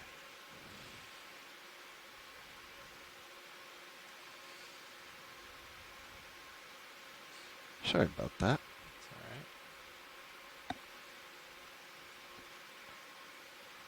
You got us both disoriented there, which usually I'm paying closer attention and don't lose track, but I was playing with the sonar settings. Yeah. That's definitely my B.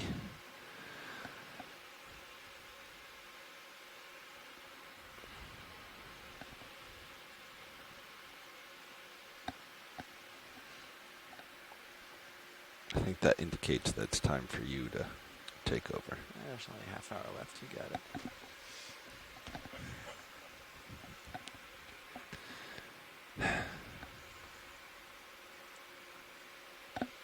So where do we want to head from here?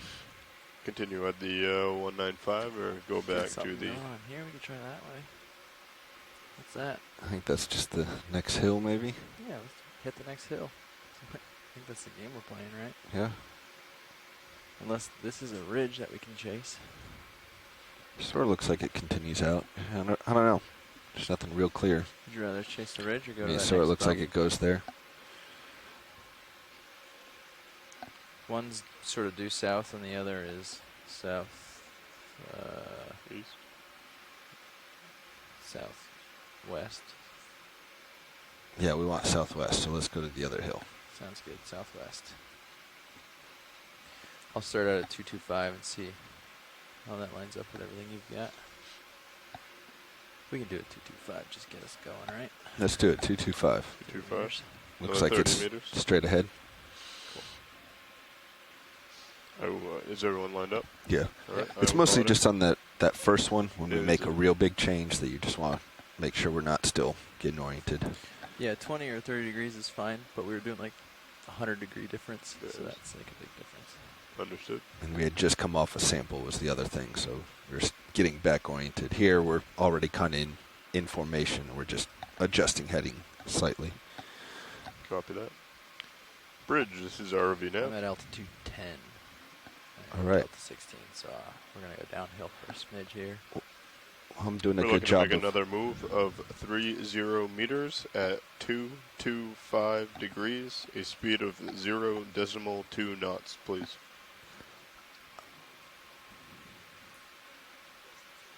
Good copy, Bridge. Thank you. I'm doing a good job of running off today, so I'm going to run off some more. Go ahead, watch lead.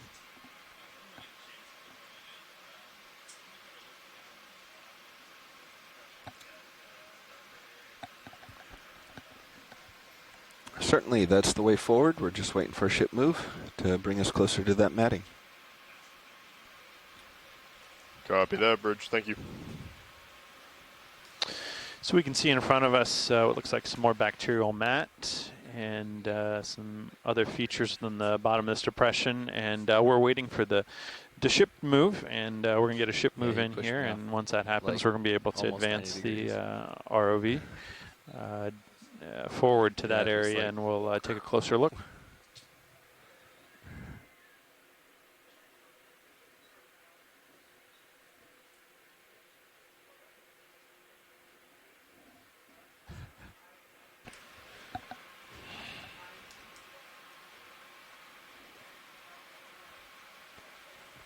Yeah, and for those watching the multiple video feeds on video feed 2 from the Sirius overhead vehicle, it gives you a nice overview here as we're looking downhill into this depression. I'm just heavy on the stick. And so yeah, for those that have the ability to watch the several feeds, really gives you a nice appreciation for the kind of the terrain we've been seeing on top of the feature here.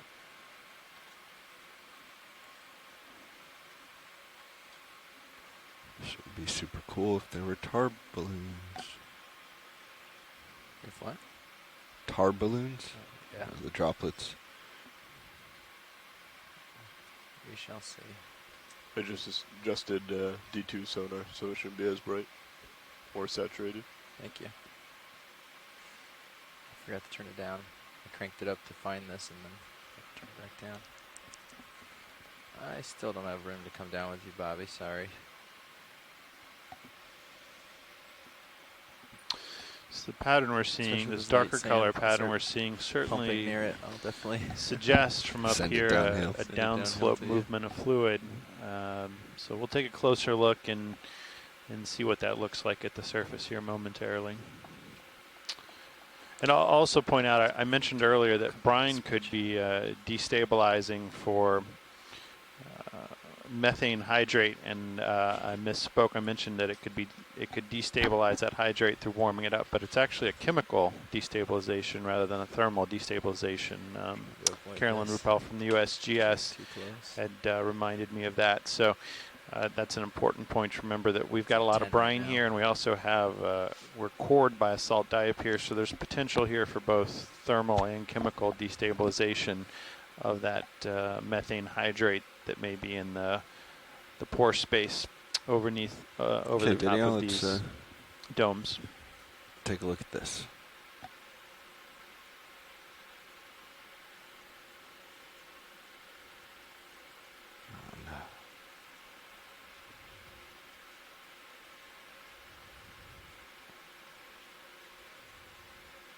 Let's come wide for a little bit. My camera's all the way down.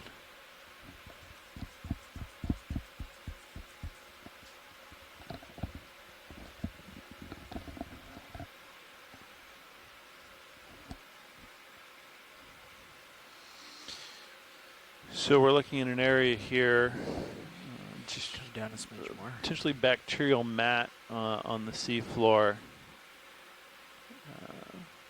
We're trying to look closely. I thought perhaps we might be actually looking at hydrocarbon, but it doesn't look like it is an oil coming out of the seafloor. Rather, it looks like it's a bacterial mat across the seafloor. So.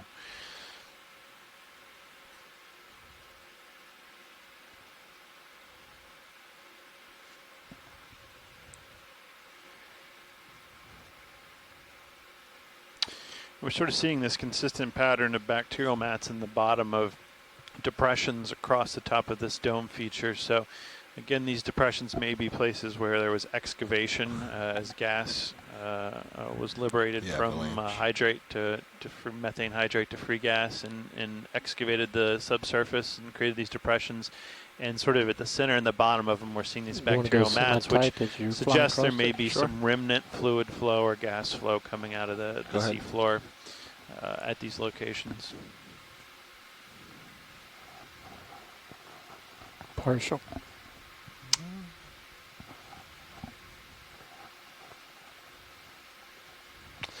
Bob Carney's noting that we're seeing a mix of both mussel and clam shells here in these areas.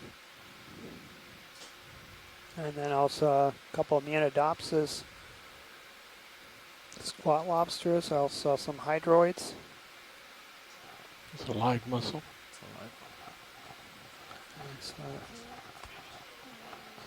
Yep.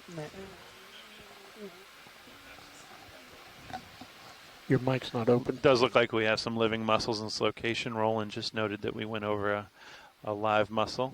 Looked like it was respiring. Definitely over at this point.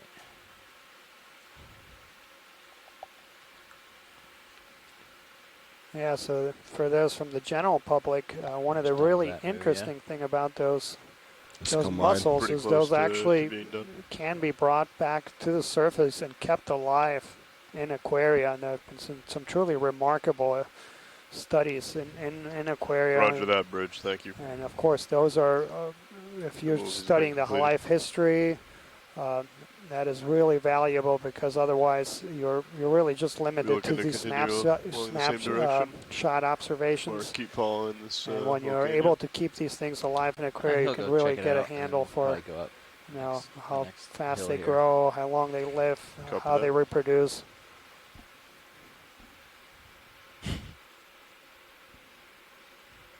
I feel like I'm...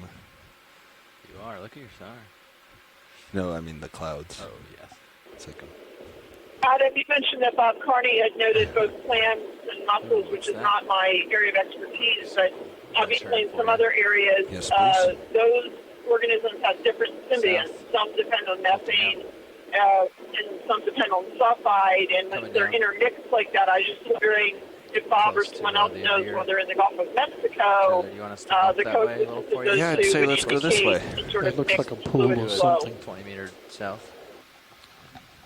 20 meters at 160. Yeah, that's a good or question. We'll 180? see if maybe Bob has a sense of, Bob Carney has a sense of that in the Gulf of Mexico here. This looks like an interesting way forward. Call it in. Interesting. Bridge is already down. We're seeing here ahead of us a like very waterfalls. dark area on the seafloor that's almost Let's filled zoom into in. the Looks lower like a lid. fluid on the seafloor. Let's just hold it here, We're looking video. to make another Bring move serious of in. 20 meters. It does at look like a brine to me. I think we found a 180 very degrees, small a speed brine of pool here. 0.2 knots, The way please. you can see the bivalve shells through it suggests it's a fluid Good to copy, me. Bridge. Thanks. So yeah, I think this is likely a brine caught in a low depression here. Yeah, I'm going to back up so I don't disturb things. I'm just gonna wag out for Yeah, a second a here. pool within the I don't big want that pool. tugging too hard. Once ship gets going, I'll Copy that, Bridge. Thank you. Going for a couple minutes. I'll turn back. Yep. So these, if this is a brine, which it looks like, these are. Let's see what's going on this ridge. These are highly dense, highly saline waters. So you have very high degree of dissolved salt in this water, and so it's much denser than the overlying seawater, and it seeks flow spots, and so you see pools, and sometimes we see rivers of moving brine. And so this looks here like we've got a very small brine pool right at the base of this depression, and that's consistent with what Carolyn Ruppel mentioned earlier on the line, which is that, or noted, which is that brine can chemically destabilize methane hydrate. So it may be that in a location like this, the presence of brine destabilized hydrate that was in the sediment and caused degassing and excavation of this depression feature here. And now we're seeing that brine left down in the bottom of that depression.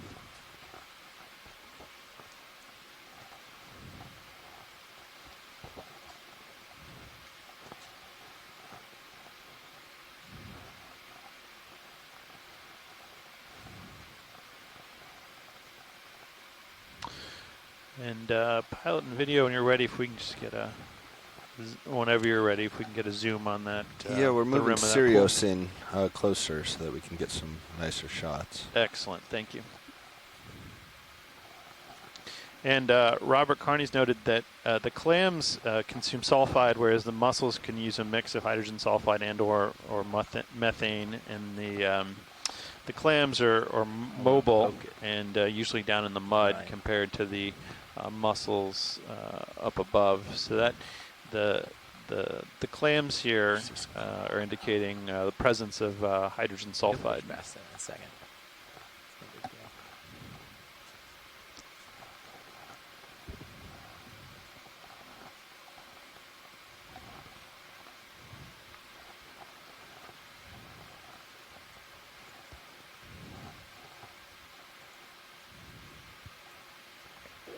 Adam, can you give an indication of the size of that brine pool, just your estimate? Lasers are on. We've got the lasers on, and looking at them right now. There they are. And it looks like the pool is perhaps 2 meters across at the most, maybe 1.5 meters in diameter.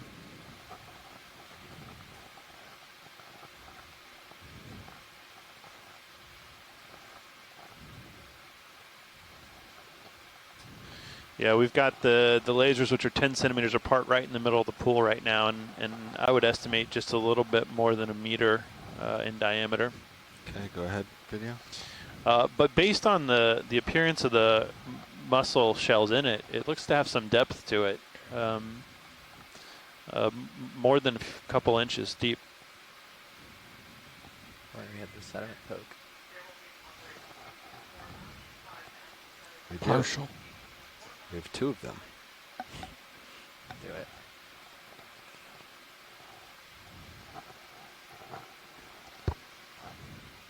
Copy that, Bridge. Thank you.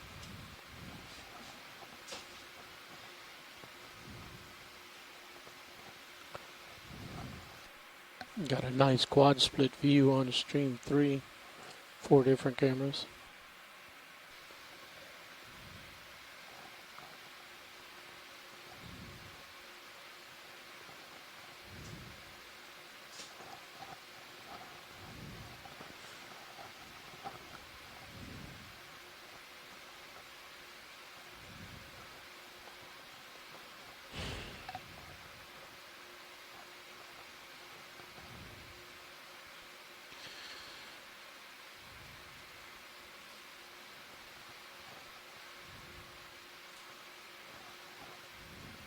Just really remarkable imagery here of this very unique feature.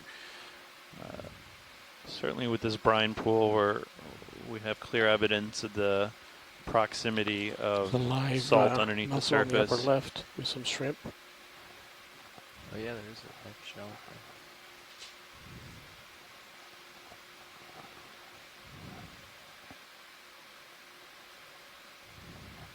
And is that a living mussel on the periphery there? Seems to have a siphon out.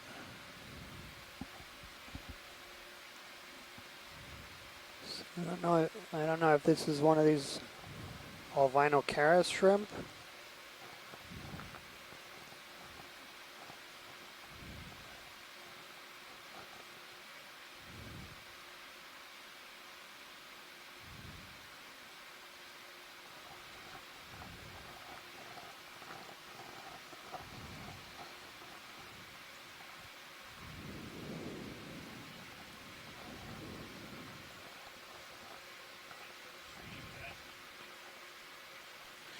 Andrew Quattrini was asking if we could tell if the pool was newly forming or receding. I don't see any evidence to show that it's receding.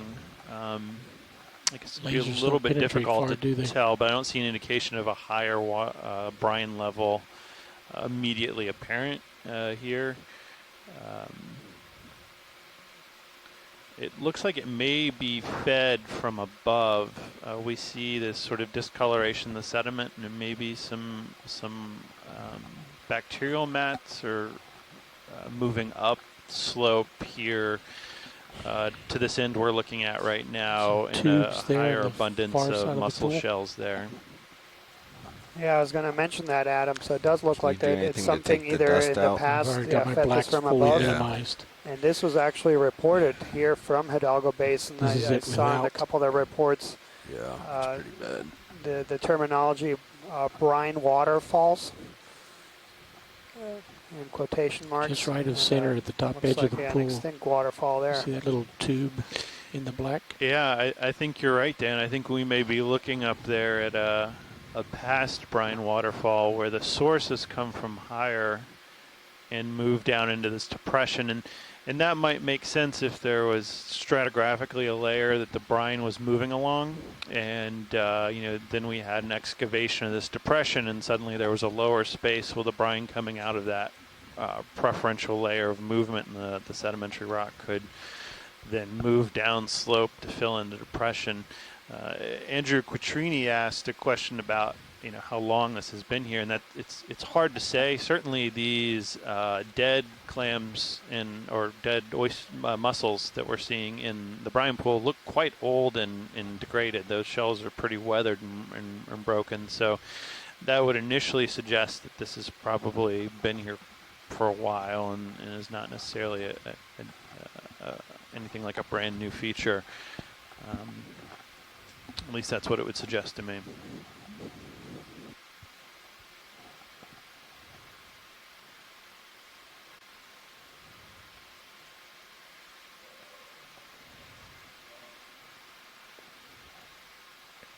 Yeah, and also just to looking up ahead, so we have about an hour, 45 wide angle at this minutes location. more bottom time. And then for those folks who are interested in tomorrow's dive, we'll have a call about 15 minutes after we come off from the bottom, and we'll plan tomorrow's dive, which is going to be a mud volcano. Clear with this zone. About east from here, and about 2,500 meters. The topography shows a really, really pronounced conical feature.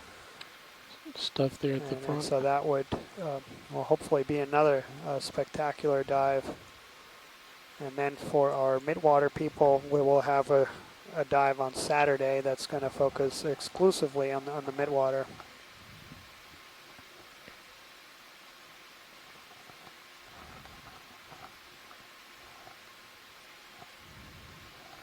So that dive was completed on 1910. Are we looking to make another one to continue to follow this? So I think Daniel's waterfall? exactly right. I think we're moving up an extinct or a relic, what could be a relic brine waterfall here, where I think I'm not sure how much that higher brine this is fluid gonna go. moved down slope. Go ahead, Bridge.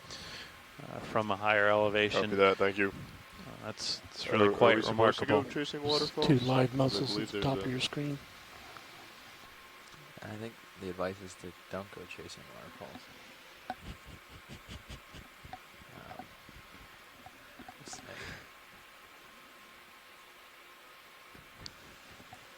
Co-pilot permission is And a if little this serious. darker color staining does indicate potentially whole some plus older LV. paths of brine flow, then that suggests that some of those other locations where we saw the dark material on the seafloor could have been indicating some brine movement across the surface as well. Can we get a zoom up here towards the top? There's some sort of interesting looking structure. Yeah, Yeah, let's start at the left video where the dark patch, and then we'll go horizontal to those mussels that are aligned, interestingly. Fish. And there we have another Coryphaenoides. So we've got a very small area of very dark flow there. Hard to know what exactly that is.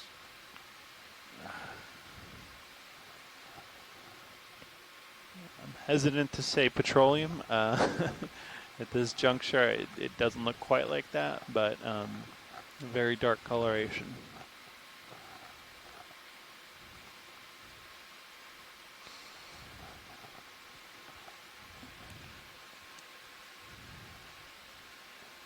Yeah, but we do see some live ones there.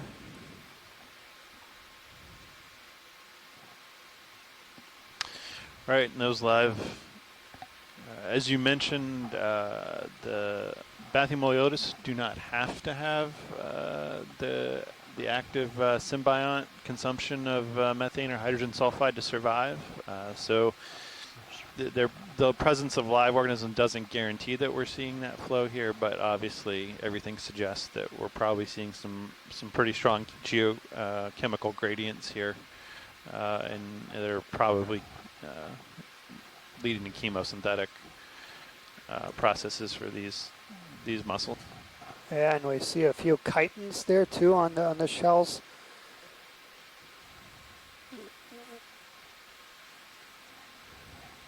And yeah, really spectacular imagery here. Okay, let's come on.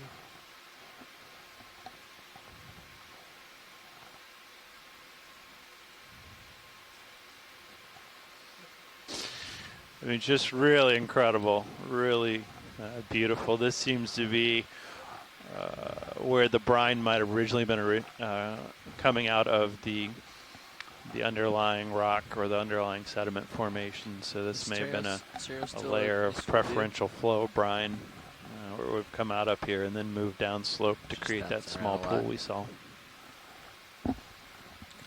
Yeah, we got enough of it. All right, carrying on. Thanks. You going ahead, or are you coming back this way? Because we need you to move, or you need to come over this way and line up for the rest. Yeah, I guess I have to come right, don't I? Yeah. It's up to you, whether you want to keep chasing this or not. It's up to watch leads. More mussels in that patch on the right of lasers. You want to check with watch leads? You were asking about the shrimp. It's probably Alvinocaris stactophyla, and the way you tell is it has those peculiarly curved first pereopods or pincers folded under the body. Use them to scrape up the bacteria like brooms. We're trying to figure out where we're going to go next. Do you guys have any input back there? Give them our options. We can either continue to follow this this trail and continue tracing waterfalls, or we can turn back towards the waypoint 4.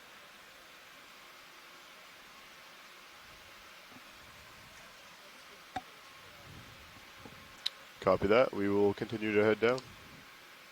They're looking to continue heading down this and following these mussel shells and clam shells. Okay, I have them at 145 right now. Okay. So that'll be the next hop. You can do 30 meters. 30 meters at 145. So yeah, thanks Mary for that ID. Okay.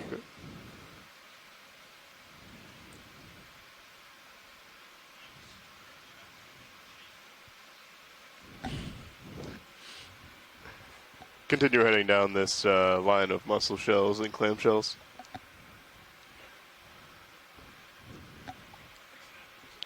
Contrary to well-known suggestions. Musical literature. Want to look at those clams? Yeah, while we're sitting here, go ahead. I'm going to go ahead and call that in now. Yep. Bridge, this is ROV Nav.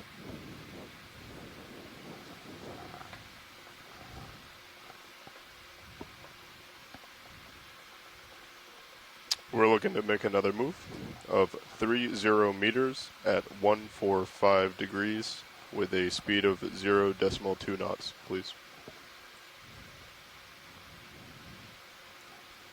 Good copy, Bridge. Thank you.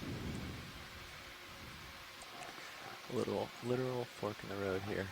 Looks like we're seeing some hydroids that have taken up residence on the top of that rock. You want me to go check over there? I can come up the wall and see what's over there. Copy that, Bridge. Thank you. Current depth here is 1,068 meters.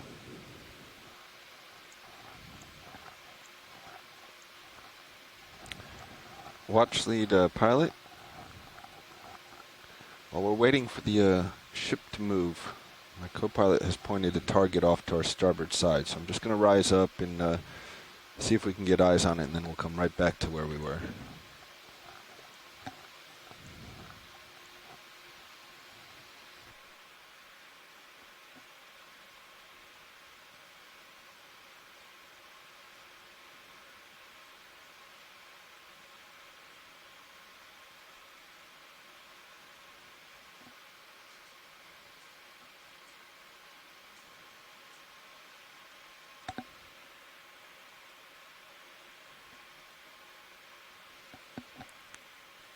See more these Chryso Gorgia corals, and yeah, extensive clam and mussel beds. Most of nice them view from that we've Sirius seen on if this you do dive are dead. Rotation. But we do see patches of live mussels in between.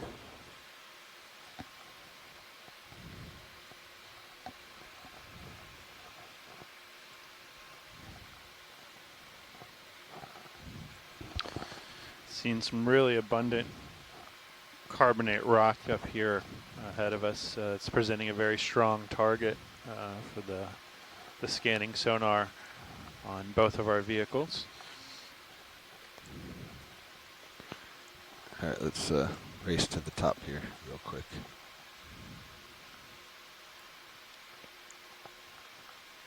And there we have another Brisingid sea star.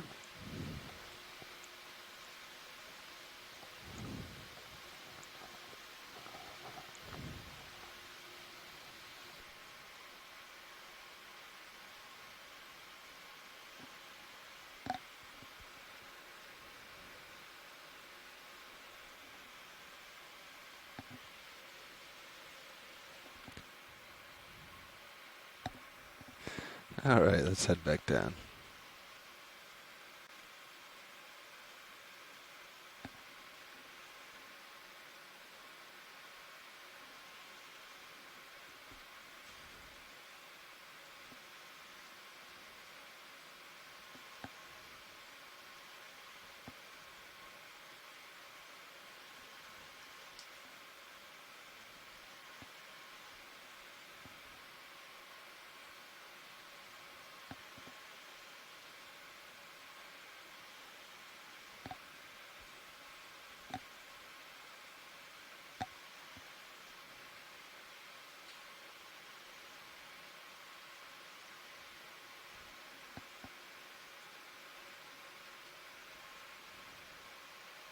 Some dark splotches there at the base.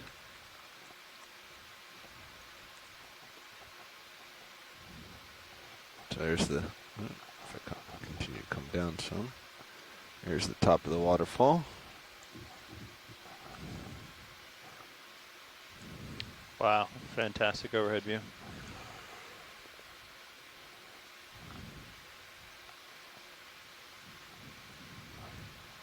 And I have room to stretch out now. Let's head forward.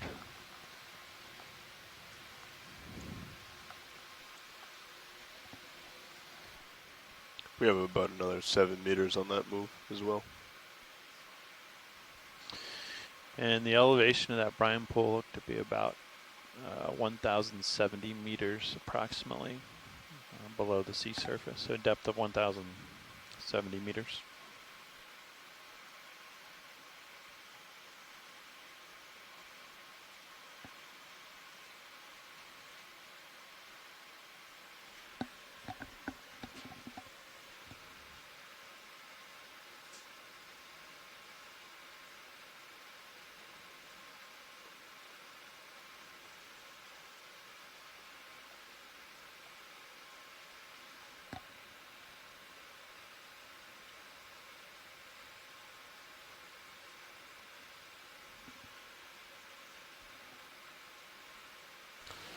This is a question that I've wondered. What is the average lifespan of these types of mussels?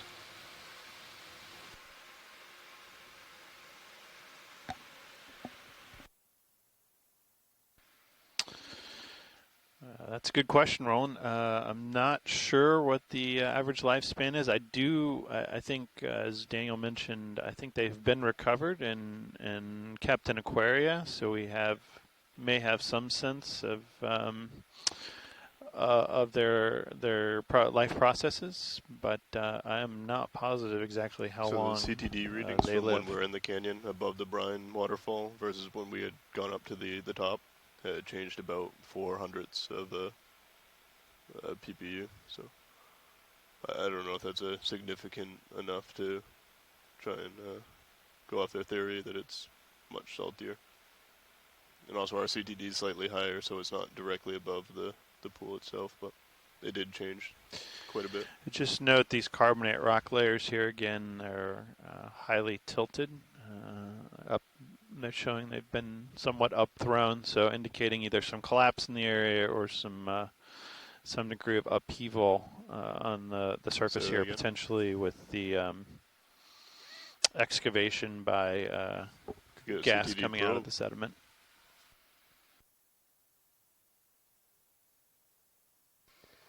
So Roland, yeah, I was just reviewing here a paper, and just one study noted that they'd kept them alive in aquaria for 5 years. I'm sure they're a lot longer lived than Looks that, like but that I don't know. ship move is just completed. I don't know that figure for how long they live in their natural environment. Copy that, Bridge. Thank you. Thank you for that.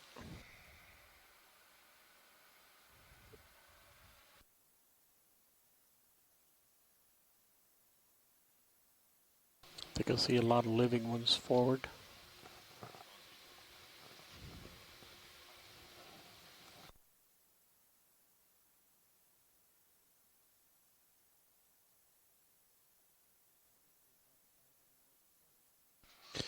Really incredible density of Bathymoliotis mussel shells in this location.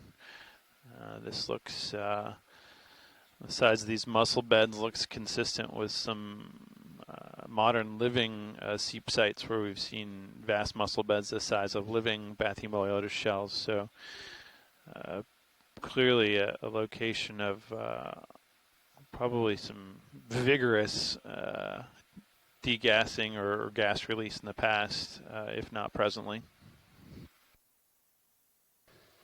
Yeah, and Robert Carney has chimed here on the age on these mussels, and that Chuck Fisher had done some work suggesting that they can live several decades. So thanks, Robert. Yeah, I had noted that I was aware of a couple studies where they noted 5 years in aquaria. There are the chemosynthetic tube worms, and I know that there's video swapping out studies on that with coming up with estimates of close to 400 years.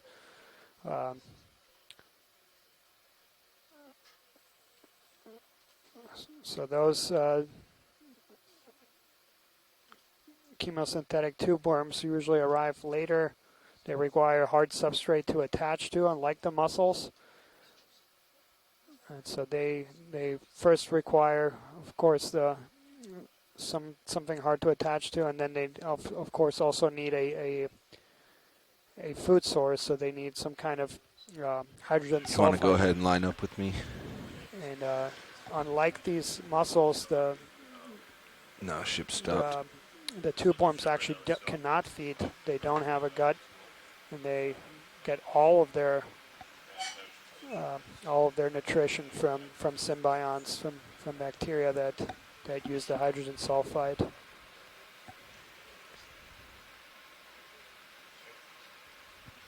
And just to update folks, we're going through a personnel change here with our piloting team.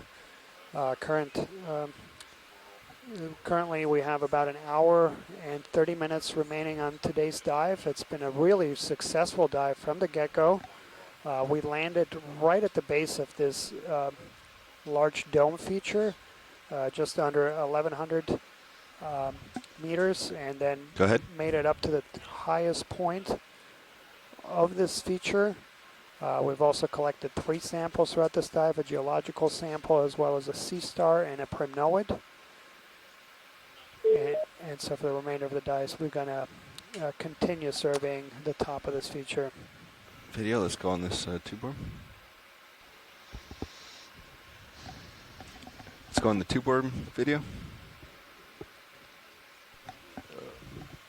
So we're Sorry, pilot, what was that? Let's go for this tube worm. All right. Seeing a tube worm. It's like a solitary tube worm here.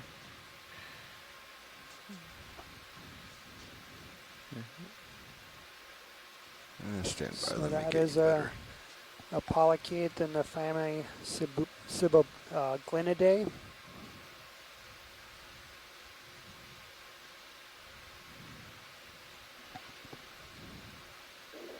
So it might be worth mentioning when you see a lot of mussels like this that aren't alive, and if they are in fact sort of in situ, they haven't been transported here, which these don't seem to be.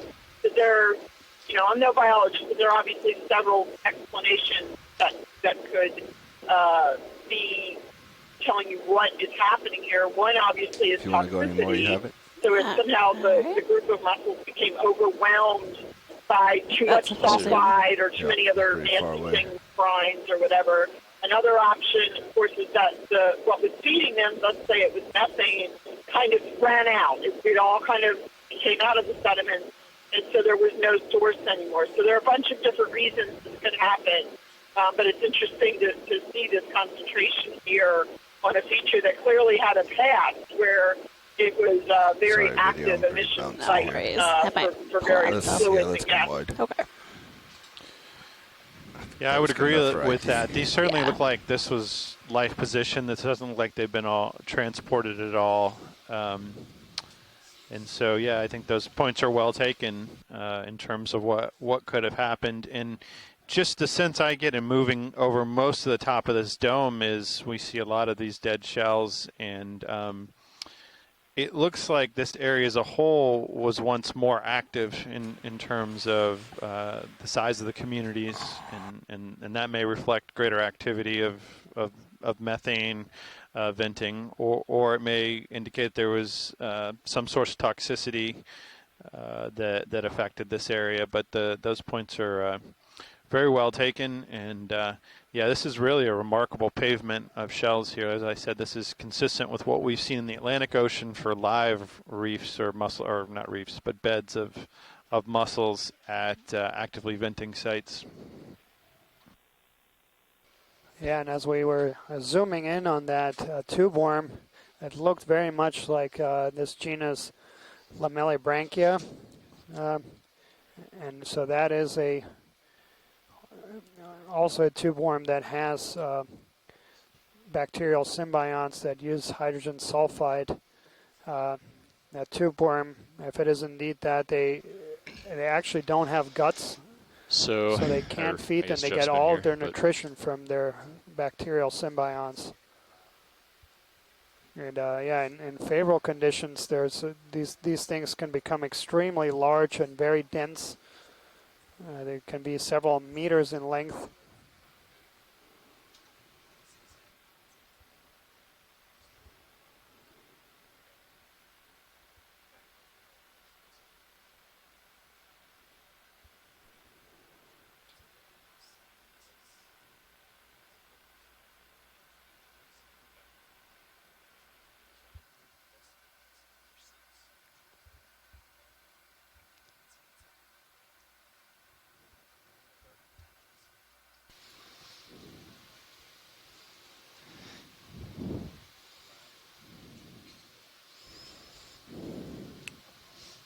$150. Do it.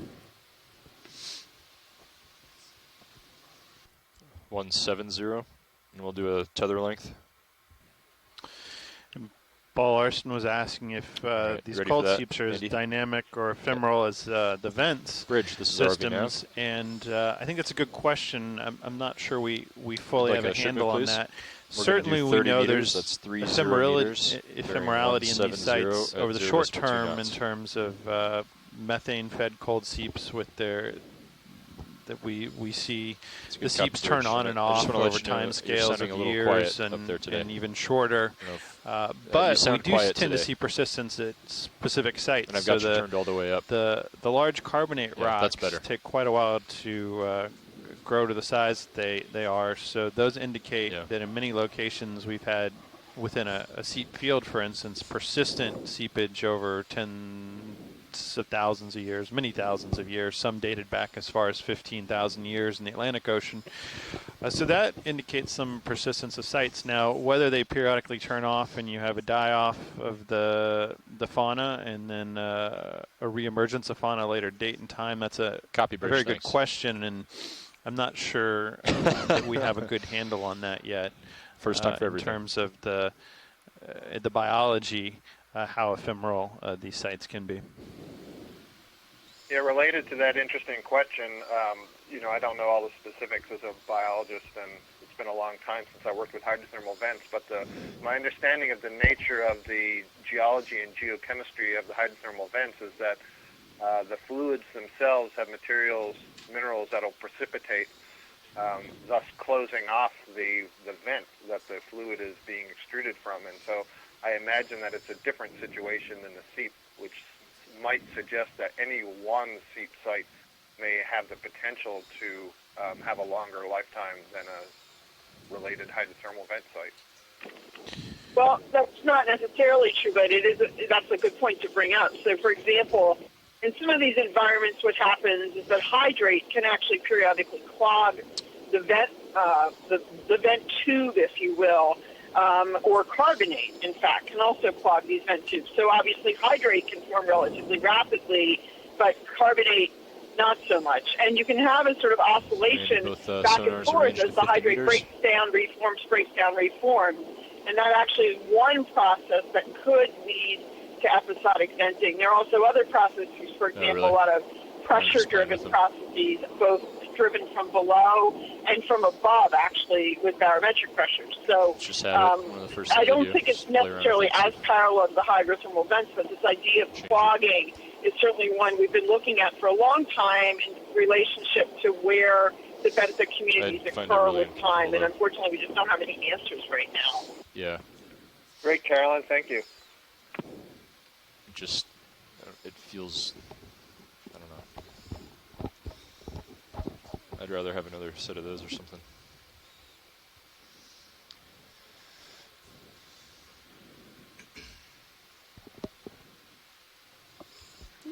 Yeah, we can do that.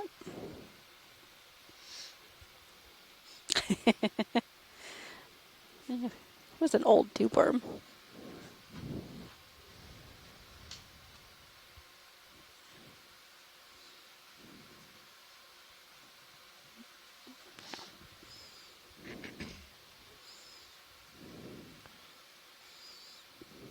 Pretty minimal current today. 0.1 knots heading to the northwest. Yeah, on the surface.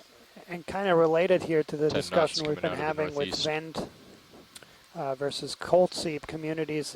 One thing that has been noted in the literature about predators in these environments, The ship lost propulsion. in Probably vent drift system, west, they are southwest. most of them are, or all of them pretty flat are here in either way, endemic to so vent not system much to worry versus about. in cold seeps. We have a large abundance of non-endemic species that are predators here.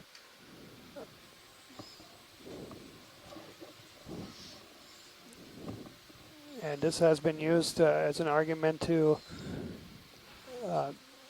state that predation plays a bigger role in forming the communities in cold seeps as opposed to vent seeps.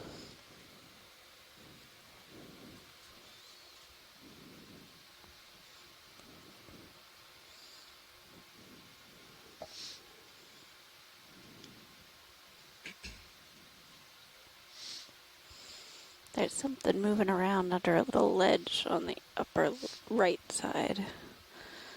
It's coming center right now. This in the middle of the bare this patch. field of mussels just continues to stretch on, and that you're thinking about the ephemerality and the past history of the site. I think it's that amount of squat lobster or individuals a crab. speaks to some degree to the energy available, right? These are deep sea is pretty energy limited systems, so It's a at some partial. point in the past there had to have been a lot of energy available here to support this number of individuals.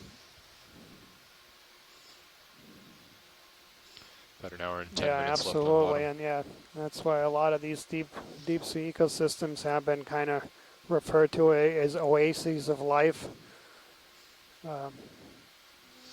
Pretty low biomass background of in the deep sea, and yeah, we do see a lot of life in some of these places. Yep. And that goes back to how we started this dive with a discussion about the conservation importance of these areas. So for those folks who joined us in the last few dives where we didn't pick up that many organisms, and yeah, today there's thousands of animals that we could image.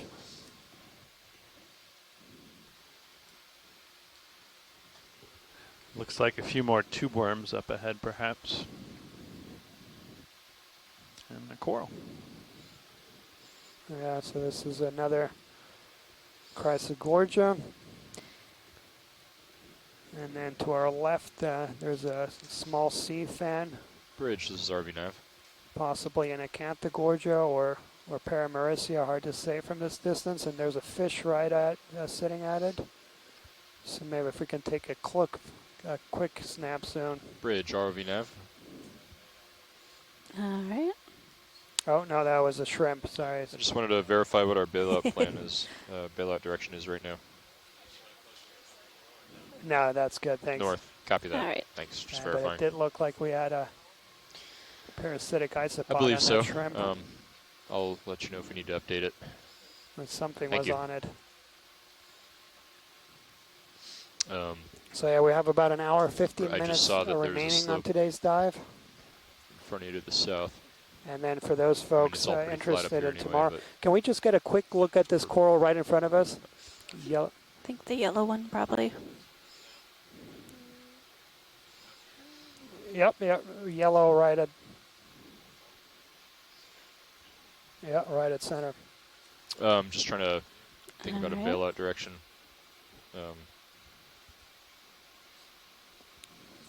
Yeah, so that's I another had it set for Acantha north. Gorgia. Right. Just how I'm couldn't guessing quite they tell want how lasers much on of a this. slope you're facing into, looking at the south. Yeah. It's downhill. Okay. All right, I'm gonna update it to south then.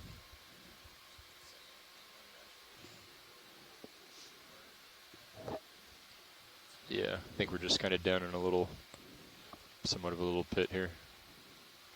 I'm gonna change it to south because that's the general trend of the bathymetry.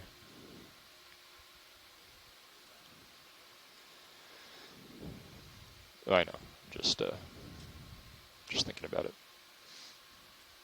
Bridge, RV nav.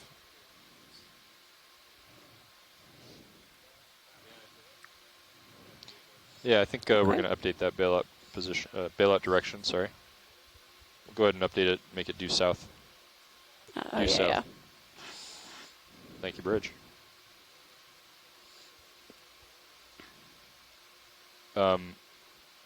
Well, I think if we have any problems with the vehicle, we wouldn't necessarily need to move quickly. We would just need to put in a position move toward the south at, you know. Well, I think the video is at a clear reasonable whenever 0.2, 0.3 knots, something like that. Okay. Yeah, we would still do a position move in DP if we could. Thank you, Bridge.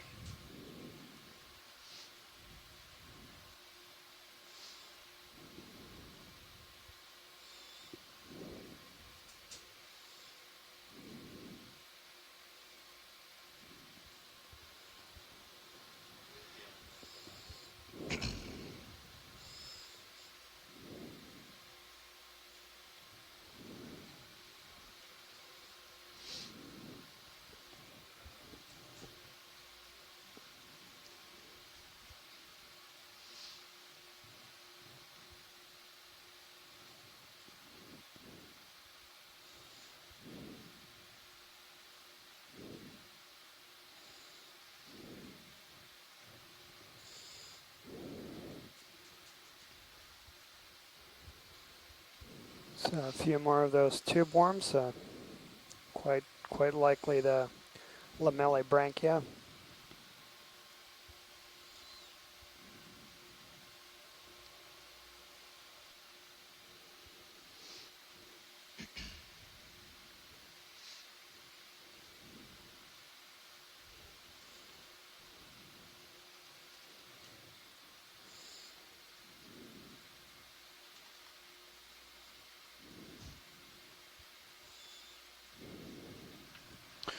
And Bill Shedd shared with us on the ship here a seismic image, so an image collected of the layer underneath the seafloor for this very site.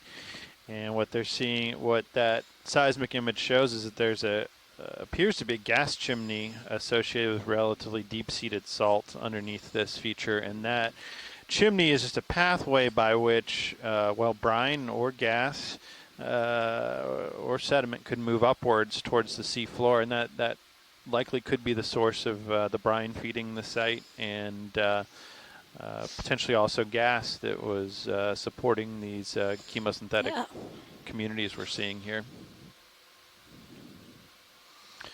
And that also indicates that the source of gas here is likely thermogenic rather than biogenic, so it's likely coming from deep-seated petroleum reserves in the subsurface rather than organic degradation in the very shallow near seafloor sediments.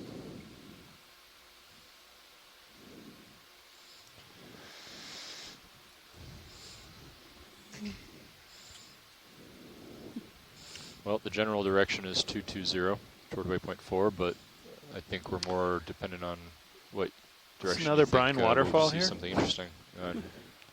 Find some seeps. Yeah, looks like it. Could we get the lasers off? We may want to chase this waterfall downhill and see if there's anything at the bottom of the depression. All right. Do you want to get a small move in that direction? Could we get a Yeah, zoom on the fish in the brine? Another 170. We could do. Yeah. We could do 20 meters for now. Yeah. Okay.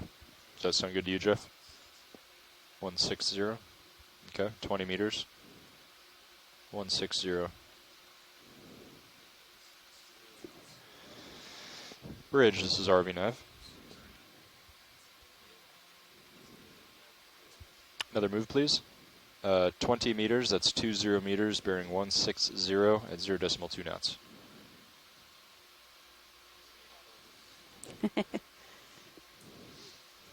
That's correct.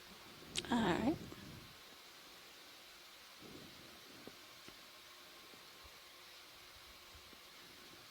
as you were zooming in there, I think there was another goosefish on the left side.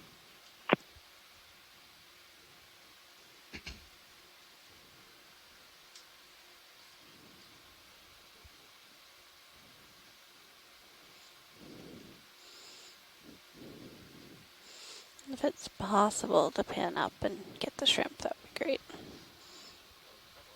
Yeah. So we're seeing any number of live Bathymoliotis mussels here. These all appear to be alive and healthy. You can see they're open. Again, further indication that we're getting some sort of geochemical gradient here, some sort of seepage from the subsurface. And in addition to those live mussels, we have a lot of live shrimp there. These albino caris shrimp. And so, yeah, that fish we ID'd earlier, that's an eel pout, but we're still actually working through the IDs.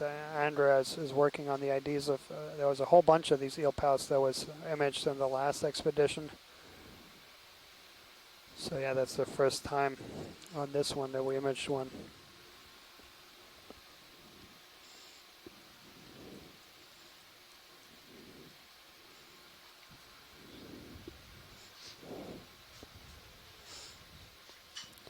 Yeah, can zoom out and go look for that. Yeah, so there's a goosefish.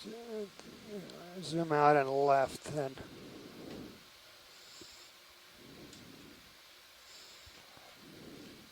Watch lead, this is Nav.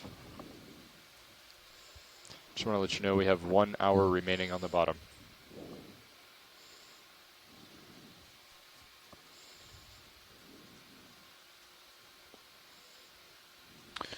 Yeah, it looks like a chase young crab up there above the waterfall, what we're calling the waterfall area.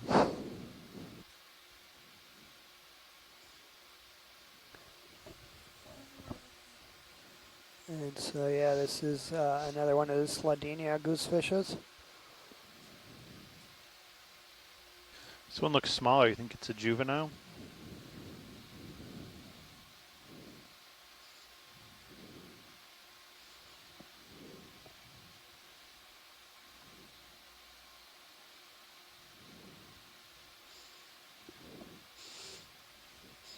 Is it all right to zoom more? Great. Just don't want to catch you off guard.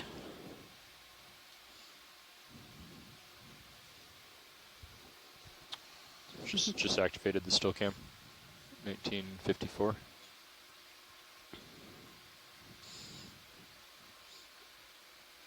Okay, I think our video is good. Our swing arms are normal. Okay.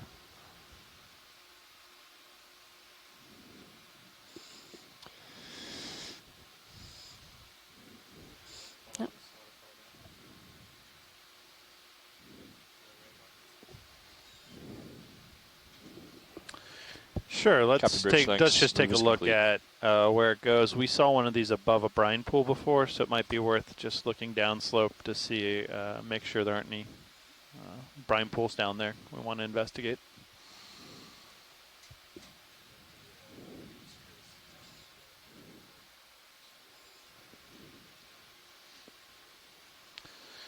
We do seem to see these characteristic dendritic patterns of flow downslope along here.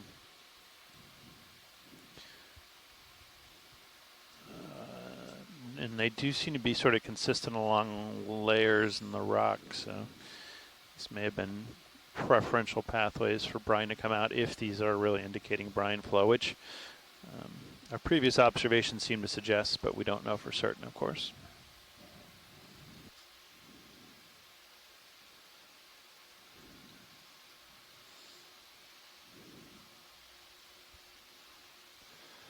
Yeah, and back to that seismic image that Bill Shedd has sent us. So yeah, thanks so much, Bill, for sending us that. And basically, it shows a couple of these features all throughout this area. The two mounts that we have now dove on. Both of those now we have documented extensive biological communities on, but there's a whole bunch of these features also further up north. And it's interesting because we're looking at diving on one of those features. And so there's probably more biological communities up there. So yeah, thanks, Will. I really appreciate that.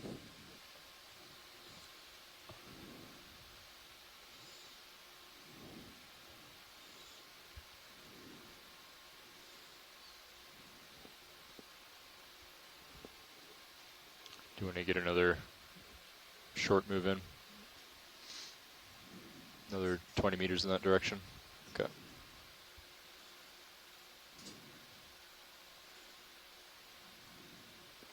Bridge, RV nav. Yeah, another move, please. 20 meters, that's 20 meters, bearing 160 at 0.2 knots. Copy, bridge, and you are loud and clear now. Thank you.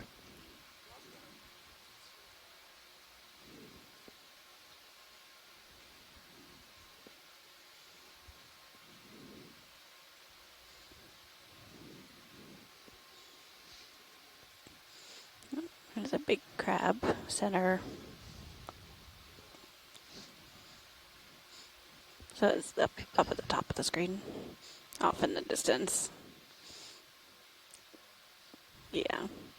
I just thought I'd point out he was Thanks, there. Bridge.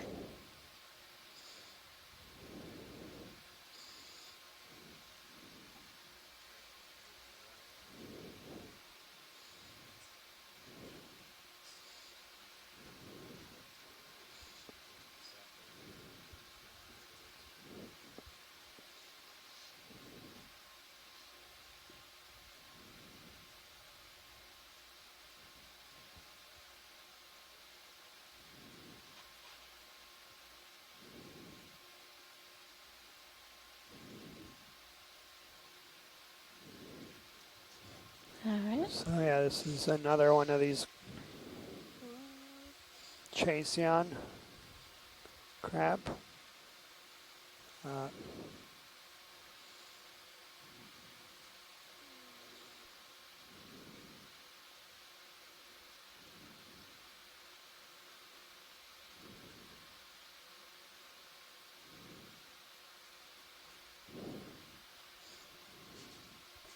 The importance there again is that is one of the few species that is commercially harvested in the deep sea here in the Gulf of Mexico. So the golden, the red crab, and then the red royal shrimp are.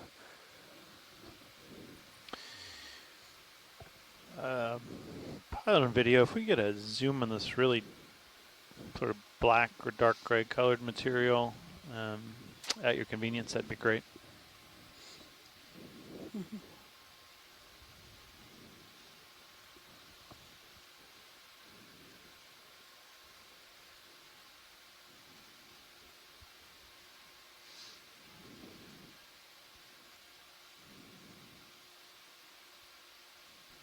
All right, so those just look to be very dark colored bivalve shells that we're seeing in a distance. So, and again, these all look to be alive and well. So it seems that the bivalves in association with this dark sediment staining are alive and well. So I think that's potentially an indication of hydrocarbon seepage. All right, well, that's good. We can zoom out whenever you're ready. All right.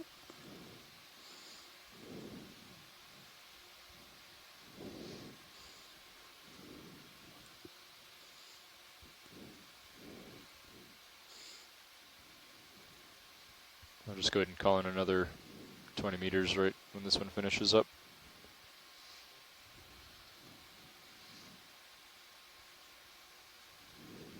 Do we want to adjust the direction a bit or continue at 160?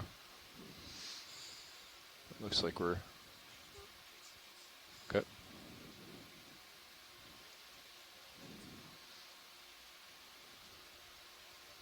So I'm seeing a couple new names here in the chat room. So it has been a truly spectacular dive today for those that joined us just recently. All right. Extensive evidence for seepage. Good copy. A lot of live and dead mussels, clams, as well as tube worms, as well as some extensive coral communities. Copy, Bridge. Earlier. We've got another one for really you if you're ready. Remarkable dive today. We'd like another 20 meters. It's 20 meters, bearing 170, 0.2 knots. Yeah. I know Tara's doing her Good copy. long-form film about seeps, so any.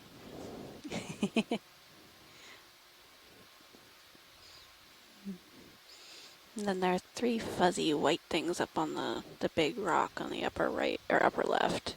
I don't know if we've looked at that.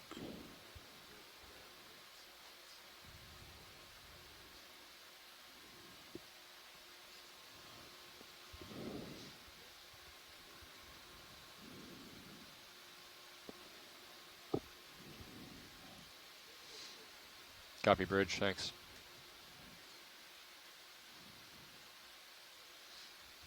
Yeah, Spiel's tracking really nicely today.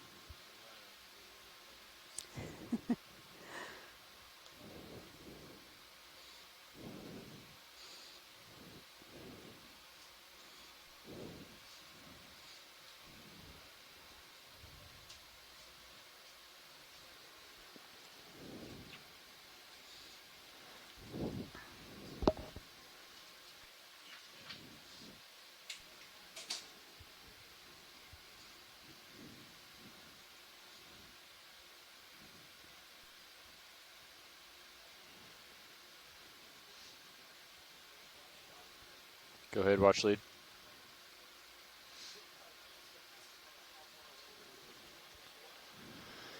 I can do that for you. Right now,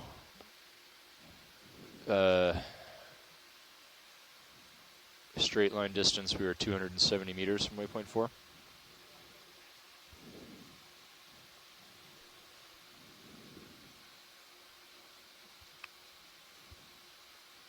I was going to say how as the crow flies, but doesn't really apply here. Hey, can we just get a quick snap zoom on these darker mussels? I think they're all alive.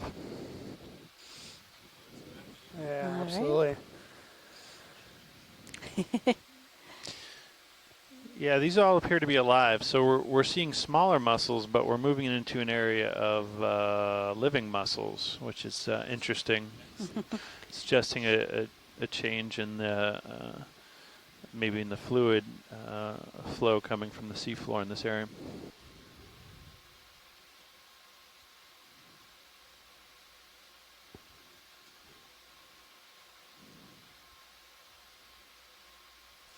And just to update folks that are following along on shore, so we're about 240 meters or so away from waypoint 4. So we've covered about 700 meters today. We'll try to cover a little bit of ground here for the last 40 minutes or so that we have in today's dive.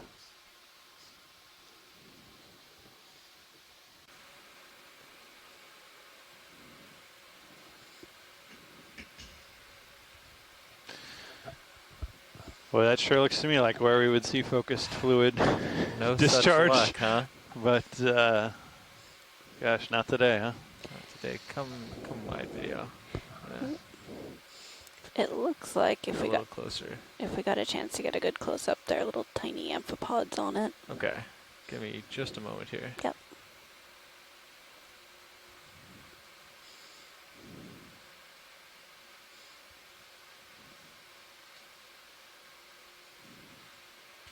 I wonder how soft this sediment is. So yeah, we have about a half an hour, a little over half an hour remaining here at bottom time. Go ahead, video. After we get a couple close-ups here, we'll try to cover some ground. And there we have it. Shimmering. Yeah, so we see a little shimmering, a little scintillation. There may be some fluid coming out of this feature. Yep, we see a little scintillation there. So we're getting a fluid of a different density coming out of this this vent right here, and it's likely perhaps a brine. It could be a higher density fluid flowing out of there. But yep, that is a seafloor fluid vent right there, and we can now see pretty clearly the shimmering created by the density contrast in the water of that fluid coming out of the seafloor.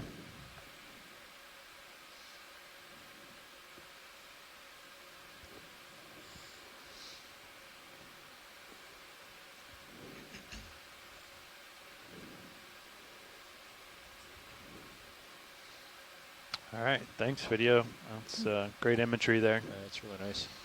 All right. Well, whenever you have what you need, video, this should be some good footage for you, hopefully. Yeah. Just leave it for another couple seconds. Absolutely. Yeah, that is really cool. Yeah, I can't wait to see the highlight reel of this dive. We've seen so many different things today, so many different organisms. Truly a remarkable dive.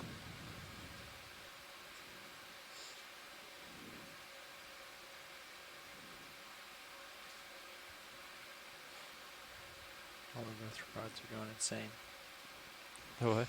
Little gnats. Oh yeah, look at them. Yeah, they're little tiny amphipods. There's quite a few of them too. Yeah, we're noticing all those amphipods above. You start to come into focus there a little beyond this vent here, and you see. Do you want me to tilt up slightly, video, or? Sure, we can do that. Quite a few amphipods moving across the surface.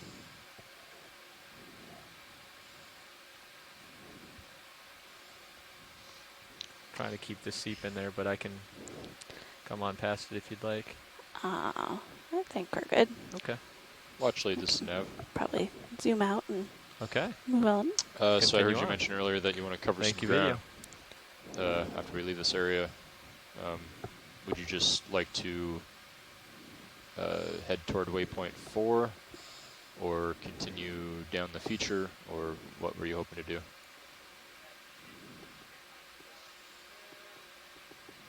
Okay, we can certainly head in that direction. I don't think we'll actually get there today. But okay.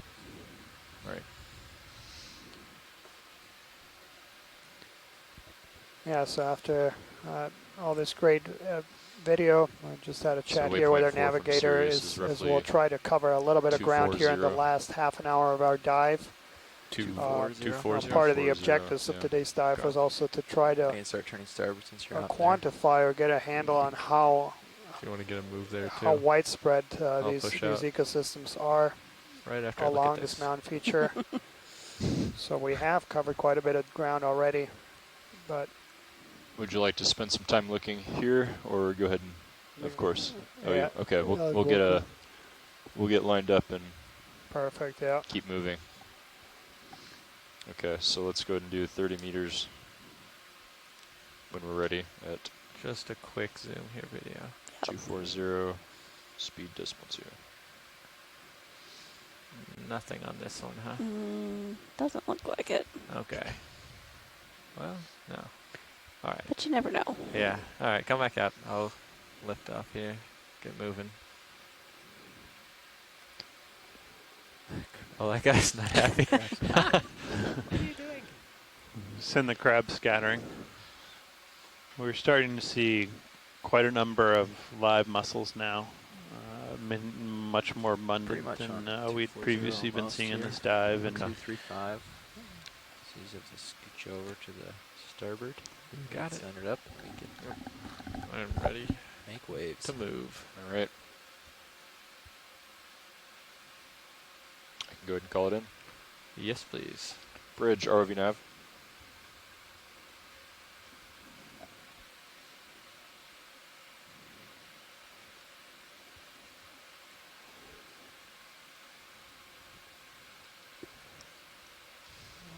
Starfish.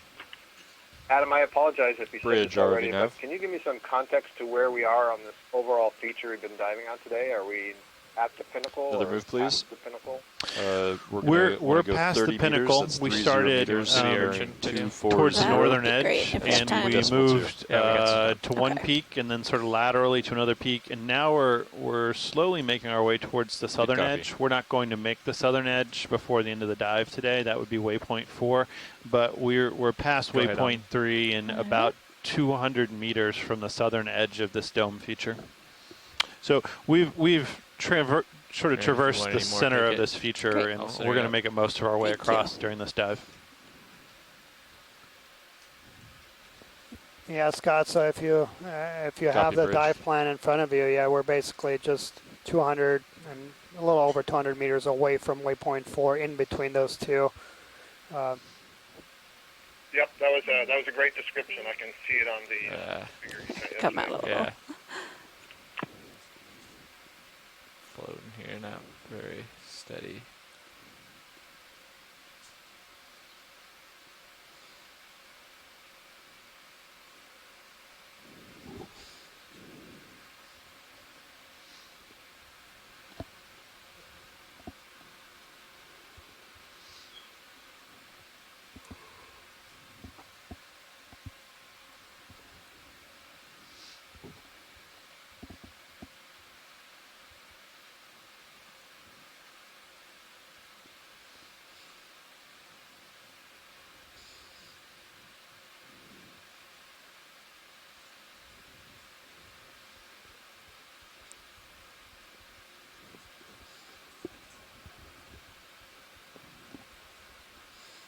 All right, I think we're good.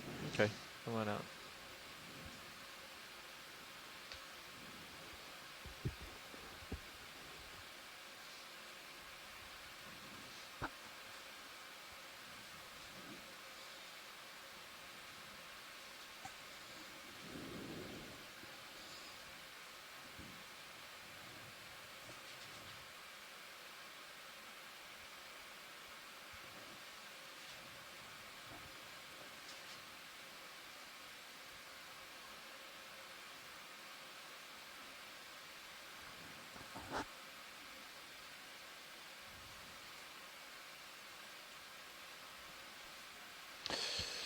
Bill Shedd is asking if that gray smooth material could be hydrate. We were actually thinking it might be an encrusting sponge.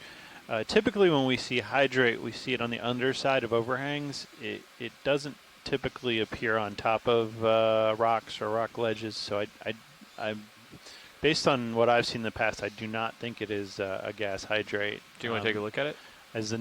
We can do a quick snap zoom, but as a non-biologist, I'll hazard a guess it's an encrusting sponge, but no guarantees. But I don't think it's hydrate. Yeah, Adam, it's Carolyn. Sometimes on the floor of the Gulf of Mexico, we see hydrate. It kind of gets like sediment on top or gets some other material covering it.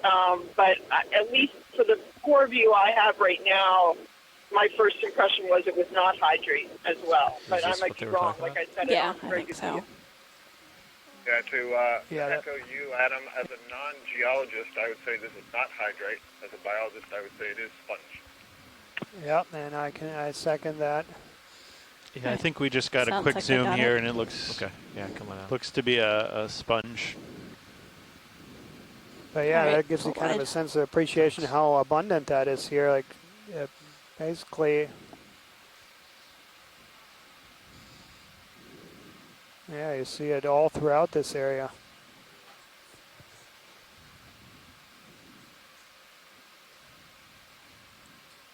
Yeah, and there we have another one of these black corals. We imaged a couple of these earlier. That's going to be in the genus Cyberglided.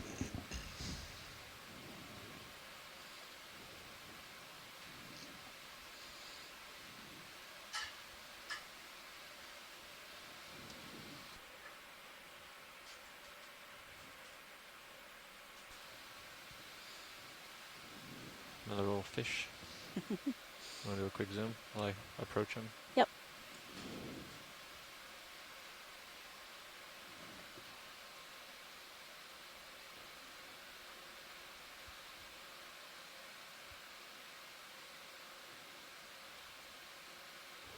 I'm not sure if there's any interest, so if you want. Yeah. No, we got good Okay. image of this guy. Thank Come you. on, White, I'm going to continue.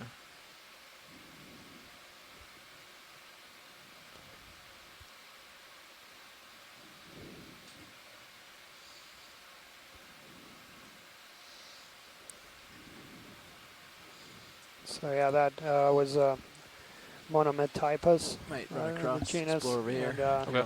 we Yeah, got a reach that couple of way. really good images of it earlier in the dive.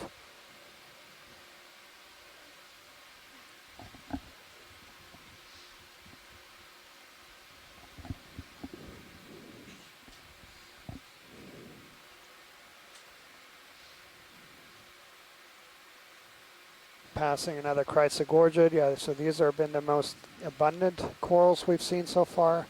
We've also seen Acantha Gorgia, and then Anthomastus mushroom corals, several Cybopathus black corals, a Primnoid that we did get a sample of.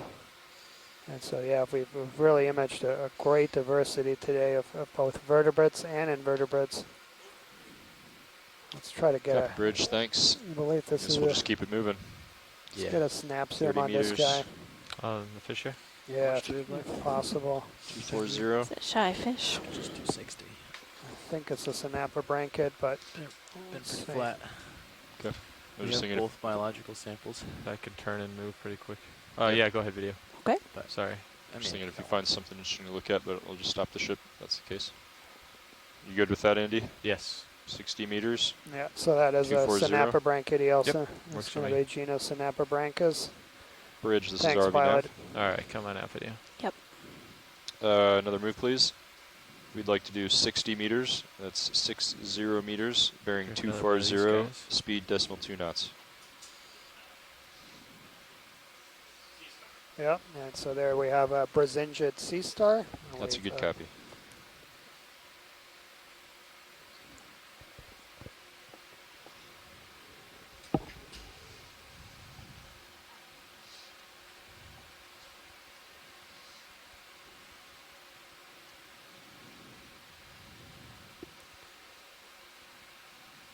Yeah, and it's kind of hard to quantify at this time how much we've seen, but I was just flipping through my notebook and I have about 25 pages worth of notes, and I think every single dive before today I had about 2 pages of notes for each dive, so yeah, we've seen quite a bit Thanks, today. Bridge.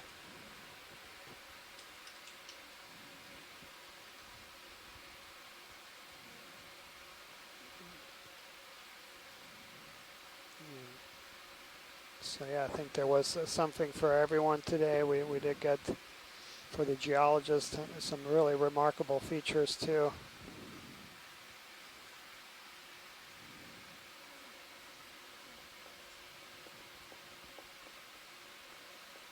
And we truly appreciate everyone chiming in and helping with the prep for this dive. And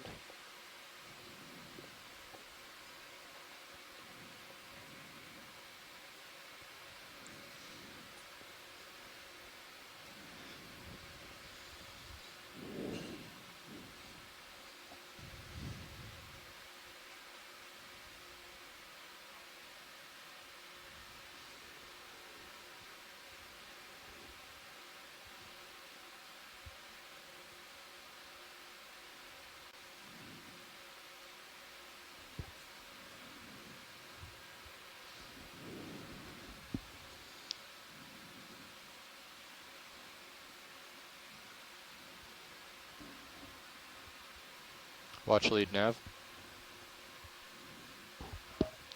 Just giving you an update. We have about 30 minutes remaining on bottom.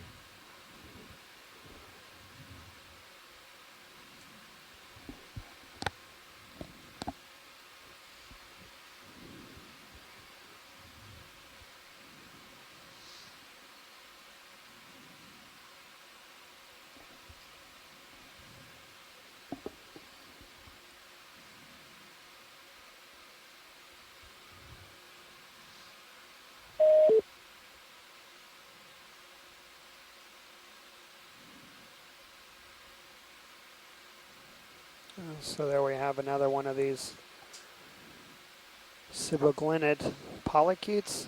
It's in the genus Lamellibranchia.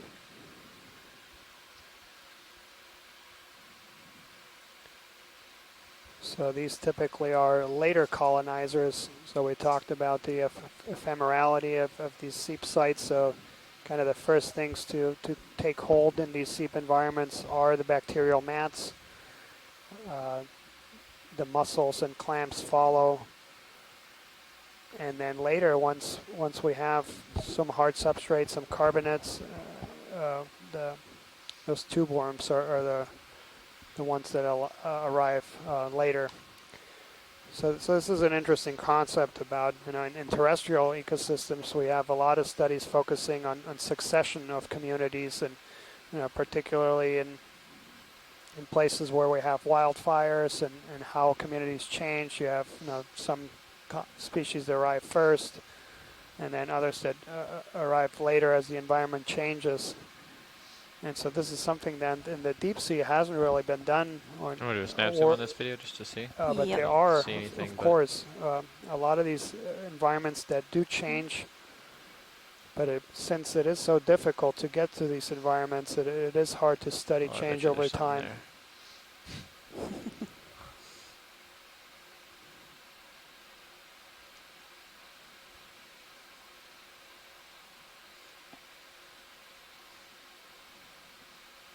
Not seeing anything.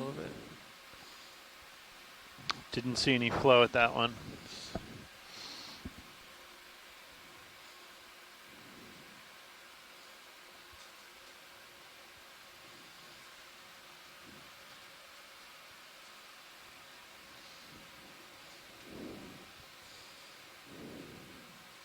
And just following up on what Daniel mentioned, it's kind of interesting. I know in the seep systems in the Atlantic Ocean, they've yet to find any tube worms. So they see the bacterial mats and the Bathymoliotis mussels and the abundant chemosynthetic carbonate rock, the abundant carbonate rock, but they don't have yet to see any tube worms. And I don't know if that's just a succession or just a matter of genetic range of the species and rates of migration, but interesting distinction.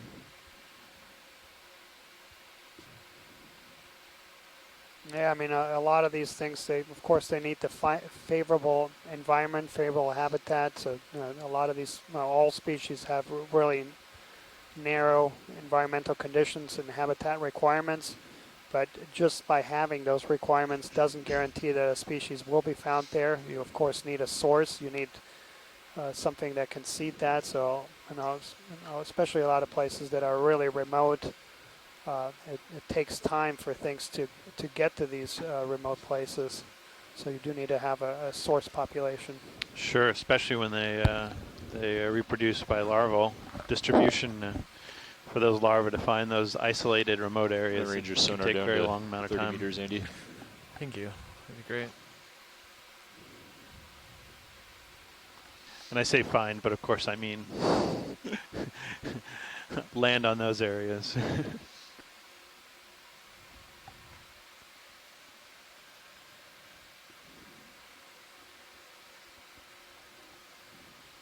I take it that ship move is still going, right? It is, yep. Okay. As we pass another one of these heterocarpus shrimp, they have been also quite abundant throughout today's dive. There's another rat tail or macrurid.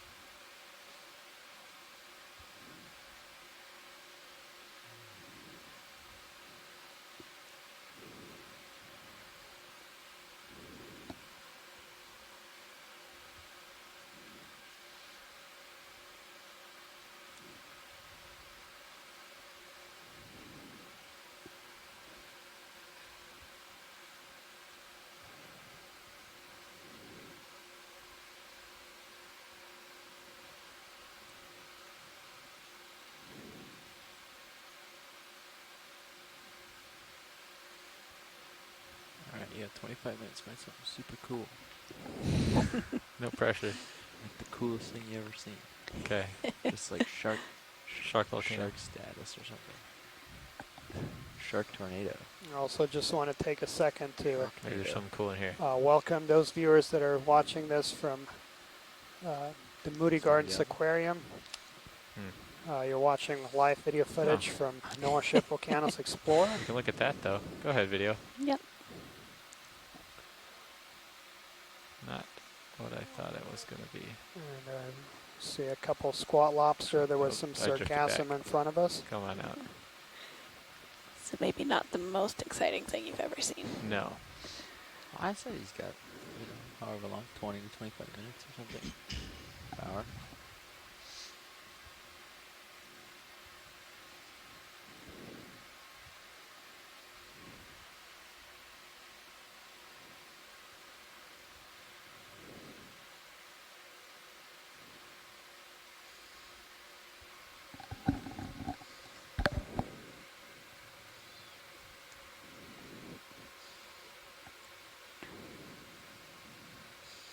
These almost look like burrows. They do.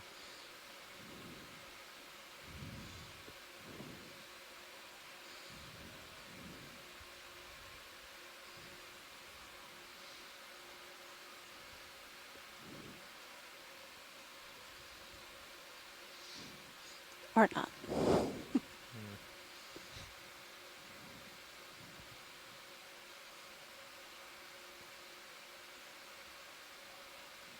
Okay, that move is almost done. I'll just put another 60 in. Okay.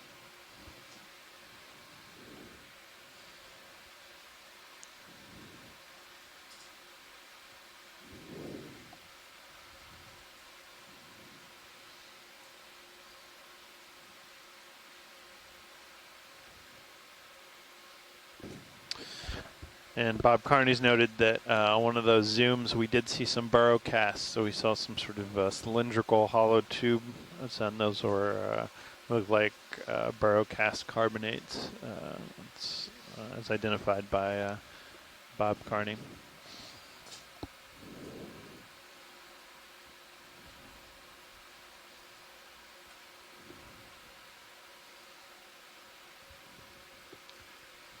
Looks like it's finishing up that move. Great. Good, call it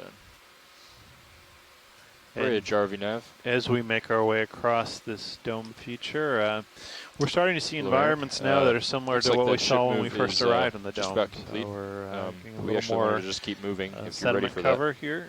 Still, we can see evidence of we're going to do another mussels, 60 shells, meters, 60 meters, bearing we're getting 240 a bit more into a 7-minute area 0.02 here, knots. and we're going to keep scanning the sonar for hard bottom and that is correct. Any sign of gas seepage, and seek those out as we spend our last few minutes on the seafloor for this dive. Yeah, and just to update you, we have just under 20 minutes remaining of bottom time. So we'll be coming up about 5 minutes prior to 4 o'clock. Good copy, and thanks. so for those folks who are interested in tomorrow's dive on a mud volcano, we will have our planning call about 10 minutes after 4.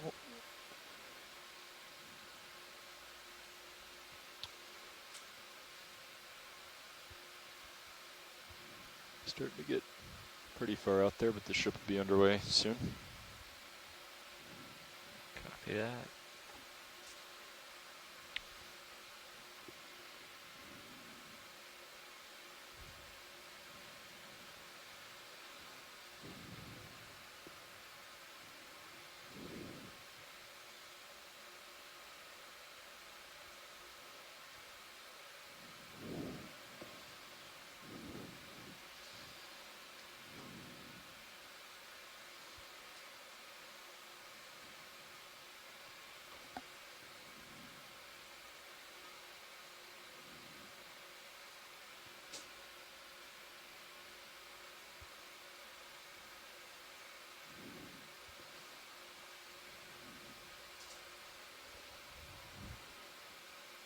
You want to do a snap zoom on this video? Yeah.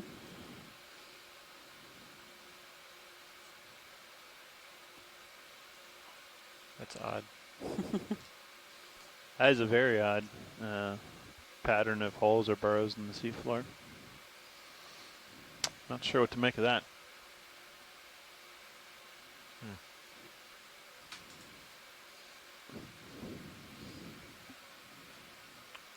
Okay, come on out video. Doesn't look like we're going to get an answer on that one. Not today.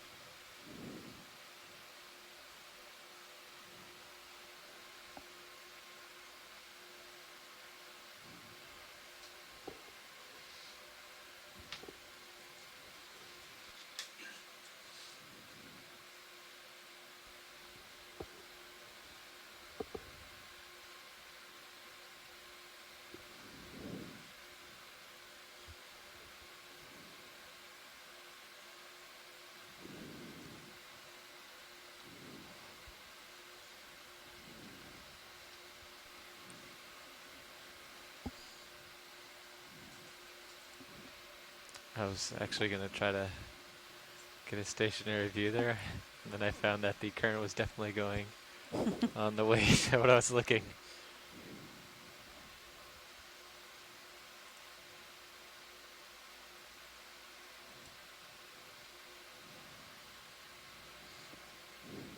Yep, trying to get out in front of it.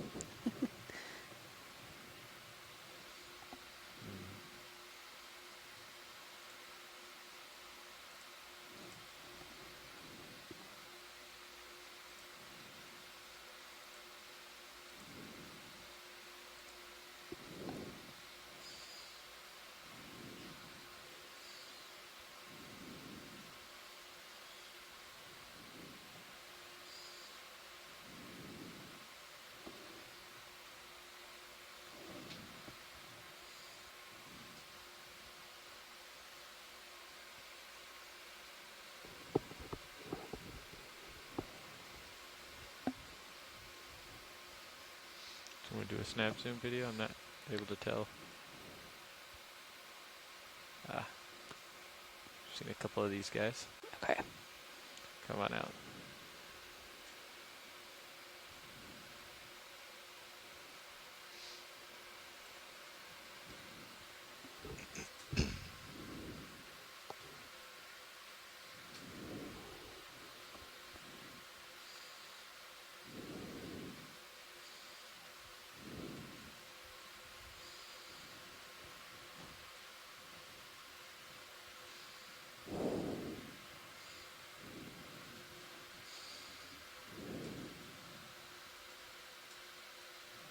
Just another snap zoom video.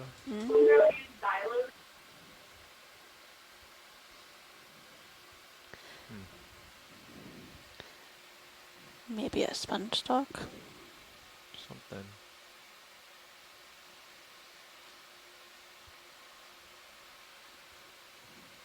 Come wide. Thank you.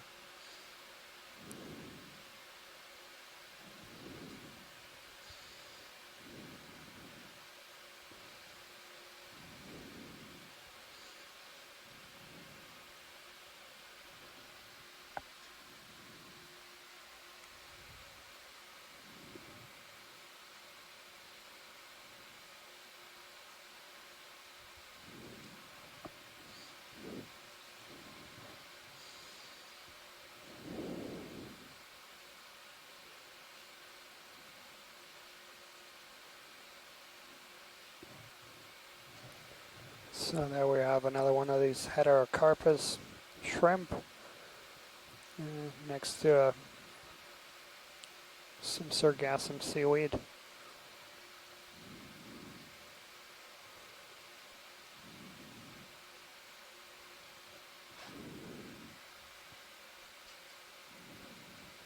I also want to just take a second to thank all of our shore-based scientists that chimed in today. I think we had one of the more active discussions, both on the phone and on the chat room and the C-Scribe. We really do appreciate everybody joining in and chiming in and helping to annotate, interpret. Yeah, your guidance and expertise is greatly appreciated, so thank you so much. Yeah, absolutely. This is one of those dives that stretches us all across biology, geology, chemistry, physics, and so to have all the specific disciplines of expertise join us in the chat room and on the phone is just really incomparable, and we're grateful to everyone who chose to participate, and encourage everyone to do so again for our upcoming dives.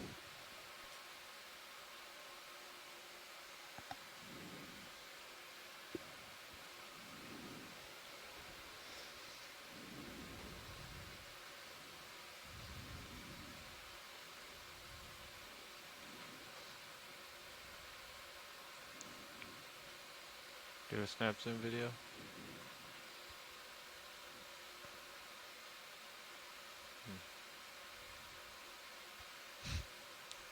Come on, Wyatt. Trying. I know what you were thinking.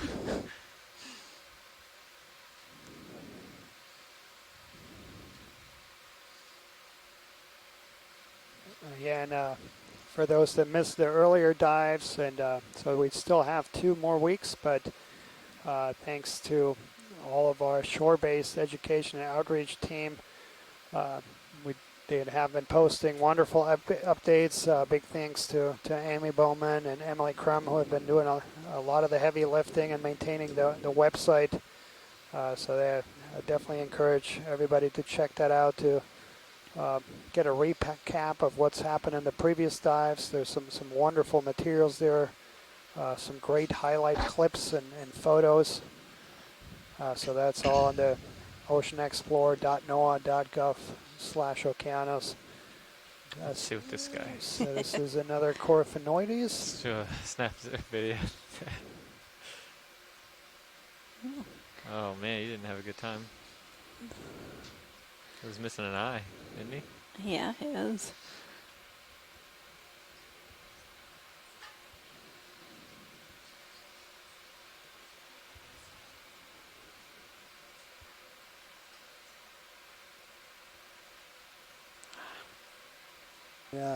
Yeah, this is rather unfortunate because the eye is one of the characters that it distinguishes a few of the species. The ring around it. So I'm going through my guide here.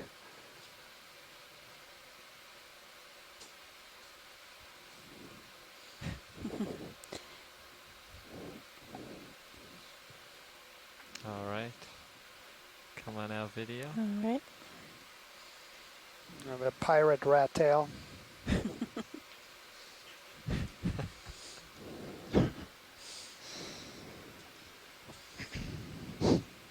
It's appropriate.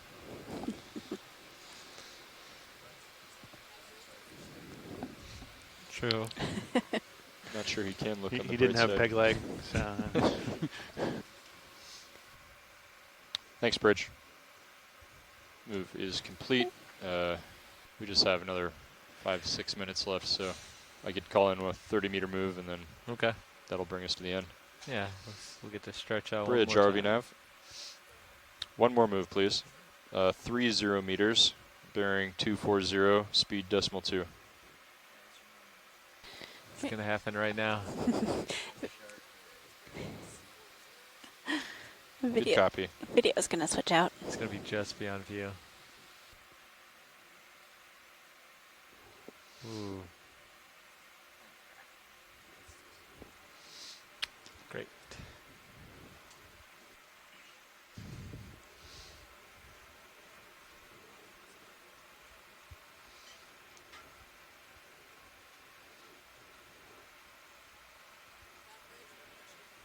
Thanks, Bridge.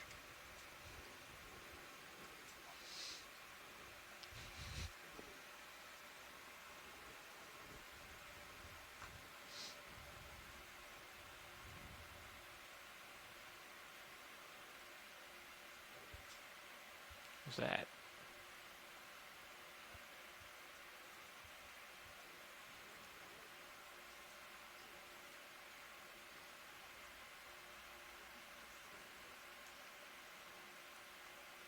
Just do a quick zoom there, video.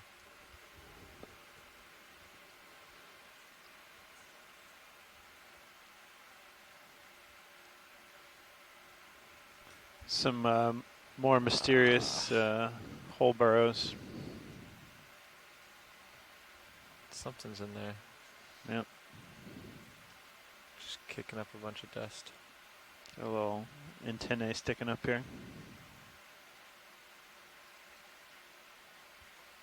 Oh.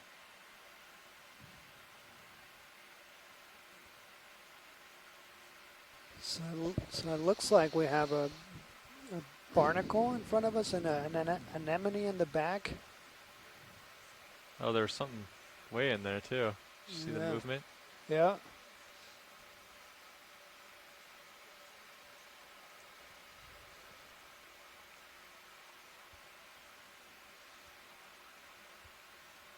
Sorry, not a barnacle, a bryozoan.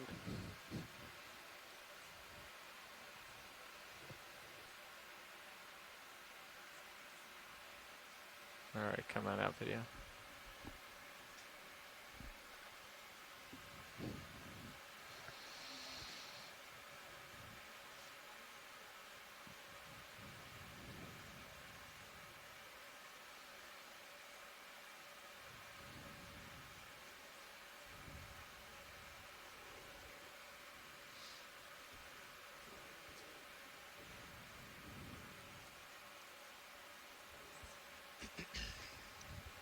This is your 3-minute warning. 3 minutes to begin stowing, or 3 minutes to begin heading stowing in. and Okay. getting in configuration. Okay.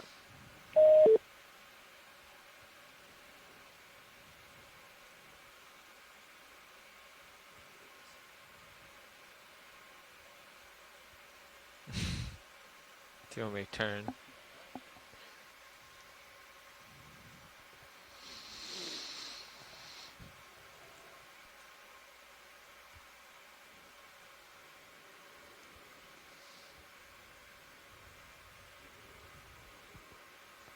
There's the abyss.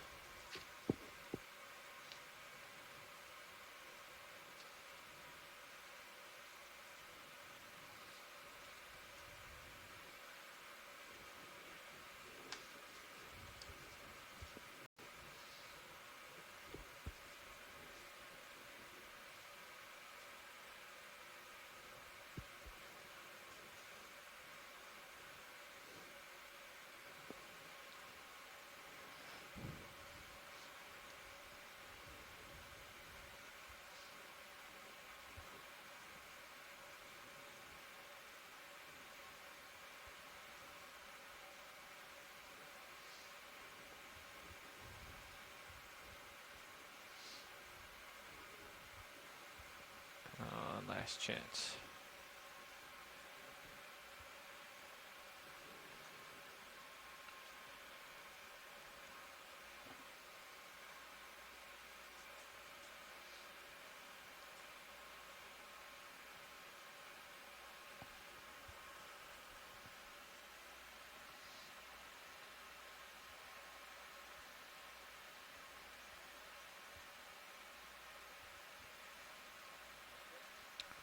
Whale.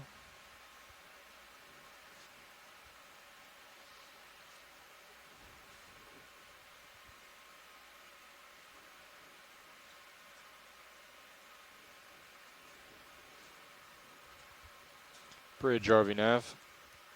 I know we're almost done, but can we please bring the ship to an easy stop here? Thanks.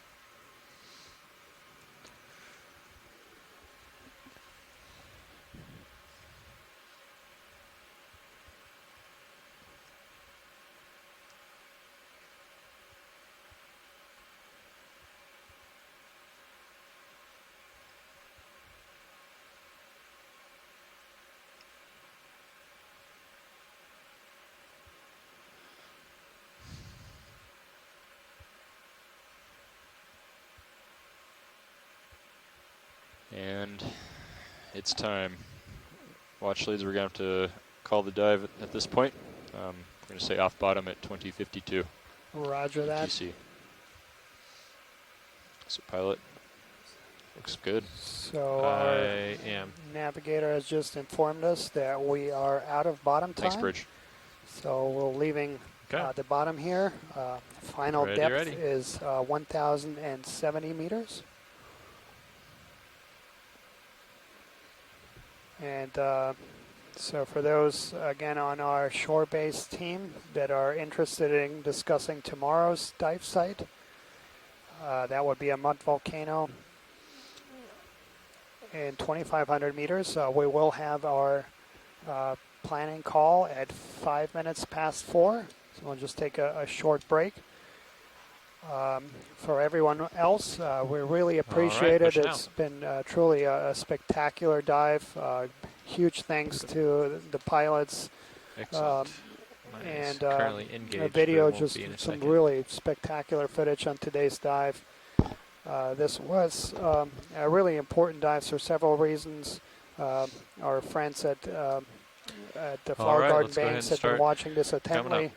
This is an area that has some management implications, and we were able to find some really compelling evidence showcasing that this is indeed a very special place. Imaged a whole bunch of organisms, including chemosynthetic communities, a lot of corals, a lot of fish, and yeah, definitely a lot of information to come out of this dive. And we not just covered our ground, so we did cover almost the entire top feature of this, but also collected 3 samples.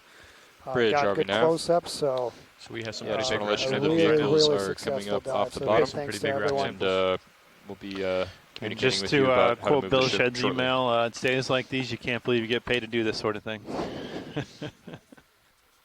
Yes, feel free to shift the center rotation to midship. Daniel, from us here at the Flower Garden Banks, thank you to all on board and to all the other shoreside support.